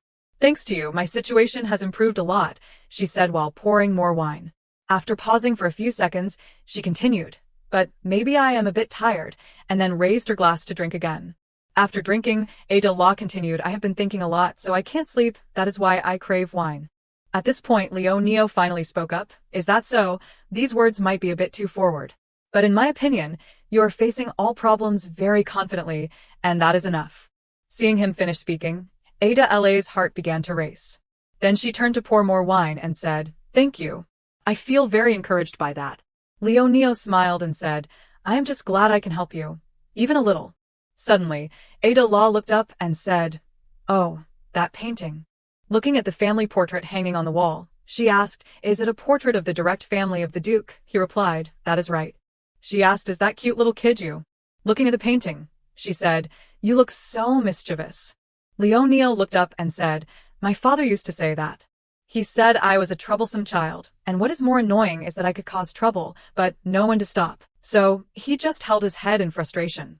Adela laughed and asked Leonio, "Are you really a troublemaker? I wish I could have met you back then. You would have been adorable." He turned back and said, "I feel lucky to meet the queen now." She asked, "Why?" Then Leonio sighed and said, "How could a child become your assistant? There would not even be a chance to be a candidate."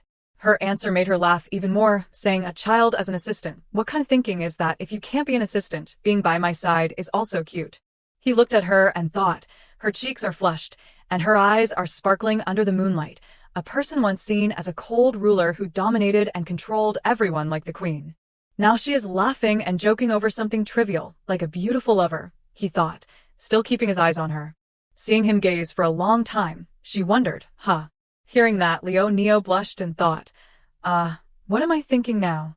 After thinking, he turned his face away. Adela looked at him, wondering why Leonio's neck was so red. Was it the effect of the alcohol? He looked more handsome than she thought. Suddenly, Adela said, "Leonio, if you have something to ask, go ahead. I will accept any question you think you should not ask the queen.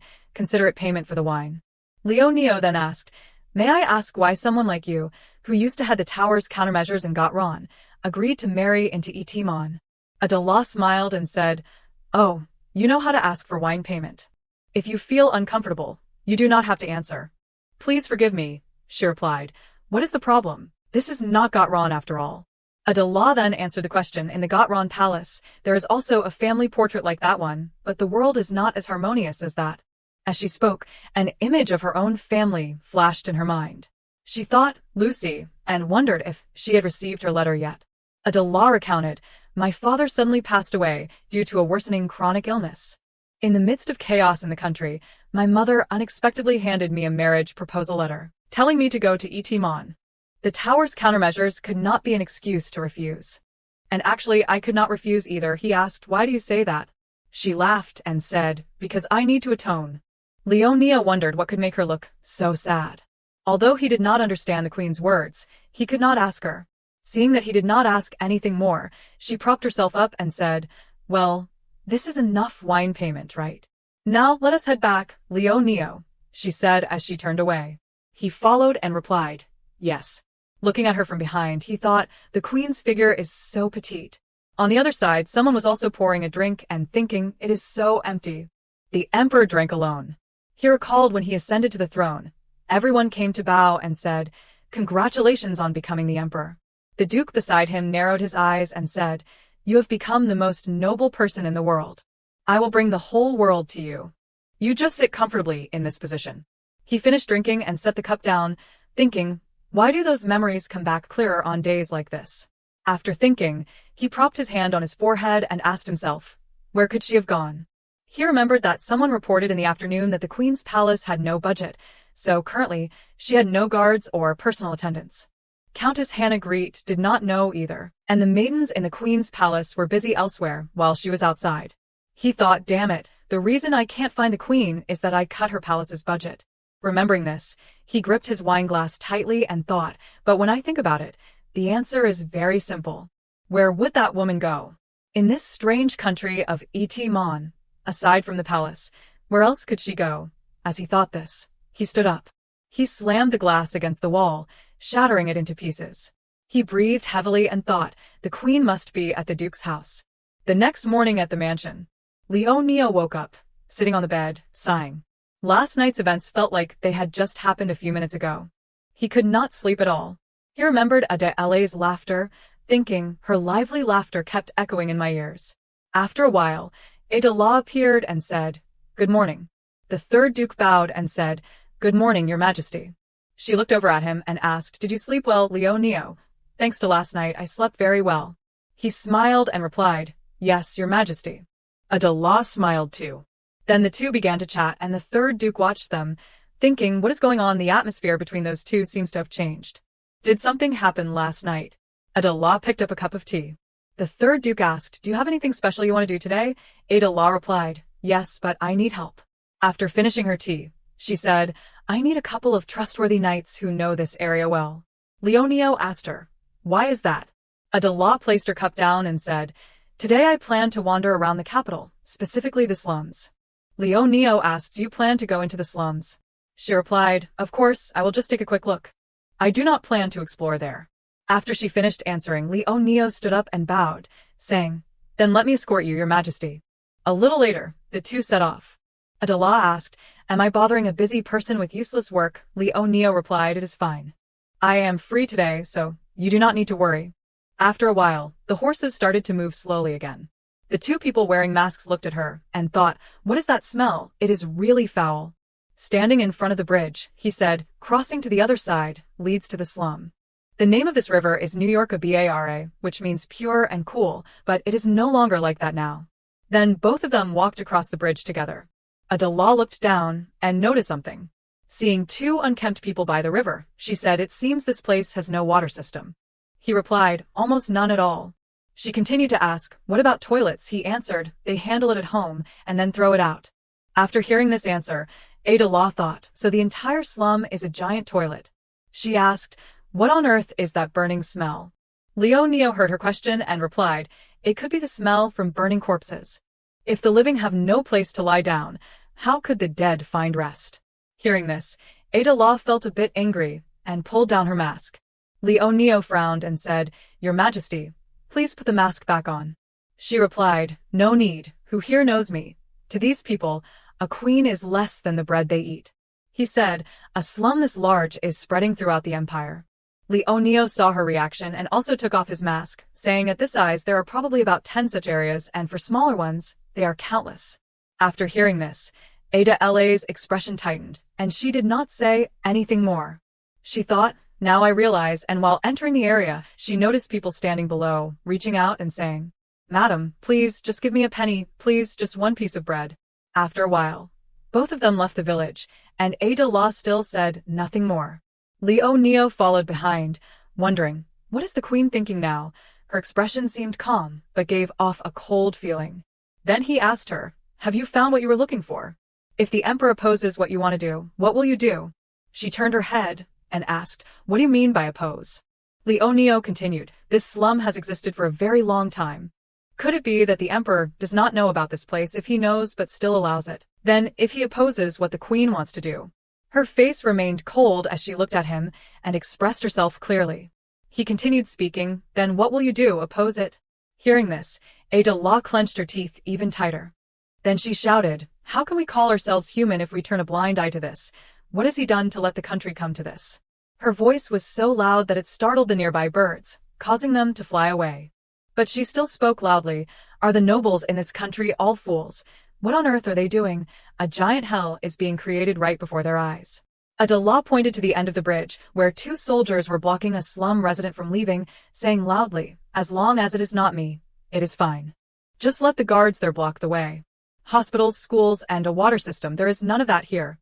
What is forming and rotting away in this hell? If they keep turning a blind eye and pretending not to know, what will they do? Minister of Defense, what on earth have you done? Leonio listened silently as she spoke her mind. After finishing, she realized something. She immediately softened her voice and turned away, saying, I am sorry, I just vented my anger on you, for no reason. He pulled the hood of his cloak down and said, it is all right, then thought to himself, I had hoped someone would get this angry.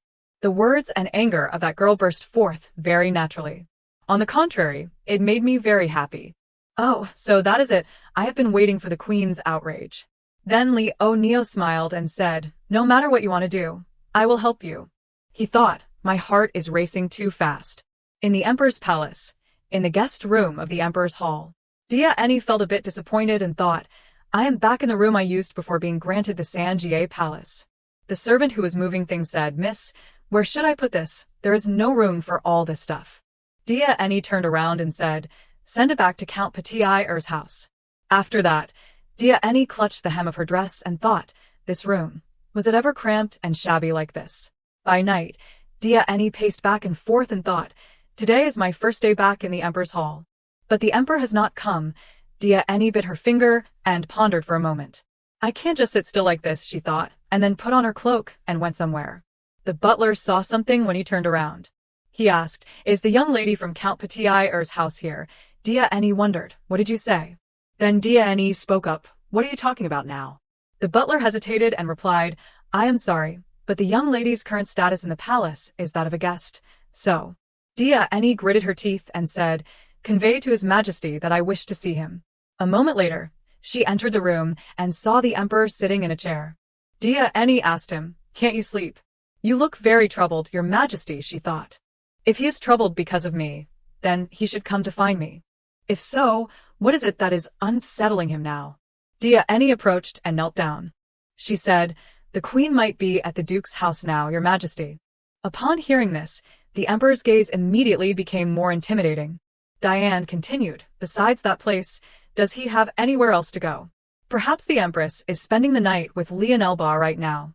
CA's eyes narrowed coldly as he commanded, "Stop talking." Diane gently placed her hand on CA's face to comfort him. "Your Majesty, the only one by your side is me." But at that moment, CA thought of Adela more than ever, her beautiful face and seductive voice, so enchanting it made one think of a demon. "I have no intention of sharing anything of yours with that man." Diane gazed at him lovingly and said, "Remember, the only one who truly understands you is me." In her mind, she thought, "So do not get lost in thoughts of her and abandon me. You belong to me." Meanwhile, at the Ba family estate, the clock struck midnight. Lionel stood by the window, observing the Empress's dark, unlit room with concern. The Empress still has not returned to her room, he wondered to himself. Is she still in the study? With that thought, Lionel decided to go look for Adela. He quickly found himself standing in front of the study door. Gently, he opened the door while calling out, "Your Majesty, it is me, Lionel." But Lionel realized she was not there. If she is not in the study, where could she be? Could she be talking with her brother, or perhaps? Just as he guessed, Adela was in the wine room, drinking alone. Lionel paused for a moment, stunned. Then he softened his gaze, looking at her with tenderness. Adela, feeling a bit shy, spoke, "Ah, you caught me. I am sneaking some wine."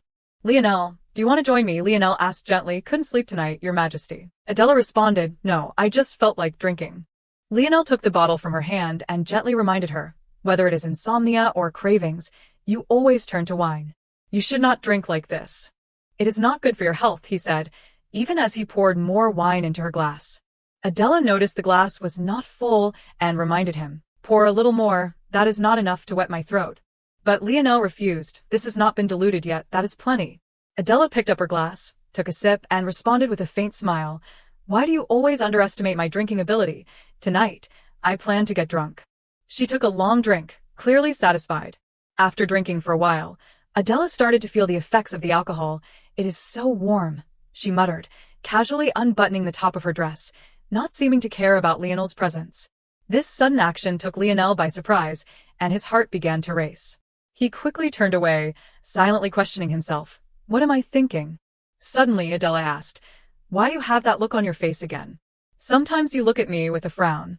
Lionel, caught off guard, hurried to explain, "No, Your Majesty, Adela interrupted, "I understand. Being my assistant is not exactly a prestigious position, but do not worry. I will protect your honor." Lionel repeated, "What do you mean by that?" Adela clarified, "When you resign from being my assistant, I will make everything clear. Empress Adela and Lionel Ba only have a professional relationship, nothing personal. I will announce it. Although I am not sure if that will restore your honor, it is better than nothing. So stop frowning already. Or, do you want that handsome face to get wrinkles?" Hearing Adela's words, Lionel, suddenly irritated, filled his own glass to the brim. Adela, surprised, asked, "Are you going to drink like that too? I thought you said it should be diluted first." Lionel did not respond, slowly lifting the glass and downing it in one gulp. After finishing the wine, he wiped his mouth. Then Lionel finally spoke, "Your Majesty, if I cared about my honor, I would never have become your assistant in the first place. Do you think someone born and raised in Estmon like me does not understand the meaning and role of being an assistant?" Adela was taken aback by his response. "Lionel." She suddenly felt like teasing him a little. "Could it be that you want to be my lover?" Adela's unexpected question flustered Lionel. "Why, Your Majesty, what I mean is, you do not have to worry about my honor." But Adela carefully reminded him, a Minister of Defense saying he does not care about his honor, that is not acceptable. That is not humility. Oh no, what I meant to say is, even though others may see our relationship as ambiguous, at the very least, we should respect each other's honor. She thought to herself, am I drunk? What am I rambling on about? Adela hurriedly stood up and said, I am going to get some water. Lionel, concerned, offered, allow me to get it for you. Suddenly, Adela lost her balance. Lionel quickly caught her and asked worriedly, Your Majesty, are you all right? The two found themselves face to face, close to each other. Adela looked tenderly at the man in front of her, Lionel. For a moment, Lionel lost control, but he quickly regained his composure. Too close. This is not right. This is dangerous. Looking at Adela so closely made his heart race. She seemed to realize the awkwardness and withdrew her hand politely, saying, Thank you. I won't drink any more. Then she quickly corrected herself. I know, you did not come here to be my lover. That is why I said that. Even though her words were reasonable, they made Lionel unconsciously clench his fists in frustration. Adela continued with a gentle smile. You once said you would help me with whatever I wanted, did not you? I trust you. I will never betray you. Lionel smiled back at her and replied, I will never betray you either. As he spoke, he shook her hand. Meanwhile, back at the Emperor's palace, Diane was still planting doubts in CA's mind. Your Majesty. She softly stroked CA's face as she spoke. The Empress might be spending the night with Lionel Ba right now. Her words made CA furious. He stood up in anger and stormed off. Your Majesty, Diane called after him in confusion. CA coldly ordered, get out. Early the next morning at the castle, the morning sunlight shone into the messy room where empty wine bottles were scattered. A male servant entered the room and said, Your Majesty. CA, still lying in bed, asked indifferently, What is it? The servant replied, The Empress has returned. Hearing that, CA quickly sat up, surprised, thinking to himself, The Empress has returned. Adela had just arrived at the castle and was greeted, Your Majesty. Two maids immediately welcomed her back. Welcome back, Your Majesty. Shall we prepare warm water for your bath? Adela, feeling something was off, thought this atmosphere feels a bit different. She pursed her lips and speculated, has Diane moved out of the Sangha Palace? An older maid approached, helping her remove her coat as she said, Lady Diane, daughter of Countess, has moved into the guest quarters in the Emperor's palace. Her title has also been changed. Adela glanced at the maid removing her black gloves and replied, I see. You have worked hard. Is there anything else? The older maid hesitated slightly before saying, Nothing special. But the servants from the Emperor's palace have been asking about your whereabouts. Adela was surprised and blurted out, What? Just then, the door burst open and CA's figure appeared before her. Seeing him, Adela could not help but think, He rushed here, did not he? Is it because of Diane's move to the Sangha Palace? CA, in a cold and accusatory tone, asked, Where have you been these past few days? Adela responded coolly, Didn't I already tell you? The older maid, understanding the situation, discreetly left the room and closed the door, giving them privacy. CA moved closer, wrapping his arm around her waist, continuing his questioning. You were with Lionel Ba, were not you? Adela looked at him, wondering why. Seeing her silence, CA took it as confirmation and grew agitated. I asked if you were with Lionel Ba, was not I right? Adela, feeling annoyed, thought, Really? Is this an interrogation? She remained calm and looked at CA, asking, Even if that is the case, what does it have to do with your Majesty? CA's face turned even colder as he repeated her words, What does it have to do with me? His voice became low and dangerous as he leaned in closer. Of course it matters. You are supposed to be the mother of my children. What if you are carrying the child of the Ba family? Behave appropriately. What will you do if I refuse to acknowledge your child as mine? Hearing this, Adela coldly lowered her gaze and removed the ribbon from around her neck, thinking disdainfully, How hypocritical. When you do it, it is romantic, but when it is my turn, it is called adultery. What nonsense about behaving properly. She then placed the ribbon around CA's neck and said, Do you think this will make me submit? If you want to win me over, do not push me to the edge meaninglessly like this. Try seducing me with the things I like. When I am distracted by them and lose my guard, then carefully bind a chain around my neck. CA silently gazed at her. Adela continued, lifting her head to speak to him. Just make sure I do not realize it. CA smirked slightly and chuckled. He removed the red ribbon from his neck and said, All right, I will. Then he gently stroked her hair and said, Rest well. As he turned to leave, he added, I will come back next time. Adela watched his retreating figure, feeling confused. What was that about? He just left. This man is really hard to figure out. Is he crazy or something? Outside, two maids were talking to a man. We did not call for any merchants. The man responded, no, no, this time. The round-faced man explained, the emperor sent us. Is there a problem? The maids were shocked and exclaimed, what, the emperor? Inside the study, Adela was handling official documents when a servant came to report, Your Majesty, the Empress. Focused on her work, she calmly ordered, speak. The older maid respectfully reported, the emperor has sent merchants. Adela's hand, holding the pen, paused momentarily. Then she calmly continued her work and said indifferently, I do not need anything. Send them away. The older maid hesitated and replied, But, Your Majesty, I really do not understand. Then, she lifted her head and asked, His Majesty clearly stormed over here with an angry face, did not he? The old maid replied, when he left, he seemed less angry. He was even smiling at that moment. Adele said again, that is why I do not understand why he acted like that. The atmosphere was completely illogical. The emperor cut my budget less than a week ago. Is this his way of mocking me? Anyway, I do not need anything from him. Tell them to leave, Adele said. The old maid asked, but what if His Majesty used that money to buy gold? Adele suspiciously questioned her, really? Meanwhile, elsewhere, the servants were busy arranging the chests of goods. Indeed, it was Lady Git. It was just as the experienced palace manager had guessed. There was probably even more here than the additional budget amount. Adele looked down at the paper in her hand, unable to help but sigh. So it is not a gift. It is mockery. She then recalled the emperor's face and words, I could have supplemented your budget, but I won't. Instead, I will give you a little gift. Use it to buy some dresses or jewelry. She wondered, is that what he meant? Her hand clenched the paper tightly. Somewhere else, someone was thinking of her and asked themselves, has the Empress returned safely? Leonio stood by the window in deep thought. Now that Diane had also left the Sangha Palace, everything was going according to plan. But why do I feel so unsettled? After pondering for a while, he sat on the bed, covering his face. Why am I like this? He could not stop asking himself, what do I want to do right now? Then, the door slightly creaked open. Leonio forcefully swung it wide open. He saw the person he always wanted to see, Adele. She was sitting in the room, sipping wine, her head slightly tilted as she asked, Leonio, do you want to be my lover? Leonio froze in place. He felt like he was going mad because at that moment, the room was empty. Everything he just saw had been nothing more than his imagination. Feeling confused, he held his head and thought, when I heard the Empress was looking for an assistant, why did I feel the need to go myself, from the beginning? I never considered sending someone else from my family. The moment I saw that announcement, I had already decided to apply.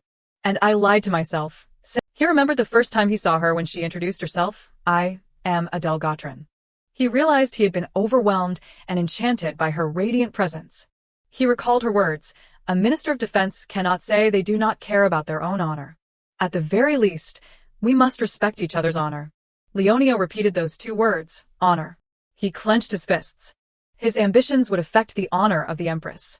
Turning around, Leonio muttered to himself, no, I must bury this, so that no one will ever know.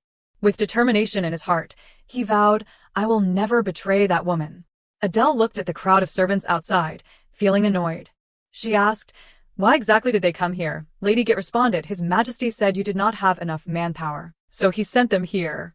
Adele murmured to herself, yesterday it was money. Today it is people. Her feelings were incredibly mixed. In the end, he still has no intention of supplementing my budget. Lady Git asked, what should we do? Adele looked over and replied, I really want to send them all back, but that would not be wise, would it? She glanced at the people again, thought for a moment, and instructed, don't assign them any work. Send half of the guards back. We have too many already. As for the servants, divide the tasks of the maids in the palace among them. Lady Git answered, yes, Your Majesty. Oh, by the way, the Duke of Detpon has sent a message requesting to meet you, Lady Git said. Adele was slightly surprised by this. The Duke of Detpon, she wondered silently. What does that sly man want with me? After a brief pause, she responded, it is fine. Tell him he can come at any time. A short while later, the Duke of Detpon arrived.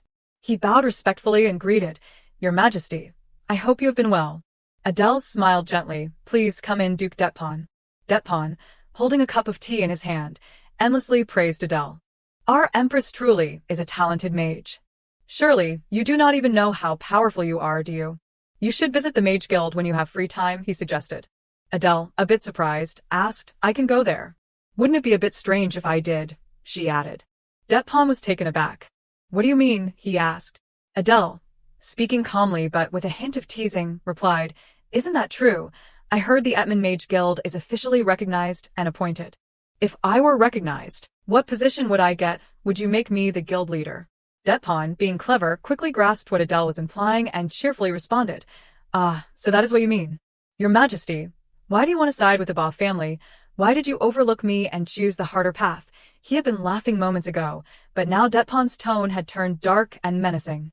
Adele remained calm, sipping her tea, and pretended not to understand. I do not understand what you are talking about, she said. Detpan continued, Your Majesty, I am part of the Uric royal family, a relative of His Majesty. It is not like I do not know the struggles you are facing. Please forgive me for only now having the courage to approach you. I will soon eliminate Diane Potier, Detpan boldly stated. Adele's lips curled slightly. Is that so? She asked. Detpan replied, Indeed. Those who do not know their place should be removed early, right? Adele gently placed her teacup down and changed the topic. Since you are here, may I ask you something? Detpan nodded. Of course, Your Majesty. Adele bluntly asked, Why have you let the tower be as it is? Detpan fell silent. Adele continued, I am asking as the Empress, why have you just stood by and watched the tower? Are you planning to use it for something? Forget about Diane Potier. I have no interest in gaining power through the Emperor's favor. What I seek is real power. I do not need handouts for standing by someone's side. Detpan remained silent. Adele did not give up and continued speaking. Well, Duke Detpan, I have spoken this plainly, so will you stop targeting me now? Detpan furrowed his brow. Detpan extended his hand, signaling for cooperation. If that is the case, Your Majesty, would you like to join forces with me and become the master of the tower? Magic is power that descends from the heavens. If the tower is used properly, you will gain authority, no, you will gain divine power. You can become a god if you believe me. The more he spoke, the more sinister and cunning his expression became. After some conversation, Detpan stood up, bowed, and took his leave. I will come to see you again, Your Majesty, Adela responded politely. Take care, Duke Detpan. Adela stood and watched until the sound of the door closing echoed. Disgusting, truly despicable, I can't endure this feeling of nausea. Adela's mind raced with thoughts, and she began to stagger, unable to stand properly. Your Majesty, seeing Adela collapse to the ground, Lady Git rushed over to catch her in fear. She urgently shouted, Someone, go fetch a doctor quickly. A while later, Adela fell into a coma. After examining her, the doctor said, her body is like a ball of fire. Even fever-reducing medicine has no effect. Lady Git worriedly asked, why is she like this? She was fine this morning. Could it be? The doctor replied, no, it does not seem like she was poisoned. Lady Git screamed, then why has she suddenly fallen like this? Upon hearing the report from his subordinates, CA furrowed his brow and asked worriedly, what? The Empress has fainted. The subordinate replied, yes, Your Majesty. I have heard she has not regained consciousness yet. CA was bewildered. That woman, who seems untouchable, even by a needle, has fainted. He said, I will go there to see for myself. Adela lay unconscious in bed. In her daze, she heard a voice, Princess. We will stand behind you to protect you, so please do what you think is right, said 4 tall young men to her. In another memory, they were desperately saying, Princess, please do not go. Take one of us with you, or we will sneak into Etman. Adela calmly responded, this is a path I must walk alone. Everyone should follow their own path. If you have duties in Gotron, there is no need to worry unnecessarily. The present day Adela tried to advise her past self, no, please ask them to come with you. Endure it there, do not leave Gotron. She saw them say their farewells and leave, and her heart ached as she screamed, don't go, please stay with me. I should not have left you all behind. Whatever you wish to do, I will help you, said the voice, belonging to Lionel. Adela realized this and uncertainly called out his name, Lionel. At that moment, CA was by her bedside, gently calling her, Adela. Seeing the tearful, heartbroken expression on Adela's face, CA was shocked. Adela, is this cold woman crying? Adela. He gently wiped her tears while calling her name. CA contemplated, if she is unsatisfied with mere existence, I will soothe her and secretly put a chain around her neck without her knowing. He imagined what it would be like to see a Dala bound by a chain. If even that is difficult, I will build a secret fence, one so large that she won't realize she is imprisoned. Adela, you're mine. Lionel slammed the table and stood up in worry. The Empress still has not regained consciousness. A subordinate replied, the doctor has been in and out 5 times already, but she still has not woken up. Lionel was so worried he almost screamed, do you know anything more about the Empress's condition? Another subordinate entered to announce, Sir, someone from the Empress's palace has arrived. The maid hastily said, the Empress wants to see you urgently. Lionel was stunned. The Empress wants to see me. His footsteps echoed steadily as he walked. He entered the room, briefly pausing as he saw Adela asleep in bed. Lionel approached the bed. Softly, he called out to Adela, Your Majesty, it is I, Lionel. Adela opened her tear-filled eyes and looked at him. She weakly called his name, Lionel. Lionel gazed at her with gentle eyes and said, Yes, Your Majesty. Please speak. Adela, with trembling hands, reached out towards him. She spoke as if pleading, Send someone to Gotron, bring someone to me, anyone will do, just one person. The only person I can call by name here is you, Lionel, only you. Tears continuously flowed down Adela's beautiful face. If not, I will die. You are the only person I can rely on, so please. He asked, You want me to send someone to Gotron? Whom shall I bring? Adela listed names, cannot Ghibo Lin Luhan Theo Duci and Iat, anyone will do. Just say that I called for them, and they will come. Suddenly, she remembered her previous words, This is a path I must walk alone. Everyone should follow their own path. Adela's heart skipped a beat. Though she was in pain, her rational mind reminded her. Adela hastily retracted her previous request. No, no. Do not bring them here. Forget I said anything. She felt heartbroken, recalling their responsibilities. They could not leave their families and homeland for her. Adela's body leaned forward. Your Majesty, Lionel shouted in panic, rushing to catch her. CA entered the room and, upon seeing the scene, angrily asked, Lionel Ba, what do you think you are doing? Lionel glanced at him, feeling as if his entire body had frozen, Your Majesty. News about Adela spread like wildfire, and soon the entire palace was buzzing with gossip. Have you heard the Empress is ill? I heard the Emperor often visits her palace to take care of her. Not long ago, he even sent merchants to the Empress's palace. Looks like Dia Eni Petit Er's time is over. A woman took the opportunity to mock Dia Eni. I thought she would return to the Sangjie palace soon, but apparently not. Oh well, a lover without a son is like a candle in the wind. As for Dia Eni, she was feeling a bit anxious and asked her subordinate, Where is the Emperor? The subordinate replied dismissively, His Majesty is at the Empress's palace. Dia Eni noticed her position weakening through the subordinate's attitude, the dry tone, the indifferent demeanor. The atmosphere had changed from before, and even the servants no longer sought to curry favor with her. Why does the Emperor insist on going to the Empress's palace at this moment? What should I do? What should I do? Diana's mind is in a tangle right now. A girl holding a few sheets of paper just stepped out of the master's room. Dia Eni became a little curious upon seeing the maid in the Emperor's bedroom. I have never seen her before. Dia Eni stood staring at the girl. The girl walked past Dia Eni. Her green eyes also glanced over at Dia Eni. Golden hair and green eyes. Dia Eni was completely startled when she saw that the girl had features similar to her own. Back in the Empress's room, the master asked, Lionel, what are you doing? Why is the chief officer here? The master asked in a tone as if about to kill someone. Madame Git quickly stepped forward to support Adela. Let me help the Empress. Lionel stood up, looked at the master, and replied, The Empress called for me, so I came here to help her as she suddenly felt dizzy. Madame Git hesitantly said, Your Majesty, the Empress has fallen asleep again. The master continued, Did the Empress call for the chief officer? Lionel respectfully answered, Yes, Your Majesty. The master walked closer to the bed, staring at Adela. He looked at her with curious eyes, while Lionel looked at her with sorrowful eyes. He thought to himself, that tear-stained gentle face, has he already seen her in this unguarded state? What does he think when he sees her like this? I want to destroy those eyes immediately. Cruel thoughts kept flashing through the master's mind. The master glared at Lionel with a look of hatred. He was looking at my Empress. How dare he? I will show him clearly who this woman belongs to. Madame Git said to Lionel, Would you like to check on her, chief officer? The master quickly said, No, stay here. He stepped forward and gently stroked Ada La's face. The master called out, "Assistant. Bring me a wet cloth," he ordered Lionel. Lionel, in anger, clenched his fist tightly. Madame Git said, "Your Majesty, let me handle that," but the master firmly refused. "No." He said smugly, "Isn't he the Empress's assistant? This should be doable, right?" Lionel complied and stepped forward to carry a tray of towels. He brought it to the master. The two of them locked eyes. The master reached out to take the cloth. He gently wiped the sweat from Ada La's forehead. His hand lightly brushed against Ada La's soft lips.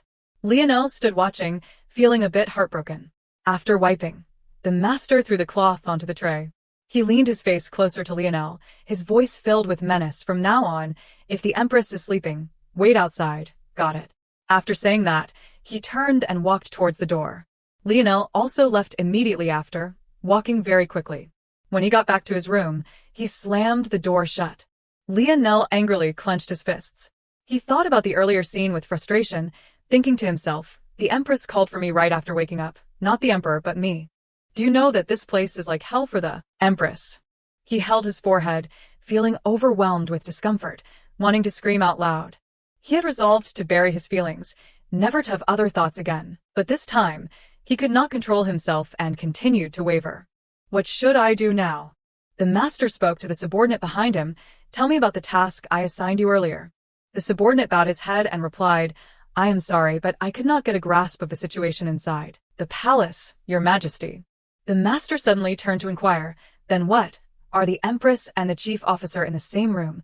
The subordinate trembled as he replied, "It seems like they are in separate rooms. 2 days ago, the Empress even went to the slums across the Nabra River." The master asked, "Did she go there with the chief officer?" The subordinate replied, "Yes, Your Majesty." The master thought with irritation, "Lionel, why do you continue to make me feel uncomfortable like a thorn in my throat?" Dia Eni saw the master and felt as if she had hit the jackpot. "You are back, Your Majesty."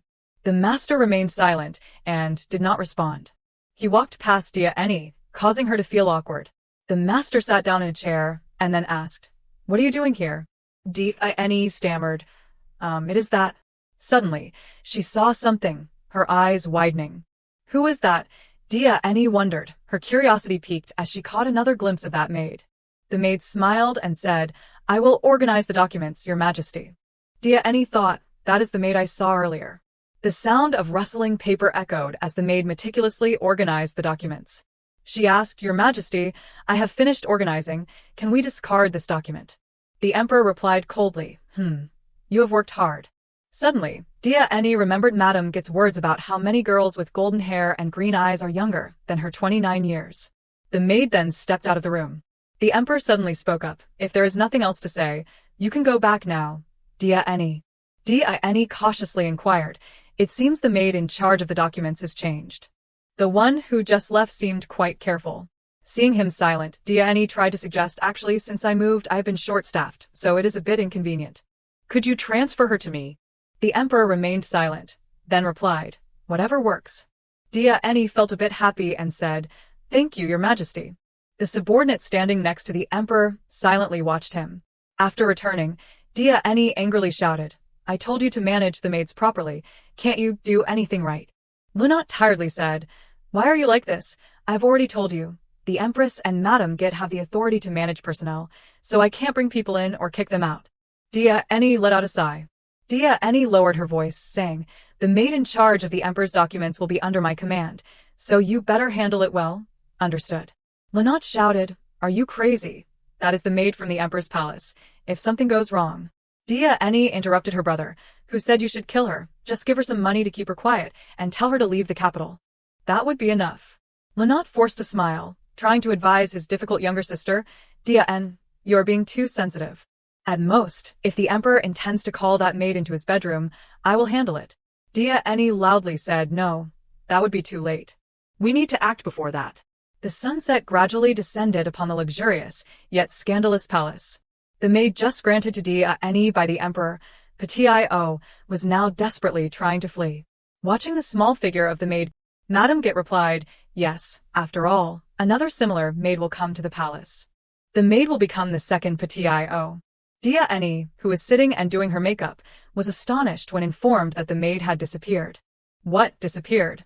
Lo Ra Eni replied, yes, it seems she has packed her things and run away.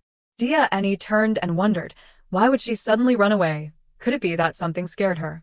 Lo Ra Eni took Diana's hand and smiled. In any case, you should think a little more openly. I heard it is easier to get pregnant that way. But at this moment, Dia Eni could only think about the maid suddenly running away. Something felt off. The sound of the door opening echoed. Adala looked out. The person asked cheerfully, Your Majesty, you are awake. Adala did not respond. She asked, How long have I been asleep? Madam Git replied, You have been unconscious for 2 days. Adala asked while letting Madam Git fix her hair. During that time, did I wake up a little and call for Lionel? Madam Git asked, Do you remember that? Adala recalled her earlier question, Bring someone to me. Even just one person will do. The only person she could call by name, the only one she could ask for help, was him. The scene of her crying and reaching out to touch Lionel's face lingered in Ada LA's hazy memory. Adala spoke, I thought that was a dream. Turns out it was not. Madam Git continued, While you were unconscious, the Emperor came here. His Majesty was very concerned for you. He often called the doctor to inquire about your condition every hour. Upon hearing this, Adala felt a bit surprised, thinking the Emperor. After preparing herself, Dia Eni decided to find the Emperor. Just then, the Emperor flung the door open. He did not even glance at Dia Eni, just hurriedly walked out. Dia Eni saw him and called, Your Majesty. Where are you in such a hurry, Your Majesty? Dia Eni spoke while reaching out to grab his hand, but he harshly pushed her away, leaving her words stuck in her throat. Dia Eni stood there, shocked, watching the Emperor's hurried figure. Suddenly thinking of something, Diana's face turned pale. She thought, Your Majesty, where are you really going in such a hurry, could it be? Dia Eni hurriedly asked a maid, Is the Empress awake? The maid, caught off guard, stammered, Why yes, Your Majesty. Dia Eni asked, Did the Emperor just find out this news? The maid replied, Yes, Your Majesty. Dia Eni was so disappointed that she could barely stand. Lo Ra Eni hurriedly supported her. Your Highness. A series of painful thoughts flashed through Diana's mind. The Emperor went to the Empress's palace to meet her. How could this be? Tears streamed down her face from the heartache. How could he treat me like this? Dia Eni suddenly collapsed, feeling nauseous.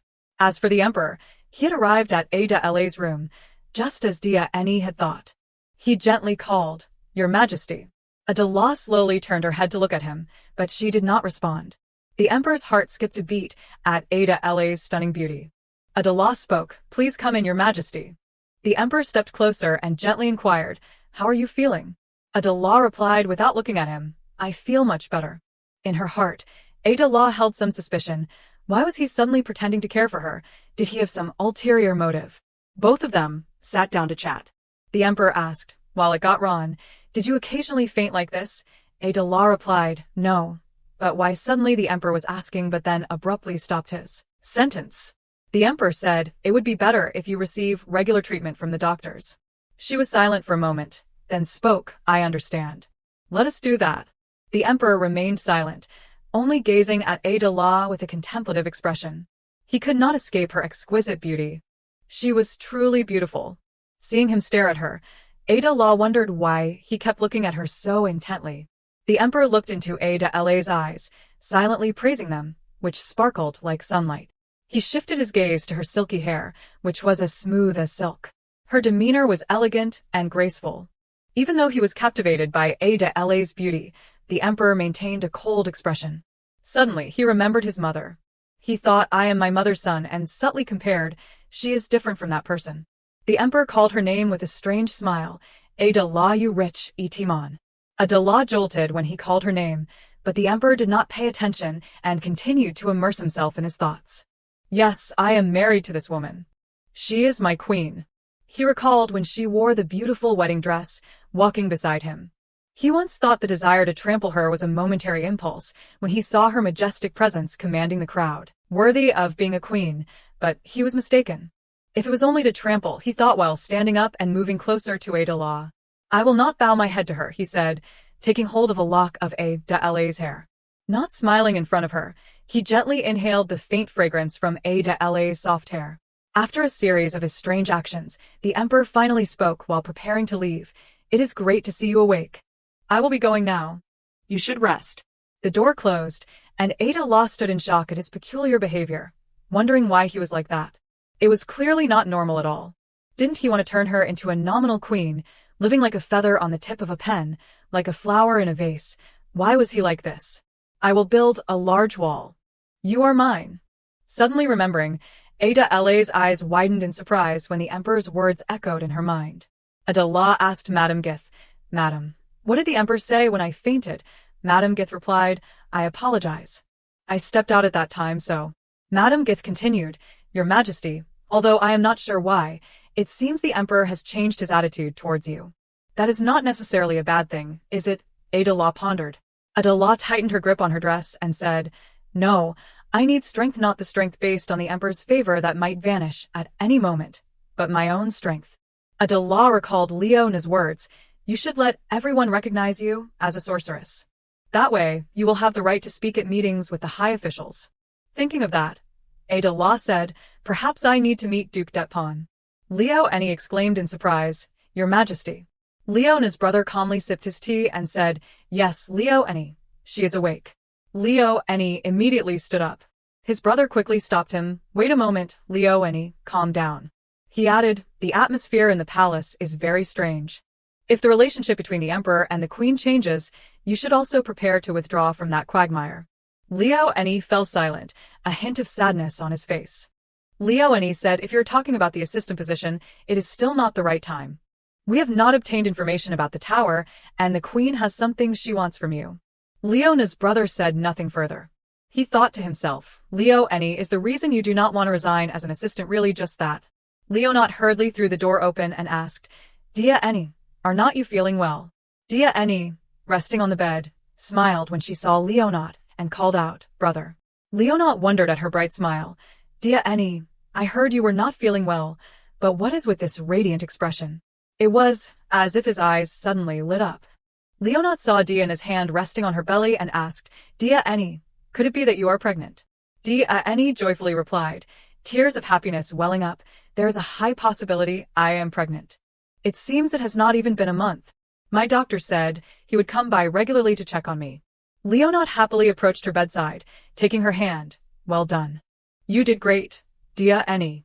Dia Eni said, lately, I have not had much of an appetite, and my mood has been up and down. Turns out it is because I am pregnant, brother, she said with utmost joy. Leonot was equally delighted, thinking, yes, Dia Eni, I am secretly glad. What is in your womb is our savior. Until now, there has been no news like a savior at such a crucial moment. Leonot continued, Your Majesty, all you need to do now is pray that this child is a boy and live comfortably. You know that, right? Dia Eni obediently replied, Yes, brother. Dia Eni thought, I thought I had one foot in hell, but it turns out to be heaven. It must be a boy, little one. Madame Gith anxiously said, Your Majesty, you just woke up not long ago. Why do you want to go outside? Adela reassured her, I will just be going for a little while, madam. Adela turned to the maid and ordered, You, come with me. I am off now, she said, and the two of them left together. They both went to another palace. Seeing Adela arrive, the maid hurriedly called out, Your Majesty. Adela calmly asked, I want to meet the president of the Sorcerers Association. Is he here? The maid jumped up and quickly replied, He is in the office. Let me lead you there. He guided Adela and the maid along. On the way, the two encountered a couple. The two recognized Adela, the queen. Both stepped aside and respectfully bowed their heads to greet her. The red-haired girl stood watching Adela. The boy asked, Is the queen here to be recognized as a sorceress? If so, she will receive a title, right? The red-haired girl replied vaguely, Perhaps. The girl recalled when she followed Lenot, who asked, So, is the tower falling onto the palace on that day? Vice President Lenot Potier was not in a hurry and arrived late. The scene she imagined would be filled with blood and corpses of knights. The red-haired girl gasped, Oh my, what is this? The tower was blazing in the sky. Completely different from her expectations, she saw Adela courageously fighting the tower alone. For someone who could destroy the tower by methods we have never heard of or seen, what do these titles mean? And importantly, she truly cares about the tower. Thinking this, the girl suddenly laughed, leaving the boy confused. Duke Detpon cheerfully opened the door to welcome Adela, the queen. Adela smiled and said, Forgive my rudeness for coming here without prior notice. Det replied, rudeness? Don't say that, please come in. Det asked, are you here about the matter I mentioned last time? Do you want to become the master of the tower? Upon hearing this, Ada calmly asked back, the master of the tower. She smiled slightly and replied, I have always liked to be the master of something. Det continued, that is right. You were born to possess. If you partner with me, you will definitely become the master of the tower. He inquired, so, first, what do you think about being recognized? The recognition in Et-Mon is a confrontation between sorcerers with the power to single-handedly destroy the tower of the queen. It seems our vice president, Lenot Potier, is the one suitable to face you. Adela's gaze turned slightly cold upon hearing that name. Adela calmly asked, if I win, what position will I receive? She wondered to herself whether this person would easily abandon the Potier brothers, who had been closely tied to him all this time. Adela continued, as you said, I am someone used to owning and ruling. Det silently looked at her. He spoke, receiving a title right now seems unreasonable, so what if it is just recognition? Adela slowly set down her teacup and asked, in the end, does that mean it will be very difficult for me to receive a title? Det quickly soothed, please do not be angry. In many ways, it is not very appropriate for the queen to receive a position in the Sorcerers' Guild. Who would dare give orders to the queen? Upon hearing this, Adela saw through Det thoughts. It seemed he would never give up his position as president. Det suggested, so, how about registering as an official sorceress in Et-Mon? Adela retorted, what does that mean whether recognized or not? I am already a sorceress. I do not feel the need for recognition, and I should not have to endure hardship. I wonder if I can participate in the Council of Nobles with that, she said, then gently savored a sip of tea. Det face hardened. He thought, the Council of Nobles, so this is the Queen's goal. Adela asked, are you worried about me, who was appointed as Loan's assistant, participating in the Council of Nobles? Adela tried to persuade Det but Duke Det, as you said, have not we become family now, trust me. At this moment, Det scolded himself internally, damn it, where was I looking to think she was a naive, humble princess? The Empress Gothron sent a fierce beast here. Det forced a smile and said, of course, we are family. It is great. I will talk to the Emperor. Adela cheerfully replied, thank you. She continued to make things difficult for him, but Duke Det I heard there are many territories building towers. What do you plan to do? Det replied, I heard that in Gothron, they often destroy the tower when it is falling. This method of destruction is better than in Et-Mon, but... Det paused. We do not understand the properties of the tower. Adela looked confused. The properties of the tower. Det continued, Queen, the tower calls to the tower, attracting the tower. When all my plans are complete, sorcerers can use their full power. The era of sorcerers will begin. When that day comes, those who are not sorcerers will become second-class humans, Det explained. After a while, Adela and her maid returned home. Adela raised a hand to massage her temples, thinking, even just being there for a short while has drained my energy. Although I do not know exactly what the properties of the tower are, I am sure Duke Det is betting the lives of countless people. I must stop this. Suddenly, Adela froze, startling her maid a little. The maid anxiously asked, Your Majesty, do you not feel well? Adela replied, I am fine. Let us hurry home. Queen, hearing someone call her name, Adela quickly turned around to look. She was surprised by the appearance of Loan. Loan joyfully said, I heard you woke up, but why have you gone out so soon? Loan's mind became chaotic for a moment. The instant he saw the queen, all his tangled thoughts were swept away like the tide receding. In his eyes, only Adela's figure remained, Loan, as if it were the moment he had been waiting for so long. Adela stepped closer to him and said, It has been a while since I last saw you. Loan worriedly said, You do not look very well. It seems you have not fully recovered yet. You should return to the palace. Adela sighed wearily. I was just about to head back to the palace. Suddenly, Adela jumped in surprise. Loan had already removed his cloak and draped it over Adela. Adela shyly asked, What are you doing? Leo gently replied, With your current state, catching a cold from the chilly wind will make you sick. Just wear this back to the palace. Adela felt flustered, thinking, It is so warm, like someone is hugging me from behind. Leo brought Adela back to the palace. Adela glanced at him, Leo. Taller than I thought. She carefully looked him over. Adela spoke up, asking, Aren't you cold, Leo? Leo replied, I am fine. Suddenly, a gust of wind blew by, and Leo felt the chill of the breeze. He thought, the wind has picked up. Leo quickly turned to shield Adela from the wind. Adela wondered, is he shielding me from the wind? Adela chuckled and said, looks like I chose a very good assistant. Adela explained, you intended to catch me when I fell from the sky. Only you would use your body to block the wind for me, whether in Gorgon or Etman. Leo shyly said nothing. After a moment, Adela broke the quiet atmosphere. That day, I am sorry for asking you for something so strange. I mean the matter of bringing people from Gorgon here. Leo offered, shall I send someone if you agree? I will send someone to Gorgon. The reason Leo hesitated to ask her was that he wanted to fulfill her request, but he wondered if she could sense his conflicted feelings, hoping it would not be like that. Adela shook her head in refusal. No need, I am fine. That won't happen, Leo. She turned to look at him and smiled gently. Once home, Adela took off the cloak and returned it to Leo with thanks. Thank you, it kept me very warm. Adela asked, would you like to come in for some tea and snacks before you leave? Leo skillfully declined. Perhaps you need to rest, so I will take my leave. Adela did not press him. All right, see you later. Lady Git, hearing Adela's voice from inside, hurried out with a cloak. Your Majesty, you are back. She quickly wrapped the cloak around Adela.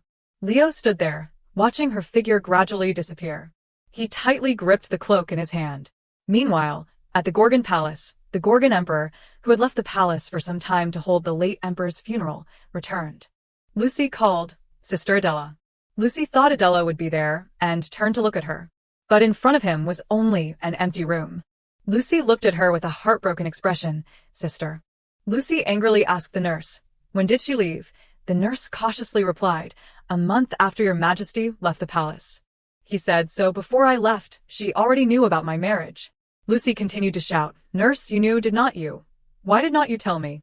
The nurse helplessly replied, the princess would not let me say anything, and the princess also left this letter for your Majesty. She took out a letter and handed it to Lucy. As Lucy read, tears rolled down his cheeks. Lucy sobbed, Sister, you really are an idiot. You are such a fool. It was an apology letter. Lady Gorgon spoke loudly. The Emperor is invited in. Lucy asked, Empress, why did not you discuss it with me before sending my sister to Etman? She remained silent and did not answer. Lady Gorgon said, Adela is not a child born to be the lady of a noble family, so is not it better to become the queen of Etman? I am sorry for not telling you, but is not it the same for Adela? Lucy hung his head, forcing a painful smile. Mother, do you think I do not know what you used to threaten her with? Lucy said straightforwardly. Lucy reminisced about the gentle image of his beloved sister, a girl who always apologized to him, but when he asked what she was sorry for, she just smiled. When she was 14, she formed a team to deal with the tower despite the Queen Mother's opposition. The Queen Mother at that time recognized the team and declared, the heir to a country must prioritize their own safety above all else. How could a princess like you establish a team to deal with the tower, putting yourself in danger? Then give your position to Lucy Gorgon. Lady Gorgon cruelly said hurtful words to Adela. In the end, Adela gave up her position as a princess, but for a girl who had lived like a princess all this time, it was no different from saying she should go die. At that time, those who followed her made a very cruel suggestion. Your Majesty should eliminate Prince Lucy. In an instant, Adela was shaken. Although she ultimately rejected the suggestion, an extremist sensed her emotions and carried it out. Adela quickly tossed the pastry away before Lucy could eat it. No. The weak heart, which had only been shaken for a moment, turned harmful to her beloved younger brother. Adela sadly embraced her dear brother and cried. The blood of those who once supported Adela flowed like a river, and the black smoke from the burning corpses filled the sky. As long as I am still in Gorgon, this could happen at any moment. At that moment, this thought lingered in Adela's mind. Adela silently thought, I am sorry, Lucy. Please forgive the sister, who was shaken for a moment. Leaving this place for Etman is both a punishment for me and the last thing I can do for you. Lucy asked Lady Gorgon. She does not know either. Does she? You have known this truth for a long time. Lady Gorgon was taken aback. Lucy. Lucy continued to ask, Mother, you threatened her with this, right? Lucy ordered, cannot go to Etman and find out how Princess Adela is living. If she is not happy and does not want to stay there any longer, you must definitely bring her back, he instructed. I am ready to fight for this, Connaught replied. Yes, Your Majesty. I am the head of the Knot family, Connaught. CA asked in a deep voice, what is going on? Lorraine replied, trembling slightly, the Countess Podier wishes to see Your Majesty. CA questioned. If so, why did not she come here directly? Why send you? Lorraine replied, she is not feeling well, so I apologize, Your Majesty, but she wants to speak with you, so she wants you to come there now. CA furrowed his brow in confusion. The door gradually opened. Diane saw CA and joyfully called out, Your Majesty. CA thought her gestures and voice were weak, as if she would disappear. It is really uncomfortable, yet he calmly asked, What is the matter? Diane stepped forward, taking his hand. Your Majesty, come here. Diane gently took CA's hand. CA glanced down without saying anything. Diane placed CA's hand on her belly and said, Your Majesty, here is our child. Recently, my body has not been well, but it matches the early symptoms of pregnancy. Our child, the father is the emperor of this country. Diane's eyes gradually filled with tears. Seeing CA silent, Diane looked up at him and asked, Your Majesty, why do not you say anything? She immediately froze when she saw his cold expression, showing no joy at hearing the news of her pregnancy. Diane shuddered slightly, her eyes wide open as she looked at him. She could not think of anything else in her head, wondering, Your Majesty, why is he looking at me like that? CA decisively pulled his hand away. After a moment of silence, CA asked, Pregnant, has the doctor confirmed it? Diane stammered, Not yet, but my condition matches the early symptoms of pregnancy, so the doctor said I need to be careful. CA continued to ask, When can it be diagnosed accurately? She replied, A month later. CA said nonchalantly, I see. Diane's heart sank a little when CA just walked away like that. What is this? Is he just leaving like that? Diane hurriedly ran to grab his hand. Your Majesty. Are you happy? Diane asked with hopeful eyes. CA silently looked at her. CA replied just to appease her. Of course. I am happy. Please take care of your health, he said, and then left. At this moment, Diane was filled with disappointment. Diane was overwhelmed with despair and fell to the ground. She opened her eyes wide, as if she could not believe it. Could it be? Diane remembered the fate of a woman who resembled her, the Emperor's biological mother, Lady Betroe. What was that woman's life like in her later years? Even though she gave birth to a son who became the heir, she was still not recognized as the Emperor's mother. In fact, the son was taken to the Queen immediately after birth and could not see his child grow up. The Emperor always felt pity for such a mother, so she thought he would treat her differently. But she was stunned as she realized the harsh truth. Oh, why did I only realize this now? Diane was extremely shocked. Even after becoming Emperor, he did not amend the record regarding Lady Betroe, although he could easily correct it. Diane wondered, is it possible that he does not want to have a child with me? The sound of fingers tapping rhythmically on the table echoed. The man, presumably the doctor, stood before CA in fear, trying to explain, No, it can't be, Your Majesty. The probability is truly very low. I have prescribed that medicine many times, and until now, there has never been a mistake, he said confidently. CA asked, So is it my fault? The doctor immediately knelt down, saying, I apologize, Your Majesty, but the initial diagnosis may not be accurate. CA worriedly thought, this is hard to understand. If the Queen knew about this, what would she say? The Queen's already shaky position would surely be rocked even more. Suddenly, he thought of something, the position at stake. If the Queen's position were threatened, the only person she could lean on and trust would be him. Perhaps this was an opportunity for the Queen to change her view of him. CA smiled slyly. The mansion of the Sorcerer Council. Leonard asked, Duke, did you call for me? Detpon said, Please sit down, and Lenat obeyed, yes. Lenat looked at Detpon anxiously, restless and uneasy. Detpon did not speak right away. He looked at Lenat and thought, Without me, the Pocio siblings would have a completely different life than they do now. More than 10 years ago, I first met the Pocio siblings in the territory. I came to destroy the tower. Fortunately, I witnessed Lunat awakening his power and then taking in these 2 orphan children. As an outstanding sorcerer, Lunat played a significant role in taking over the Sorcerers Guild, while Dia Eni, with her quick wit and outstanding appearance, captivated the sensitive and difficult Emperor and managed to blind him.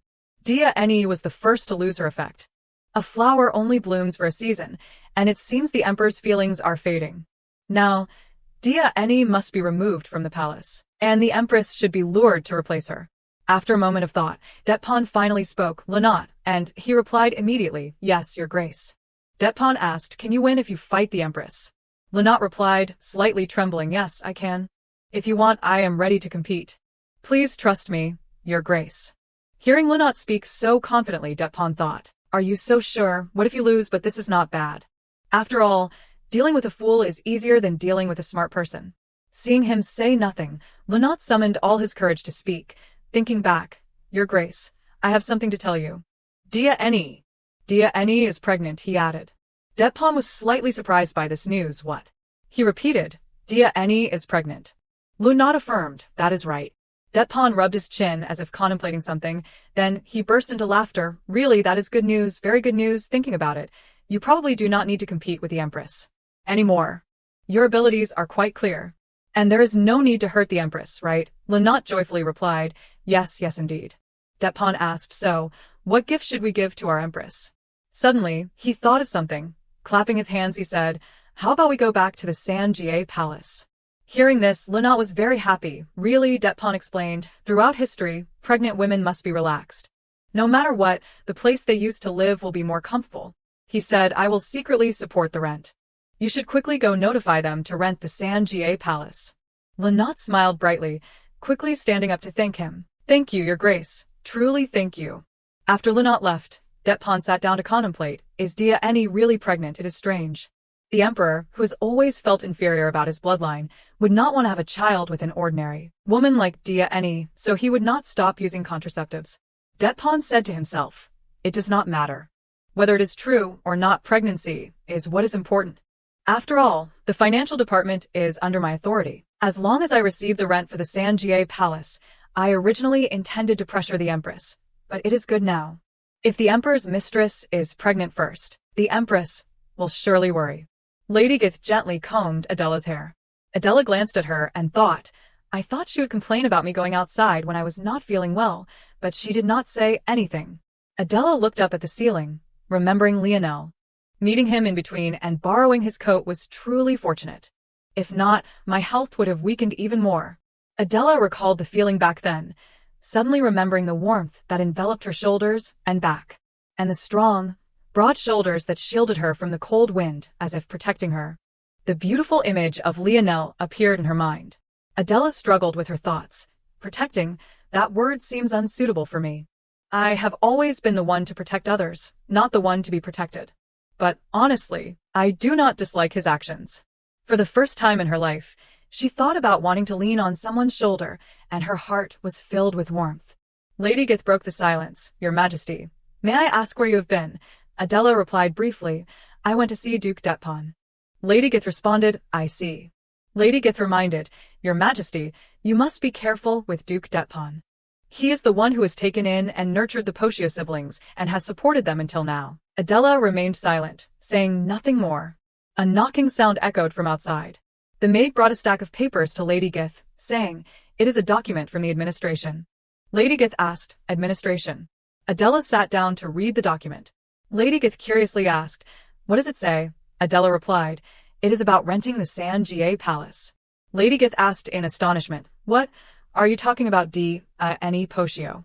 Adela said, The duration has not been decided yet. They want to use the entire Sanjie Palace like before.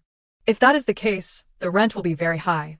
Lady Gith exclaimed, A sum that large for an indefinite period. What on earth has happened? Adela wondered, Why am I thinking of Lionel? When did it become that whenever I encountered difficulties, I turned to him? Thinking, Adela ordered, Lady Gith, send a message to Lionel, telling him to come here for a bit. A few minutes later, Lionel arrived. Your Majesty, you called for me. Adela cheerfully said, Come in, Lionel. Lionel asked, Are you well, Your Majesty? Adela replied immediately, Of course. I am sorry for calling you in such a hurry. Please sit down first.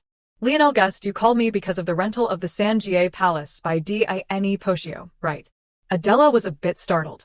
The document had arrived at the palace less than an hour ago, and he already knew. Adela confirmed, That is right. The Poshio family wants to rent the entire Sanjie Palace, not just for a few months, but indefinitely. Does Eni Poshio have the ability to pay that huge amount? She expressed her confusion. Lionel said no, unless someone else helps. I had someone investigate Lunat Poshio's whereabouts. Right after meeting Duke Depon, he went to the administration.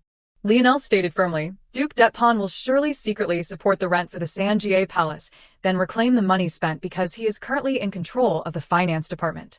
Adela frowned. Is that possible? She thought to herself, how rotten has this place become? Adela was curious. Why would he support renting the Sanjie Palace at this time? What good is this? While thinking, her gaze suddenly collided with something. It was Lionel's gaze directed at her, full of concern and goodwill. His warm gaze seemed to care for her.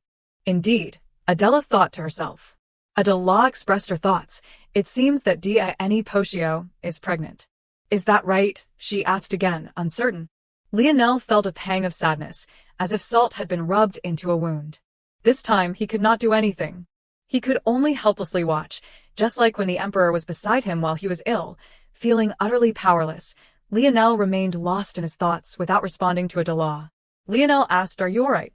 Adela smiled. What is wrong? However, inside, she felt a bit tangled. She did not want to appear as a woman worried about such news and needing to bear an heir as soon as possible. At the Emperor's palace, the Emperor asked, "Renting the entire Sanjie Palace?" The subordinate replied, "Yes, Your Majesty." The Emperor continued, "The Queen must know that Diane is pregnant by now." The subordinate replied, "Perhaps so." The Emperor said, "Perhaps I should visit the Queen." As he walked, he thought, would she be angry? Her mood would definitely be unstable, and she would welcome me with a cold face. But who could help her in this situation? Lionel Ba, the one who brought the Queen to the filthy slum. What could he do? The Emperor felt a bit irritated thinking of Lionel. The only one who can help the Queen now is me. Thinking of this, the corner of the Emperor's mouth turned up. The Queen must have realized this reality by now. Lady Get thought to herself, I was worried she would fall ill and be bedridden. Adela sat calmly eating. How fortunate. Lady Get sighed in relief. Adela held her hand reassuringly. Really? Relax, lady. What is so serious that you look so gloomy? This is not like you at all. At this moment, Lady Get realized that her worry had become too apparent. My queen, I apologize. Adela replied, I do not need you to apologize. I just want you to stop worrying. She explained, I am the queen of Etimon. A queen is not merely the wife of the current emperor, but the mother of the future emperor. There is no reason for me to waver just because the emperor's lover is pregnant, Adela said with an oddly calm demeanor. Lady Get bowed and said, You are absolutely right. As Adela reached for the door, she thought, I had anticipated that Diane Pocio would get pregnant. There is nothing surprising about it. Adela then thought of something even more concerning, but as a queen, she could not avoid the obligation of bearing an heir. It would be better to consummate on the wedding day. If I fulfill my duty without any mixed emotions, it would be better now. Her face turned slightly sad. The emperor stopped in his tracks. He looked up. He saw Adela standing outside on the balcony with a calm expression. He thought, even after hearing the news of Diana's pregnancy, she remains so graceful and dignified. The corner of his mouth lifted. He said to himself, Indeed, this is the demeanor of a queen, a true queen. He called out to her, My queen. Adela looked down to see the emperor staring at her with a gentle smile. Going back into the room, Adela calmly sipped her tea. The emperor kept staring intently at Adela. Adela felt slightly uncomfortable. Why was he staring at her like that? She really did not understand what he was thinking. The emperor spoke, Look at me. Adela froze. Look at me, my queen, he said gently. Adela silently cursed. Are you crazy? The emperor ignored her expression and continued. You must have heard the news. But do not pay too much attention to it. It is not something you need to worry about. Adela was confused. What do you mean? The emperor stood up and walked towards Adela. He knelt on one knee and continued, My heir is your child. Saying this, he took Adela's hand. He held Adela's hand with both of his. He asked, So, my queen, from now on, let us live in harmony. A myriad of questions filled Adela's mind. What is with this sudden change in attitude? Is something going on with Diane Pocio? The emperor continued, Dismiss Lionel Ba, and do not step into those slums again. That is not a place where someone as noble as you should go. He asked, Is it that you said you wanted to know the lives of the people, so Lionel Ba took you there? Don't be disappointed, for that is not where the common folk of Etimon live. Adela frowned slightly. She said, Have you ever been to the slums?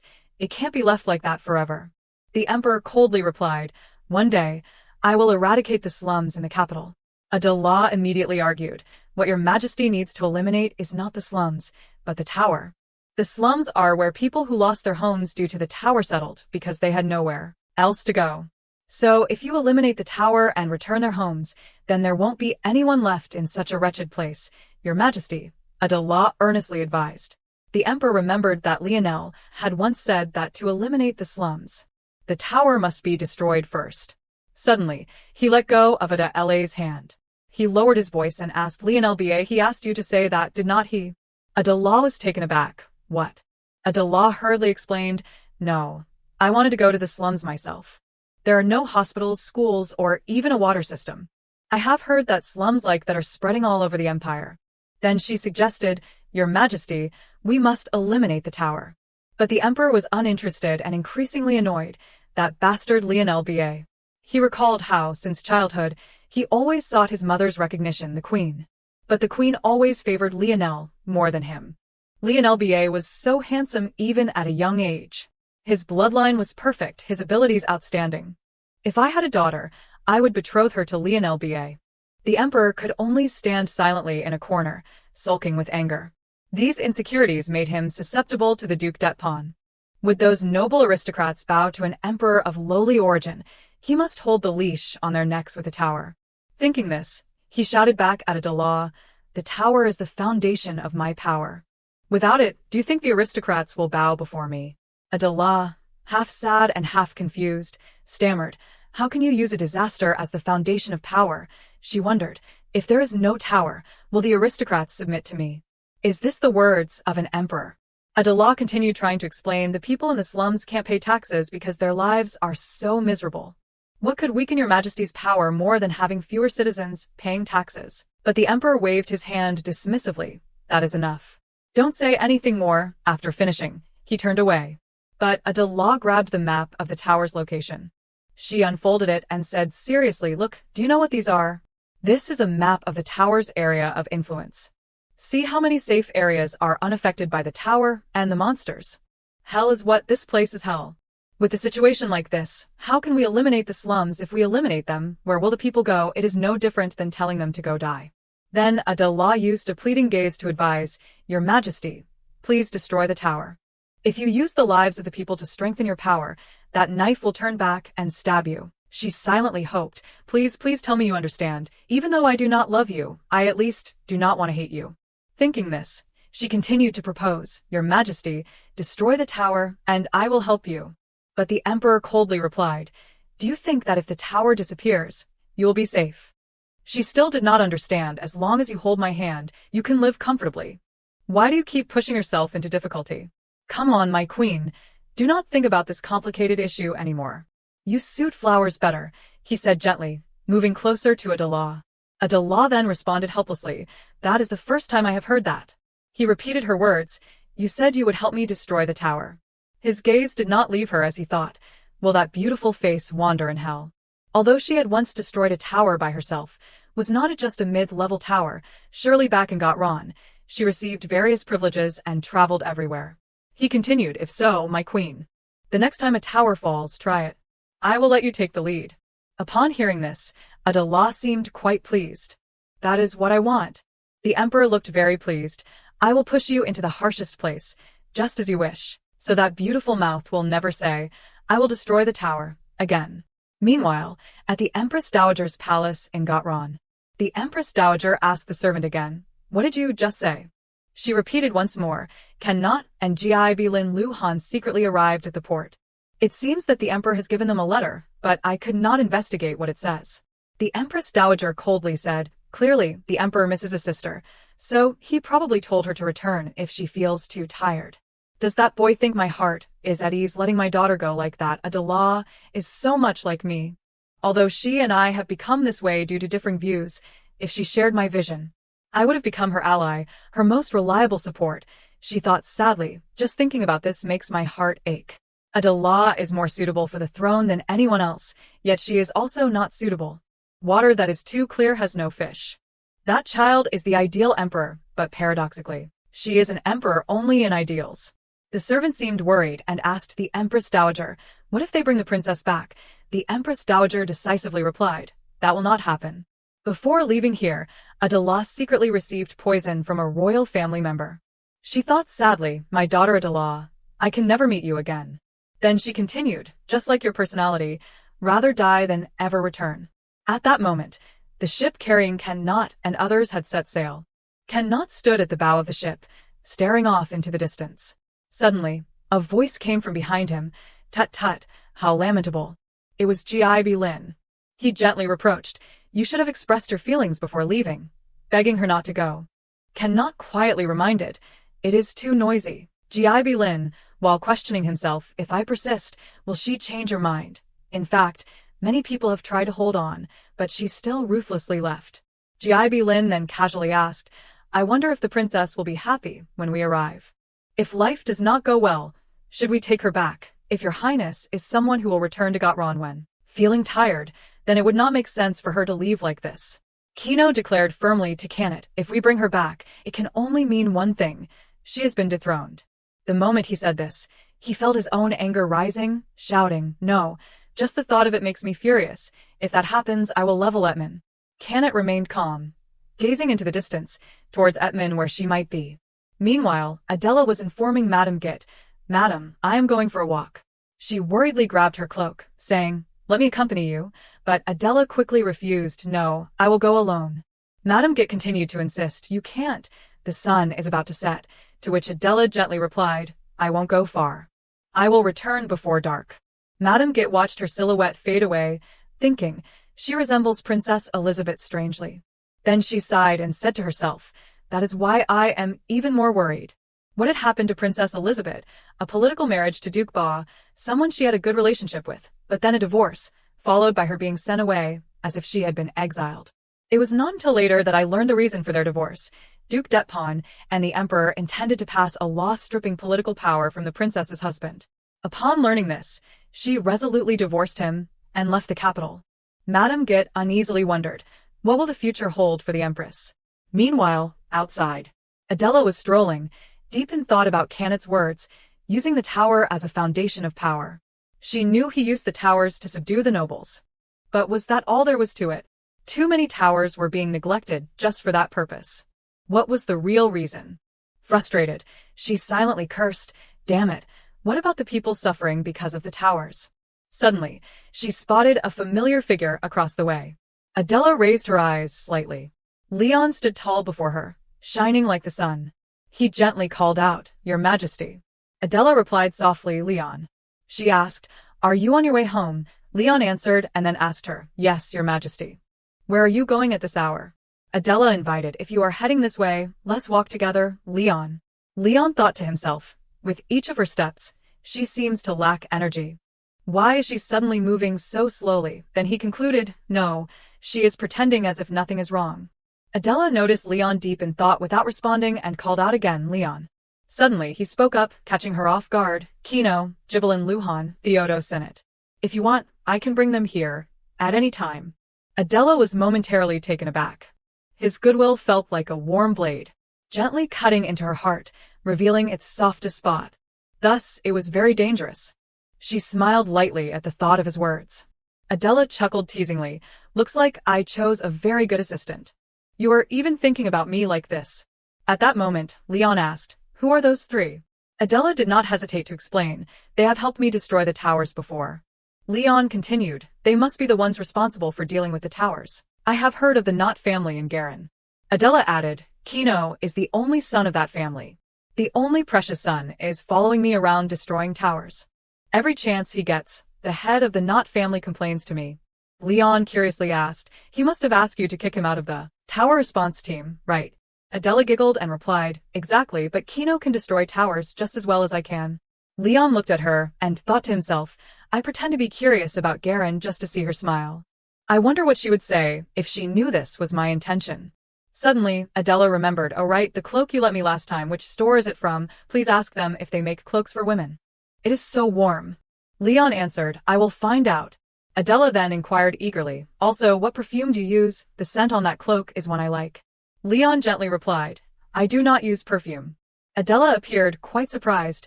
Really, no way. She leaned closer to Leon to smell him. Her sudden action left Leon momentarily stunned. His heart began to race uncontrollably. Adela looked at Leon with innocent curiosity. The next moment, she turned away and said, I see. Leon lingered behind, watching her, thinking, the one who wears perfume is not me. It is you. He recalled how she had just pressed her face against the fabric of his cloak. The shadows enveloped by the sunset did not look like a queen and her assistant, but like a girl and a boy. Leon silently wished, if this path had no end, how wonderful it would be. Meanwhile, at the Emperor's palace, Ka was asking Diane, "What is going on?" She gently replied, "Your Majesty, I will be returning to the Sangha Palace today." In her mind, she thought, "I absolutely will not let this child become a bastard." Then she gently demanded, "Could you occasionally come to talk to our child? Children need their parents' love, do not they?" Diane weakly pleaded, "Your Majesty, please do not abandon me and our child." She did not notice that Ka's expression had darkened at that moment. He jumped up from his chair angrily. You always tell me not to abandon you, even though I have told you countless times not to say that anymore." Diane fearfully responded, "That is all I can say." Ka angrily shouted, "I have always told you that my love is enough, yet you quickly retort, have you been receiving my love lately?" Diane's question left Ka silent for a moment. Taking advantage of the moment, she pressed on. "Where were you the day I was kicked out of the Sangha Palace? Did you ever come to see me while I was here?" "Your Majesty," she began to shed pathetic tears again. "Why are you suddenly treating me this way?" Diane clung to Ka and cried against him. Ka hurriedly pushed her away. He grabbed the hem of his outer garment, gently removing it. At the same time, he coldly ordered, "Get out." Diane trembled as she made her way to the door. Suddenly, she saw a new maid. This new maid made Diane glare, not again, with her blonde hair and green eyes. After returning to the palace, Diane met Lennet, who cheerfully asked, "How do you feel returning to the Sangha Palace? Remember, this was all thanks to your brother and Duke Detpon, the one who paid that enormous rent." But Diane coldly replied, "You're still saying that. I told you that cunning fox is just using us. Once we outlive our usefulness, he will discard us, without a second thought." "Wake up." Lennet seriously reminded her, "You are being very ungrateful. Without him, you and I would still be stuck in some backwater." Diane did not care. Instead, she showed her disdain openly. Favor, how foolish." Lennet returned to the main topic. "But why did you call me here today?" Diane recounted, "There is a new blonde maid at the Emperor's palace." Upon hearing this, Lennet sighed. "Not again." Diane dismissed him and ordered, "Take care of it. It seems like they want to change their lives, so they keep coming. We have to set an example for them." Lennet sighed in response, "I know." She continued, "And one more thing, find an opportunity to eliminate the Empress." This alone left Lennet stunned. What? Meanwhile, at the estate of Marquis Veta, a boy opened his eyes and asked, "They have all run away, right? Then I will go find them." He ran around counting 1. Other boys and girls quickly hid in hard-to-find spots. Suddenly, a loud noise from the sky startled the boy. Everyone on the street fled in panic, shouting, "The tower is falling."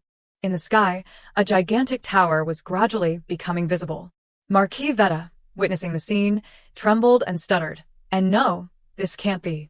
He quickly ordered, "Open the city gates, evacuate the residents from the southern villages, and prepare to deal with the monstrous beasts invading the Marquis estate."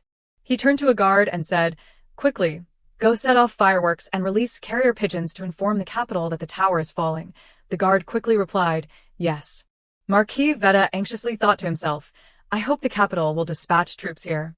Everyone hold out as long as possible. Please save this land." Meanwhile, at the Empress's palace, Duke Detpon was invited in. Duke Detpon wore a worried, concerned expression and asked, "Your Majesty, you must have been very worried to hear that Miss Potier is pregnant, right?" Contrary to his assumptions, Adela appeared quite calm as she replied, "Thank you for your concern, Duke Detpon. I am fine, so please do not worry." Duke Detpon speculated that her demeanor and tone seemed like an act. The two sat across from each other in silence. Adela pondered. Thinking back, he secretly supported renting the Sangha Palace, which seems to indicate he was initially hesitant between supporting me or the Potier siblings, but upon hearing that Diane Potier is pregnant, he has decided to side with them. She wondered, is he here to withdraw my right to participate in the Council of Ministers? Then she asked, when is the next Council of Ministers? I should probably be recognized before that. When and where is it? Duke Detpon silently considered. Regardless of whether he is recognized as a mage or not, he must prevent the Empress from participating in the Council of Ministers. He cannot allow her to be responsible for the destruction of the tower. If a merit is established, the Ba siblings will certainly demand the Empress's participation in the council. Adela continued, right now is fine too. Duke Detpon feigned a cheerful response. Of course, It must be done. For the Empress's convenience, I will specially recognize you, without the need for a contest. Adela smiled back at him. Thank you, Duke Detpon, secretly thinking, let us see you try to say I can't participate in the council. Suddenly, Madame Git rushed into the room with a worried expression, Your Majesty. Adela glanced at her and asked, What is the matter? The guard beside her reported, The tower has descended into the territory of Marquis Veta. Adela was taken aback, the territory of Marquis Veta. Duke Detpon was also startled and jumped up to ask, What did you say? The tower has descended into the territory of Marquis Veta. He then turned to Adela and said, This matter, Your Majesty, I must go there personally. Excuse me, I will take my leave, Adela pondered as she watched Duke Detpon rush off. Why leave the territory of Count Cambon aside but rush to Marquis Veta immediately? What standard is this? The Duke approached the guard and ordered, You have contacted the Mage Council and the Knight Brigade, right? Hurry. This is urgent. We cannot delay. The guard calmly replied, First, I need to convey the Emperor's order to the Empress. Duke Detpon was quite surprised and asked what order. Suddenly, the two of them stopped and looked at the Empress. Adela stepped forward and interrupted. Is it to command me to go to battle, right? The guard confirmed, Yes, Your Majesty, the Emperor has ordered the Empress to participate in the battle. Duke Detpon could not believe his ears and shouted, What? Internally screaming, to command the Empress to go to that hellish place. What kind of insane order is this? He hurriedly protested, No. How can he order our Empress to go to that place? But Adela quickly dismissed it. Duke Detpon, I will be fine. He stubbornly disagreed. No, this absolutely cannot happen. Adela would not give in either. I say I will be fine. Are you saying that if I go, you will run into trouble? Her question left him flustered. No, it is fine. He secretly blamed the Emperor. Is your head just for wearing the crown, Ka Yurik, instead of binding the beast? You are opening the cage for it. The army that received the order to mobilize quickly assembled. The Royal Cavalry, the main assault team, and the first mage team were all mobilized to destroy the gigantic tower estimated to be at least level 1. It was as if they were gathering all the elite troops of Etman. This was in stark contrast to their refusal to send even a single mage to Count Cambon. On the day of departure, Duke Detpon continued to dissuade, Your Majesty, please reconsider. It will be very difficult to find separate accommodations during the trip. Have you ever slept under the open sky? Adela calmly replied, Of course I have. Don't worry about me. She secretly rejoiced at his intense reaction. Are you so eager to stop me from going to battle? Duke Detpon persisted, We will be riding horses all day. This journey will be tougher than you think. Adela had ample reason to counter. Did you forget I come from Gothron? I enjoy riding horses. You worry for me like this. I truly do not know what to do. Well, I will take my leave now. Finally, he had to concede. Leo, now stepping forward, worriedly asked, Your Majesty, we won't be resting along the way. Are you truly all right? Adela gently reassured him. You saw it last time too. I will be fine. Madame Git also came to bid her farewell. Your Majesty, you must return safely. Adela lightly patted her shoulder, replying, I know. Do not worry, madam. Then she gently mounted her horse. Goodbye everyone, I am off now. Ka stood high above and witnessed everything. He remembered Duke Detpon's reproach after learning of the matter. Your Majesty, why did you order the Empress to go to battle without consulting me? What if she achieves merit? But Ka sneered and replied, Then just do not let that happen. That is all. Duke, think about why I let you and Lenet Potier go to battle together. Ka believed this was a punishment for Adela. Go there and experience it, Adela, and realize that the only place you can live comfortably is by my side. With that thought, the Emperor raised his hand, preparing to issue an order. Ka raised his hand high as a signal to start. Adela looked at Leo and smiled. Let us go, Leo. Leo looked at her gently and replied, Yes, Your Majesty. Madame Git slowly returned to the palace. She worriedly thought, the Empress has gone through countless things in the palace, but this is her first time personally going to battle. I hope she will return safely. Suddenly, a maid of the Empress entered to report, Madam, Miss Potier is waiting in the parlor. Madame Git was quite surprised. She came all the way to the Empress's palace just to see me. Outside the parlor, the maid trembled as she placed the teacup down. Glancing at the maid, Adela asked, It has been a while. How have you been? The maid trembled in fear. Why, Your Highness? Diane growled. What? Do you think I have fallen from grace because I was expelled from Sangha Palace? This made the maid stutter in fear, and no, it is not like that. Diane sneered scornfully. You with your pathetic skills, dare. As soon as Sangha Palace was taken away, you changed your attitude and clung to the Empress. She stepped forward and tightly grabbed the maid's face, making her so frightened that she stammered, Why, your highness? At that moment, a knock on the door drew Diana's attention. Lady Gith slowly stepped in. She asked, Is something the matter, Miss Poshio?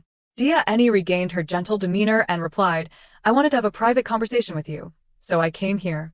Please have a seat, Lady Gith said, but Diana refused. No, if you have something to say, please go ahead. Diana suddenly stood up again. She repeated what Lady Gith had said. You said that Lady Bo Troi died at the age of 29, right? I am different from her. This is what I want to tell you. I am pregnant. Does that mean I am destined to die at 29? Diana recalled the look that Lady Gith had given her and thought, Lady Gith, that unlucky look as if looking down on someone. I will never let it appear in front of me again. Then she stepped toward Lady Gith and threatened, I will be recognized as the mother of this child, and the next time, I will definitely chase you out of the palace, I swear. The sound of hooves clopped on the ground.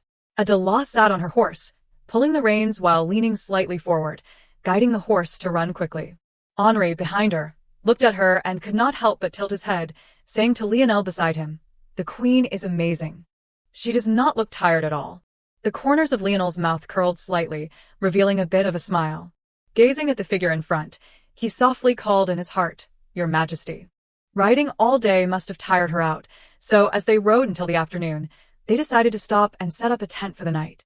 Lionel led Adela to a tent and said to her, This is your tent. Please rest well, Your Majesty. Adela looked at him and replied, Thank you, Lionel.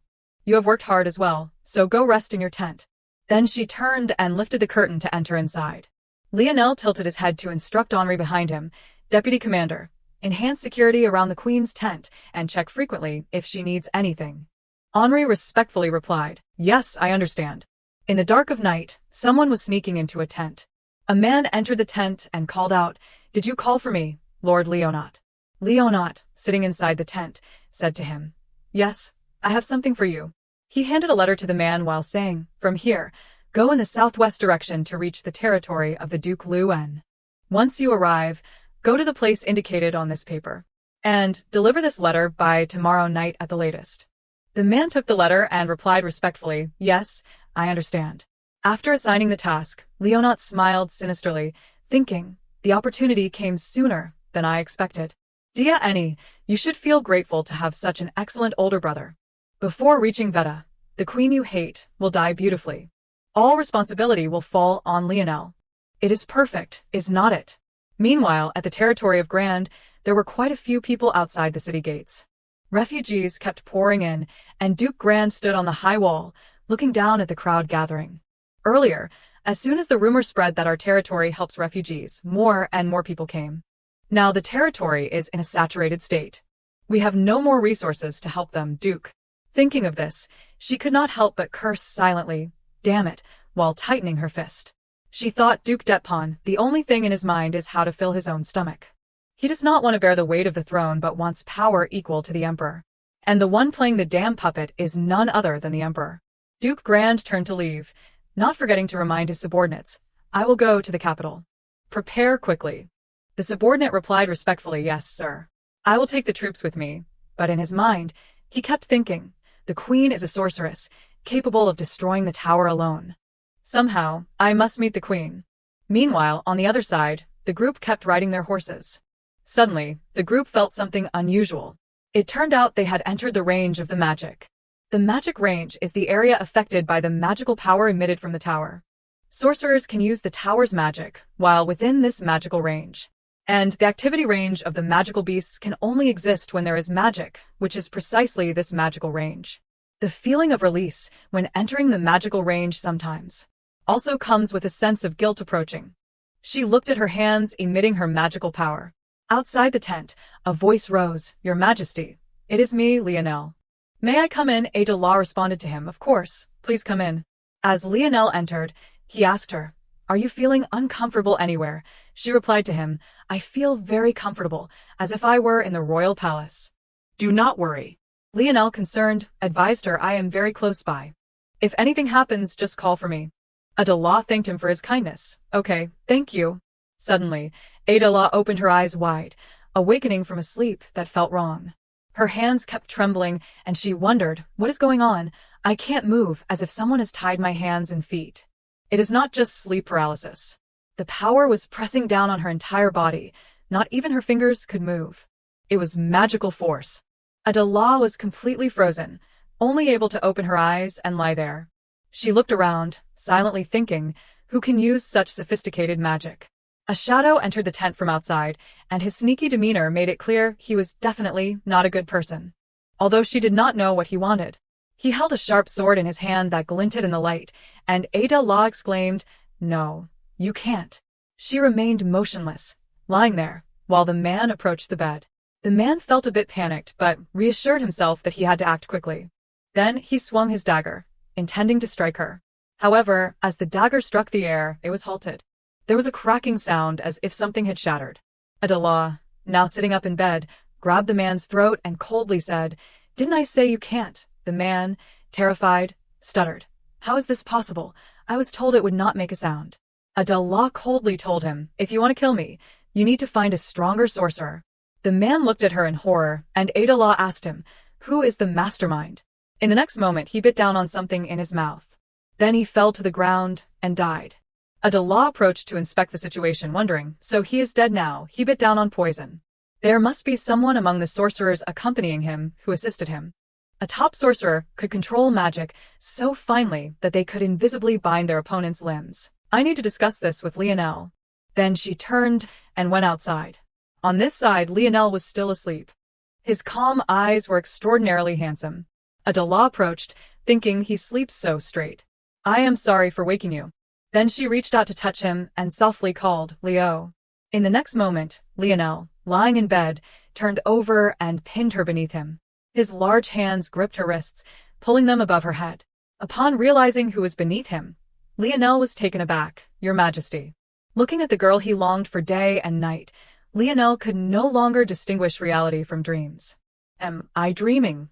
Why is she here?" Her eyes were golden like sunlight. She had a straight nose and plump red lips. This scene could not possibly be real. Clearly he was dreaming. If this were a dream, he could. He leaned in closer to her. He was about to kiss her when suddenly Ada Law spoke. Wait a moment, Leo." The sound made Lionel freeze. He looked down to see her lying beneath him, smiling as she said, "Lionel, it is me. I am sorry for sneaking into your room." Lionel hesitantly asked, "Your Majesty, why are you here?" Ada Law, sweating, replied, "I am very sorry for sneaking in, but could you let me go?" Hearing this, Lionel immediately stood up and said, I am sorry, Your Majesty." He thought to himself, "What am I doing?" Ada Law also sat up and said, "No, I am the one who should apologize." He asked, "Is something the matter?" Ada La's face grew serious as she said, "There was an assassin in my tent." A moment later, returning to the tent, she exclaimed, "He must have disappeared by now." Then Ada Law approached and touched the bloodstain, saying, "The blood is still here. It seems someone took the body away to erase the traces." She continued, "The sophisticated magic that controlled me is not something just anyone can do." Lionel added, "So reckless and daring. If he fails, he will be put on the list of suspects." Ada La's gaze darkened as she said, "He could definitely have killed me." Lionel looked at her and thought for a moment. Then he said, "The only sorcerers who could assassinate the queen besides Duke Detpon and Leonot Pocio are none other than those two. But the Duke Detpon, I know, would not act so carelessly. Moreover, he is currently in the process of destroying the tower in Beta. If that is the case, I think this could be Leonot Pocio's private scheme." Hearing this, Ada Law thought to herself, the body, which is the evidence, has disappeared, so it is very difficult to interrogate Leonot Pocio right now. While she was pondering, Lionel suddenly knelt down and said, "Your Majesty, I am sorry for not ensuring your safety." Ada Law replied, "Don't say that. I do not mean to blame you." Lionel stood up and said, "Even though I can't pinpoint Leonot as the one behind this, I will let everyone know there has been an assassination attempt. This way, everyone will stay alert." Hearing this, Ada Law immediately responded, "No, we can't do that. If we talk about this, Duke Detpon will make you, the one responsible for guarding me, bear the consequences." Lionel said, "But your safety must be the top priority." Ada Law remained firm, "Don't tell anyone. Very few can harm me within the magical range. Besides, we can't act hastily. I do not know how to deal with the body." which is why I sought your help, but it also gives them the opportunity to destroy the evidence. After saying this, she turned to him with a smile and said, "You should go back and rest, Lionel." Lionel, with an unchanged expression, said, "I will stand guard outside your tent." Adela heard this and looked at him, thinking Lionel. As she thought, she recalled what had happened earlier. If she had not called his name then, what would have happened next? Remembering his expression, she thought it looked as if he were gazing at a lover. It seemed to be a bit hot. After thinking that, Adela sat down on the bed. On the other side, Leonot looked out of the tent, surveying the surroundings and thinking, it is still quiet outside. Then he turned back inside the tent, thinking, it seems they have no intention of letting anyone know. Leonot nervously bit his hand, thinking further, it is fortunate that the assassin took his own life at the right moment. If he had been captured alive, things would have been much more complicated. She was able to repel the magic of the best sorcerer, Etman. The queen is both a sorcerer and possesses the abilities of a top magic user. While thinking, Leonot looked at the magic in his hands and made a decision. The queen is truly dangerous. She must be eliminated. Meanwhile, looking at the queen's tent, Aloexe wondered, what is going on? Security around the queen's tent had been heightened. Could it be that Duke Detpon has taken action? In the past, Aloexe was the second in command of Etman, and she had assessed the way to deal with the Tower of Etman as the worst. She had once suggested establishing management zones throughout the country and allowing resident sorcerers, but despite her outstanding abilities, she was still looked down upon because she was an orphan. Therefore, she always gathered information while waiting for opportunities and allied herself with those who had different views from Duke Detpon within the Sorcerers' Council. Just when she was struggling with how to use that information, the Queen Adela appeared. As she moved to attack the tower, Aloexe, watching from behind, thought, is it her? The one who will cut away the rotten parts to let the new grow. On the other side, Duke Detpon was washing his face, mumbling, I hate being here and there. He wiped his face, pondering, why is the tower descending on Veta?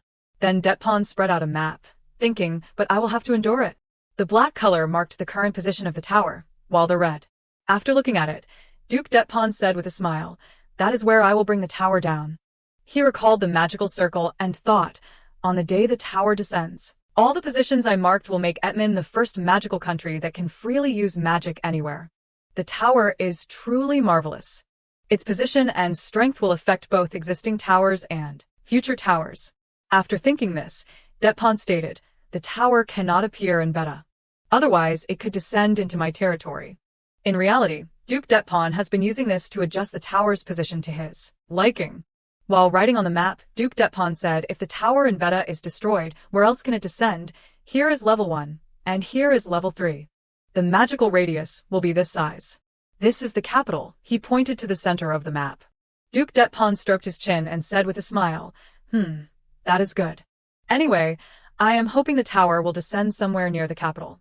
If so, I can use magic right in the capital. He thought of himself embracing the capital in his heart. Then there were continuous flashes of lightning. People ran in panic, shouting, ah. Some were attacked by monsters, crying out, help me, no, no. Even the soldiers with swords were trembling in fear upon seeing the scene. The Count of Veta shouted to reassure everyone, the sorcerers from the capital are coming. Everyone, hold on a little longer. He thought to himself, damn it. I never expected the sorcerers would not show up to face this disaster.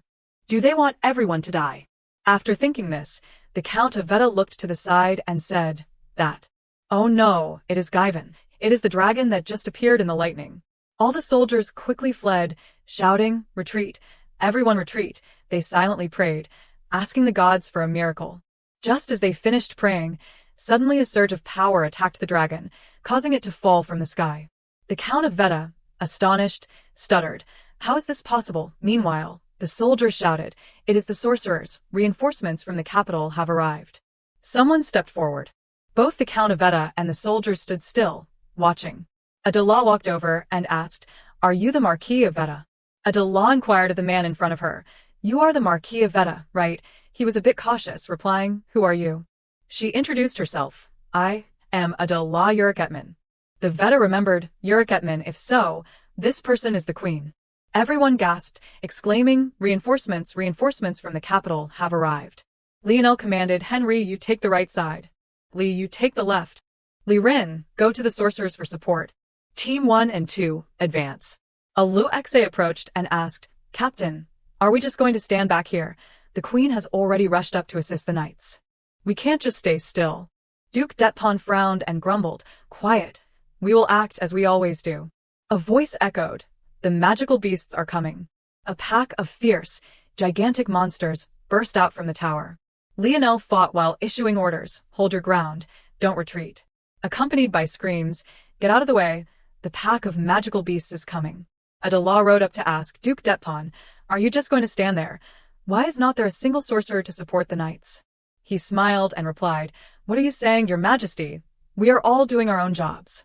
The knights are clearing a path to the tower, and we are destroying the tower.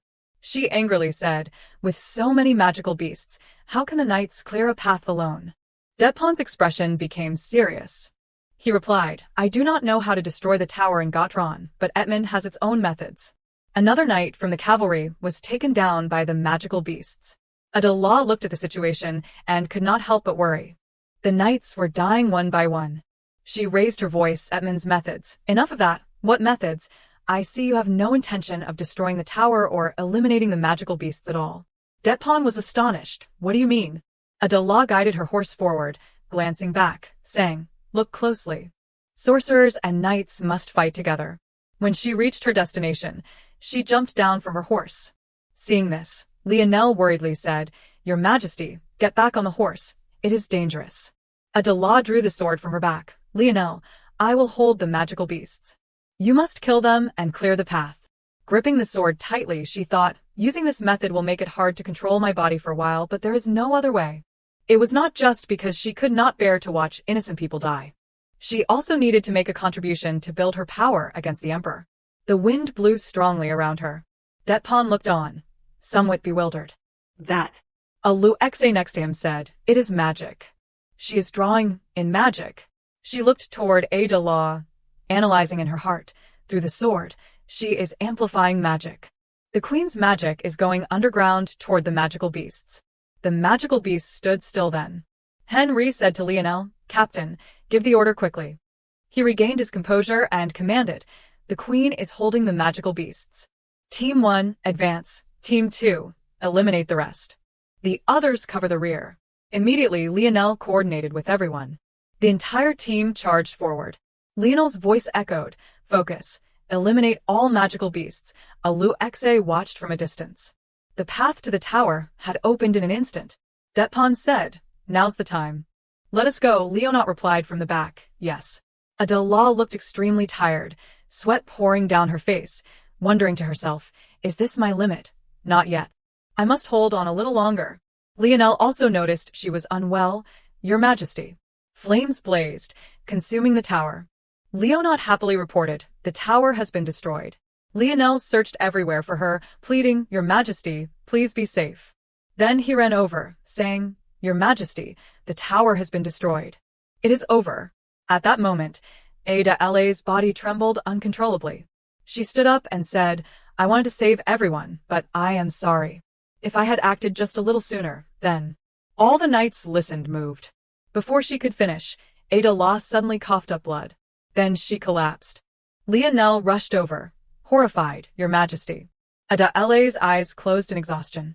He worriedly asked Duke Detpon, She is coughing up blood from using magic. What should we do? He was flustered. That. Luxe interjected, I will go see her. I will take her back to the Veto estate. Follow me. Everyone silently watched as they left. A knight stepped forward to ask Henry, What about this? Is the queen going to be okay? She has lost so much blood. Everyone began to murmur, Thanks to the queen, we survived. Without her, our squad would have been completely wiped out. Did you see how she crushed that Gaivan into pieces? It is the first time I have seen magic like that. Detpon silently watched with a displeased expression. He recalled Adela's decisive words, Etman's methods, enough of that. Damn it, the plan backfired. I never expected my efforts to turn her into a puppet would lead to this. Lionel carefully laid her down on the bed. Adela's face was full of exhaustion. He stood beside, looking at her face and softly called, Your Majesty. He then asked Luxe, Is she going to be okay? She stepped forward and replied, I just hope her internal injuries are not too serious. Captain, I need to treat the queen. You should step outside first. Lionel stepped outside, his face filled with worry. Earl Vetta approached and asked, "Sir, how is the Queen?" Lionel replied gloomily, "She is receiving treatment." Vetta advised, "You should also rest. I have prepared a place for you." He refused. "No, I will wait here." Vetta thought in silence. When he heard that Lionel had become the Queen's assistant, he thought the ducal family had been pushed to the brink, but it turned out to be different from his thoughts. Finally, this stalemate had begun to show cracks. For now, she must eat liquid food and rest adequately. Someone spoke up. On the bed, Ada Law was still keeping her eyes tightly shut. "I will prescribe medicine to help her recover," the man said as he wiped his hands while looking at A Lu Xe.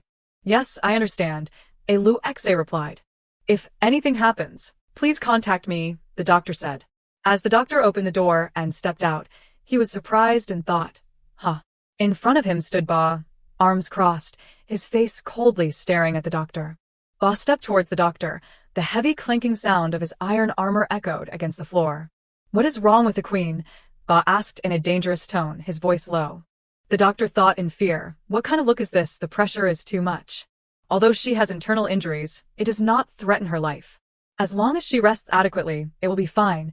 The doctor nervously smiled as he looked at Ba and replied, "How adequately can that rest be?" Ba asked upon hearing him.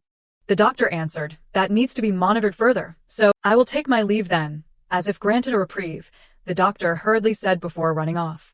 Ba's face was somber and silent as he looked into the room. He gazed at Ada Law, who lay motionless on the bed. "Sir Captain," someone suddenly called out to Ba. He turned around and recognized who it was, replying, "Ah, the Countess. You should also rest." "I have prepared a place for you to rest and clean clothes," the Countess said with a smile, secretly assessing the young man before her, who looked anxious and weary. "Thank you, but I will stay here until my assistant arrives," Ba replied coldly while looking at the Countess. "If you wish so, then let me bring a chair for you," she said. Hearing him, she thought, becoming the Queen's assistant for political reasons. It seems it is not just for that. Fortunately, her complexion has improved a lot, someone said while wiping Ada La's face. "Bring the basin outside with me," said the Countess to the maid. "Yes, my lady," the maid replied. The sound of the door opening echoed. Outside, the knights, despite being battered and torn, with their clothes in tatters and faces dirty, stood waiting for news from Ada La's room. Why are they visiting the Queen? The Countess and the maid were surprised, eyes wide open. The Countess thought, "What is going on?" "How is the Queen, madam?" a knight with tattered clothing asked anxiously. The Countess silently thought, although she was very grateful to those who had rushed to help the territory. The Queen still needs more rest to stabilize her condition, and the most important thing in caring for a patient is cleanliness. The Countess smiled reassuringly at the knights and said, "So please stay away as much as possible. Everyone should go wash up. I have prepared a hearty meal and a warm resting place," the Countess said. The knights glanced down at their outfits, awkwardly brushing off dirt a bit. "First, everyone should head back to your quarters," the Countess advised them. "We will head back first then, madam," the knights replied obediently. They then left reluctantly. What the heck is going on? The Countess thought, gazing at the knights' retreating figures. Why are so many people coming to ask about the Queen? Since when did the Queen gain their trust? In another room, "Damn it," Duke Detpon and I shouted angrily, slamming his fist down on the table, thinking to himself, after today, the knights will definitely side with the Queen. Not only that, but even the noble families who were holding their breath because of the tower will also side with the Queen and Ba. Thinking this, he furrowed his brow in anger and stood up, maliciously thinking, "This can't happen." He then shouted loudly, "Leonot, hurry and call Leonot here." "You called for me, my Duke?" Leonot anxiously asked as he opened the door and stepped in. "Come closer." Duke Detpon and I waved his hand, signaling Leonot to come closer. He stepped beside Duke Detpon and I. "The Queen, we must kill that damned girl," Duke Detpon and I said grimly, looking at Leonot. Leonot's eyes widened in shock and fear upon hearing Duke Detpon's words. "Send someone to the slums about an hour's ride northwest of Vetta." Duke Detpon and I handed Leonot a letter and said gravely, "The Queen is a skilled mage, but she cannot use her magic now because the tower is gone and she has internal injuries. As long as we have a skilled assassin, it will not fail." Leonot received the order and replied, "Yes, I understand," then bowed his head, trembling in fear, thinking, after the previous assassination failure, the Queen and Ba have heightened their vigilance. For the next attempt, I cannot mention that night. If the Duke finds out, He will vent his anger on me. No one could think we would assassinate the queen at this moment. Duke Detpon and I, ignoring Leonot's strange expression, stroked his chin thoughtfully and said, "Even if Lionel is the queen's assistant, he cannot stay in the queen's bedroom without permission. So there is no better time than now. The perfect excuse for her death is her internal injuries being incurable," Duke Detpon and I said with a smug smile, while Leonot could only silently watch him with unease. "Quickly send someone.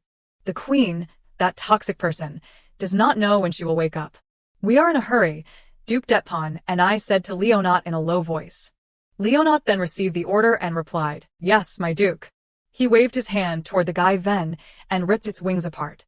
At the same time, in another noisy place, someone excitedly recounted, "Things like Guy Ven are the queen's opponents." Another person chimed in, "With just a snap of her fingers, it would fall over." The knights were joyfully talking together about Ada Law. When the queen said she wanted to save all of us, I saw tears in her eyes. One of them said, getting teary-eyed, self-patting his chest. The other knights were also moved to tears. "The queen shed tears for us until she coughed up blood." "Everyone listen." Boss stepped in and looked at the knights, saying, "I will choose a few guards to keep watch around the queen's room." Immediately after Ba finished speaking, all the knights eagerly raised their hands and shouted, "I will guard." Ba smiled at them, thinking to himself, the queen has gained the knights' trust. "Henry, choose those in the best condition to protect the area around the queen's room, from the corridor to the balcony," Ba ordered Henry. "Yes, I will obey," Henry replied. "Tell them to remember all the people in this residence and capture anyone acting suspiciously," Ba instructed Henry further. "Yes, I understand," Henry replied. Ba thought to himself, for those intending to assassinate the queen, this is a perfect opportunity as she is currently unconscious. The day gradually turned to evening. The clock chimed as it struck 12 at midnight. Upon hearing the bell, the maid thought to herself, the bell marks the shift change. But what is this smell? Suddenly, the maid shivered, feeling alert and confused, thinking to herself, why is it so foul? Shoo! A mysterious voice suddenly whispered dangerously, smiling, "If you scream, your fate will end up like that of the chief maid." The mysterious figure was sitting beside the body of the chief maid. "The chief maid has been killed." The maid trembled in fear, trying to stifle her scream, her face paling as she thought. "You are heading to the queen, right?" the mysterious figure asked in a deep voice, looking at the maid. Under the light cast by the wall lamp, the knights were solemnly standing guard in front of the queen's room. Two maids were pushing a cart forward. The maid seemed to be here for a shift change, she thought, glancing at the two maids. "We are here to take over," the maid announced to her, but she thought in suspicion, "Where is the chief maid?" "This is the first time I have seen her," she thought while examining the maid in front of her. "Your complexion does not look good. Is something wrong?" she asked the light brown-haired maid. The maid glanced at her nervously and stammered, "And no, nothing's wrong. We will just go in first." She remained silent, thoughtfully looking at the maid. "Is everything okay?" she asked the two maids standing in front of the door. The dark-haired girl glanced at her. "And no, everything's fine," the maid replied. Seeing the maid's awkwardness, her expression grew more serious as she silently observed her. She noticed the maid's hands were trembling incessantly. "Steady your breath," she thought, observing Adela lying on the bed. It seemed she was okay. "Nothing seems out of the ordinary," she thought anxiously, but why do I have this ominous feeling? "We need to change the queen's clothes. Please step outside," the dark-haired girl said to her. She stepped out of the room. The sound of the door closing echoed with a click. She remained silent, her cold gaze fixed on the door of the queen's room. In Ada La's room, the assassin spoke in a low voice, now, glancing at the maid and smiling dangerously. "You know what will happen to you if you scream, right? If you want to keep your life, cooperate nicely," the assassin threatened the maid. The maid stood frozen in fear, looking at her, looking at the beautiful Ada lying unconscious on the bed. "I have prepared a high fever-inducing drug," the assassin thought smugly, holding a small vial. "If she takes it, no one will suspect the queen has been assassinated." Lionel remained vigilant outside, not daring to relax for a second. He calmly asked Henry, "Henry, have you found out where the chief maid is?" Henry reported, "I sent someone to check, but they have not returned yet." Suddenly, a knight rushed over in panic. "Sir Captain, we have found a body believed to be that of the chief maid." Upon receiving the grim news, Lionel frowned slightly. He quickly kicked open the door and charged in. He just in time saw the assassin preparing to give poison to the queen. Lionel glared furiously. He quickly commanded, "Capture that suspicious person." The maid, feeling safe, hurriedly reported, "She killed the chief maid." The assassin cursed silently. "Damn it." She quickly jumped through the window as the knights shouted, "The assassin is escaping. Everyone, pursue her." Stop. As she stepped outside, she was surrounded by another group of knights. She thought to herself, even though I anticipated strict security, how could all escape routes be blocked so quickly? It is as if they knew in advance and prepared for an assassination. Damn it, there is nowhere left to run. Lionel also quickly caught up, sternly shouting, "Stop right there." His eyes were filled with murderous intent. Lionel lunged and cornered her against the wall, interrogating, "Who is the mastermind? Who sent you?" The assassin thought silently, "If I get captured here, it is only the road to death." Then, Lionel quickly realized, is she going to poison herself? He cursed silently, "Damn it, not aloud." But the assassin had already committed suicide in time. Everyone returned helplessly to the queen's room. Earl Vet-Ta quickly arrived, anxiously asking, "What on earth happened? Is someone trying to assassinate the queen?" Lionel turned his head, glaring at the earl and his wife. The two trembled in fear, feeling a terrifying oppressive aura like a sharp blade. After learning of the news, Duke Det-Pon pretended to be angry. Who dares to assassinate the queen of the Etman Empire? He looked at the assassin, pretending to be unaware, asking, "Aren't those the uniforms of the maids in the Marquis's mansion? So you dare to use the maids in the mansion to assassinate the queen?" The Marchioness quickly explained, "No, Duke, even though she is wearing the maid's uniform, she is not someone from the Marquis's estate. I swear under the name of the Vet-Ta family and my maiden family, the Sachin family." Det-Pon coldly rebuked, "Do you think a vague thing like an oath can resolve this issue, Marchioness?" He then turned to Lionel and said, "Listen, Commander. As an elder of the Uric royal family, I will not easily overlook this matter." In his heart, he was deeply anxious. "I must take control of the investigation.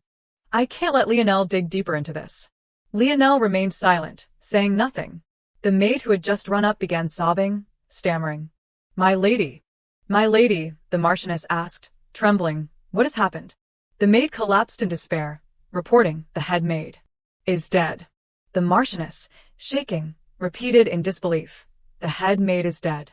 The Marquis of Vet-Ta supported his wife, explaining, "The head maid was someone my wife brought from Sachin. She was like family to her. Even today, we only learned that the queen was coming here. What benefit would we have from killing her, Commander?" He then turned to Lionel, pleading, "Duke, please get to the bottom of this." Count Det-Pon, seeing this, quickly shouted, "This is getting too chaotic, Commander. What are you doing? Hand over the investigation rights to me immediately." Lionel finally responded, "Stop, Count Det-Pon. I am the Queen's aide and the commander of the Department of Defense responsible for the safety of everyone on this trip. Therefore, questioning and investigating who is behind this is my responsibility." Det-Pon silently cursed in frustration, "Damn it, if Lionel uncovers the mastermind behind this." After returning to his room, Det-Pon hurriedly found Lenat and scolded him. "How much money have you spent already?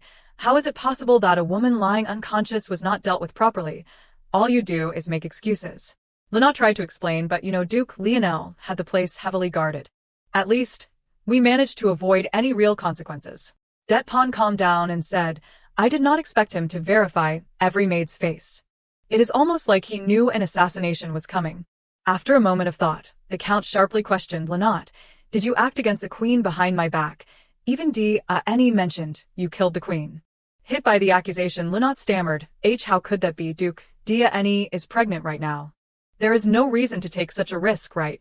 Det-Pon glared at Lenat and warned, "Remember this, Lenat. The moment you place Diana's orders above mine, that is when you betray me." Lenat bowed, replying, "Of course, I would never betray you, Duke." Count Det-Pon slammed the table in anger, exclaiming, "What should we do now? The knights and nobles are clearly all siding with the queen. That is why I said we could not let the queen join the battle." Morning quickly arrived. Lionel remained extremely tense. He entered Adele's room, telling the maids, "I will speak with the queen for a moment." Lionel sat beside Adela. He simply sat in silence, watching her, never taking his eyes off her.